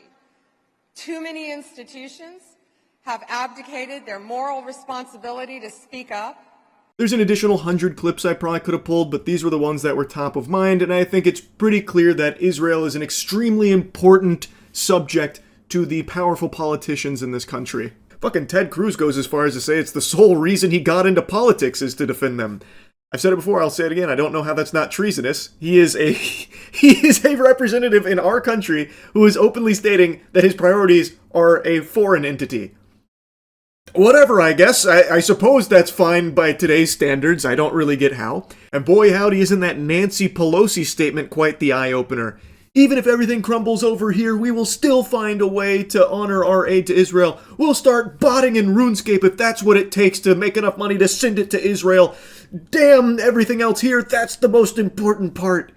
Pretty crazy shit, I would think. I feel like maybe I'm on the crack pipe here, but that should be a little concerning that the politicians that are supposed to be representing this country seem much more focused on the interests of another. But anyway, my point is, with the release of all of these Epstein files, even though hundreds of the files are just completely worthless garbage that are fully fucking redacted, just nothings, there is still a lot that remains that showcases a potential connection of Epstein and Israel. Now, of course, nothing's confirmed or anything, but shouldn't that at least warrant some kind of investigation, at least some kind of poking around? This administration is very blunt about how little they care about the Epstein files. They literally say that. Trump always talks about how no one should care about this and move on. And also, they're very open about, we're probably not going to look to investigate anything. There's nothing actionable in there. Whoops-a-daisy, can't do anything about it. Sorry. And, of course, Perjury Patel just continues to lie about it. But anyone that actually takes a peek at it should at least find it odd that a lot of these outlets, like journalist outlets, a lot of politicians, and a lot of the paid shills online are not talking about the Epstein-Israel connection in any capacity whatsoever. And when they do talk about Epstein as a potential spy, they always make a mention of CIA, or, maybe not being a CIA spy, but never going as far as to talk about a potential connection to Israel. That should be very weird. Why is that something no one would talk about when Israel is such a huge piece of this country, apparently? Why wouldn't that be something that would be more discussed by the mainstream? It's all so blatantly corrupt. Anyway, just wanted to yap about this latest lie. That's really about it. See ya. Hello? You in there? Can you hear me? I'm just kidding. That's called acting. And speaking of acting, it's that special time of year again where we look at the top 5 worst films of the year. By we, I mean me. I give you the only objectively correct top 5 worst list. And let me tell you, after going through the garbage here, dumpster diving, I found that 2025 was a pretty special year for some bad super stinkers. It was tough, but I was able to narrow it down to the worst films of the year. Looking for the worst movies of the year. I know 2 off the top of my head. I know the worst and the second worst. What we need to fill in is the 3rd, 4th, and 5th. Captain America Brave New World was bad, but definitely not top 5 worst of the year bad. This one's obviously in the top 5. Electric State was a $300 million super stinker disaster film. That was absolutely horrible. Snow White might be in there. I'll put it up here to the side. It might be just out of the top 5 worst of the year. We'll see. Though it does say something that it's one of the first films I've ever walked out of. So maybe it should be in there by default just for that fact. Woman in the Yard, also very strong in contention there for top 5 worst. I don't think Until Dawn will make it, but I'm going to put it there just in case so we can see all of the worst films of the year. Hurry Up Tomorrow probably makes it somewhere in there. Do people still delude themselves into thinking this is a good movie, or have we finally evolved past that point? I remember I caught a lot of heat for talking about how absolute dog shit Hurry Up Tomorrow was. Are we finally allowed to just say that confidently, or are people still trying to defend the movie? It was actually easy. War of the Worlds is the worst. Yeah, spoiler alert. There's nothing worse than War of the Worlds. It is quite possibly one of the worst movies I've ever seen. Because it is just a 2-hour Amazon ad, basically. And can't even just have the audacity to be somewhat watchable. We already know what the worst is. You spoiled it. Megan 2's bad, but doesn't make top 5. Jurassic World Rebirth is bad, doesn't make top 5. War of the Worlds, we already know it's the worst. But let's pretend that it's still... we don't know what the worst movie of the year is yet. Who's to say? Him was bad, I don't know if it'll make top 5, though. I'll put it there just in case. Where's I Know What You Did Last Summer? That one will comfortably be in there somewhere. But I haven't seen it yet. Did I scroll past it? I don't think it was that long ago, was it? Tron Ares. Tron Ares was bad, but it's not in the top 5. At least Tron Ares had visual spectacle that was cool. These up here already have nothing redeeming about them. Tron Ares is bad. Jared Leto's fucking awful. Jared Leto is box office poison that instantly tanks anything that he appears in. But it's still not to this level of these. Okay, are my eyes closed or something here? I haven't seen Strangers Chapter 2, nor have I seen I Know What You Did Last Summer. And I'm pretty sure they came out in this area. Because they definitely weren't in December. This is crazy. Where were they? Okay, so here's Strangers Chapter 2, September.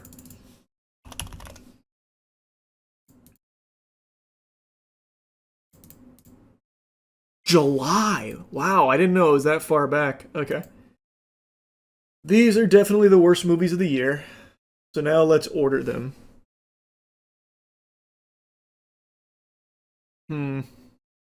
Pretty competitive. Pretty competitive year for dog shit.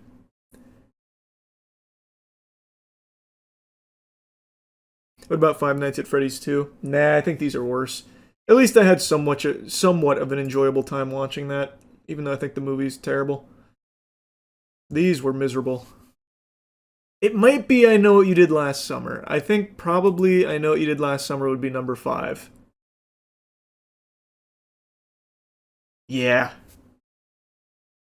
This movie just sucks major ass across the board. The characters are extremely stupid. and you as the viewer like are just insulted for even being there. It's just genuinely like a mind-numbing film. It also ruins the legacy characters from the series. Spoiler alert. Does anyone care? I doubt it. In fact, I'll do you a favor. The main bad guy, well, the surprise main bad guy after the main bad guy reveal is Freddie Prinze Jr., which is crazy. That's a crazy decision to have him be like the ultimate bad guy after the way he was established in the series already. Let's not act like the original was good. Yeah, but the original's at least charming. It's still like a classic. This is just trash. There's just nothing to like about this movie at all. Genuinely nothing. Heel turn for Freddy. Yeah, it's a nonsensical one too. The monkey at least had some interesting kills. Monkey wasn't good, but it wasn't this bad. So I know what you did last summer, 2025. Congratulations. Rank 5 of the worst films of the year. Number 4, it's not going to be him. Him's not good, but it's not nearly to these Titans levels. I think objectively, Strangers Chapter 2 is a worse movie than Until Dawn. But Until Dawn shamelessly borrows a beloved IP's name and then makes something that's not even remotely related to it. This movie has nothing to do with the games. This movie is basically just like a joke film. More of a dark comedy than anything. You've probably seen the viral clip where that guy drinks some water and then blows up on the toilet. He just gets insta-gibbed. That's from this movie. It just has nothing to do with the game at all, and what it is they're stuck in a loop and they need to survive until dawn to break it, but they can't because everything's trying to kill them. A bunch of scary things out there. The water makes you explode for some reason. Isn't The Strangers kind of doing the same thing, borrowing an IP and ruining it? In a different way, yeah, you can make that argument. But Strangers Chapter 1, which this directly follows, was just as shitty, if not shittier. Until Dawn is a game that is being adapted into a movie that has actually nothing in common with the game at all. It's between these two for number 4, I would say. Oh man, but then I didn't even consider Woman in the Yard or Hurry Up Tomorrow. Oh wow, what a competitive year. Wow, this is a cutthroat. This is a chin scratcher indeed. I think I'm going to take Woman in the Yard out. Really bad movie, but it at least tried something at the end of the film to make it interesting. It fucking fell on its face. It was very flat. But they did attempt something at the end, which is more than I can say for these two at least. Oh man. Yeah, and as the title advertises, there was a woman in that yard. And that woman stayed in that fucking yard, I'll tell you what. So if you went there for a woman being in the yard, that kind of action, you get it in droves. I think I'm going to give it to Until Dawn. I think Until Dawn is the 4th worst film of the year. I think. No. Yeah. No. The Strangers Chapter 2 also has the gall to be a trilogy. There's a Strangers Chapter 3 coming, and there's something to that. It is probably going to be one of the worst trilogies.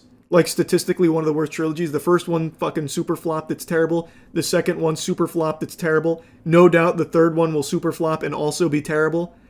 That's pretty special. Like, this is one really long, drawn-out hemorrhoid. Until Dawn is just one movie. I'll give it to Strangers Chapter 2. I'm locking it in. Strangers Chapter 2.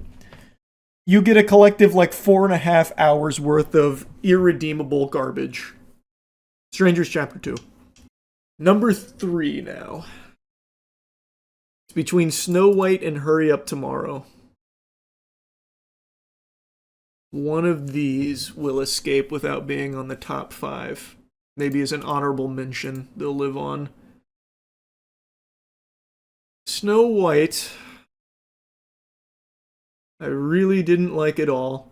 I don't think it's the worst live action ever made, though. I think it's very bad, and at points unwatchably boring, but I don't think it's the worst Disney live action has done so far.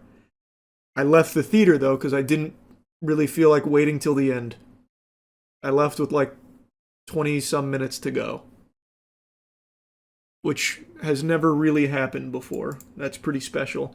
Hurry Up Tomorrow, though, is basically just The Weeknd giving a very artsy concert, which I can see why people that love The Weeknd might find things to like about it, because you basically just listen to his music and him brooding, which they probably think is cool. In fact, I know exactly who this audience is. I know who this was made for. It wasn't made for me. Oh, I didn't even know it flopped. I guess even the audience it was made for didn't bother going to see it. Tough. This is competitive.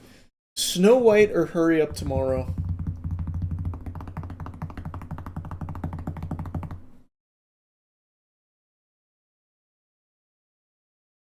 The scene where he says, "Shut up," kills me every time. Hurry Up Tomorrow does have some iconic scenes with The Weeknd. Snow White has nothing. So maybe that's a point for Hurry Up Tomorrow to get out of number 3. Because I do remember more from Hurry Up Tomorrow than I do Snow White. Him being tied to the bed, having gasoline poured on him, and he starts singing a cappella. There are some good moments in there. Good as in, like, silly, stupid.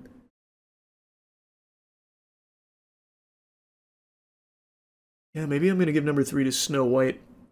Because you can at least enjoy Hurry Up Tomorrow as a fun, bad movie. No one's ever going to turn this movie on again if they had the misfortune of watching it once. There's not a whole lot of enjoyment. I'm going to give number 3 to Snow White. Honorable mention to Hurry Up Tomorrow.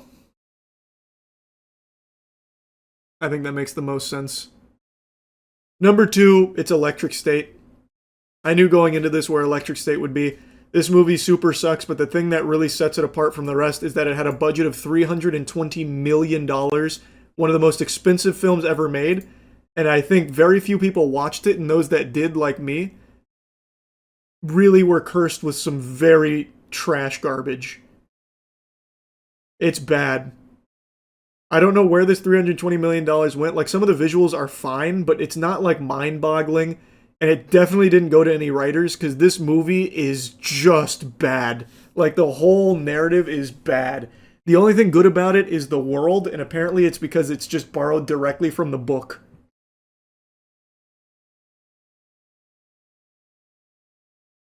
Laundering scheme tier. It has to be money laundering, right? With a budget as bloated as this, it's gotta be to some extent money laundering. Russo Bros need to stick to superhero movies. Maybe.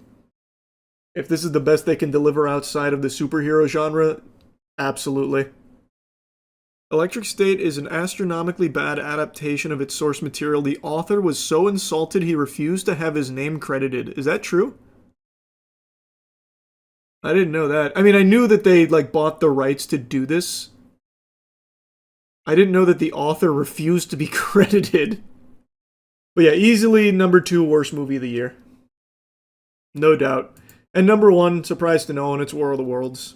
This is a historically bad film. There's just actually nothing to like about it. But this is a movie you could kick back with your friends and have a good laugh with. This is a movie you can point and laugh at comfortably. Like, you won't be bored if you're watching this to shit on it.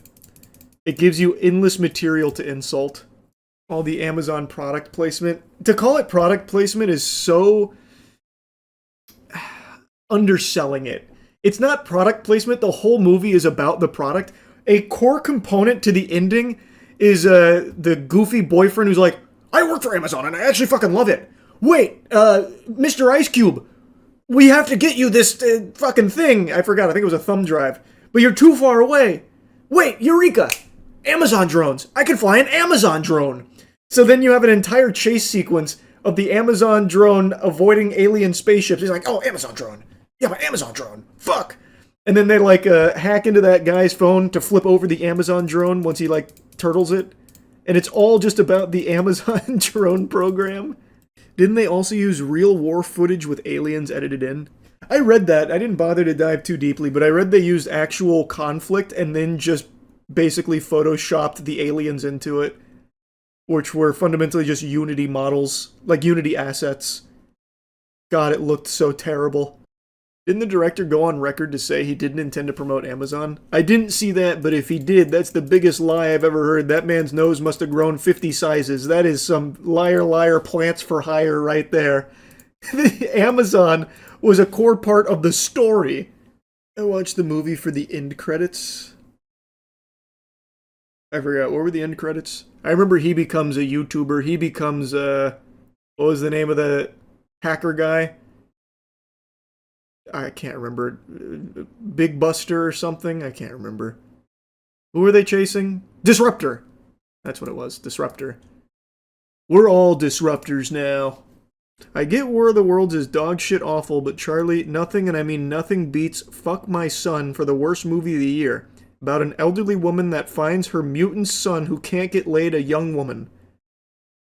Where did you even find a movie called Fuck My Son? That can't be an actual, real production. That has to be some shit you found on, like, an indie site. Like, just a random spot promoting, like, student film garbage or something. What is that? It's on the Wikipedia page. No way, I'm gonna look it up right now. This feels like something I probably can't put on screen. I just googled Fuck My Son. What a crazy thing to Google. American comedy horror film from Todd Rohal, based on the comic Fuck My Son, A Tale of Terror. What is this? Premiered September 11th, 2025. September 11th for the premiere of this. Wow, huh? A box office performance of $33,000. What a smash hit.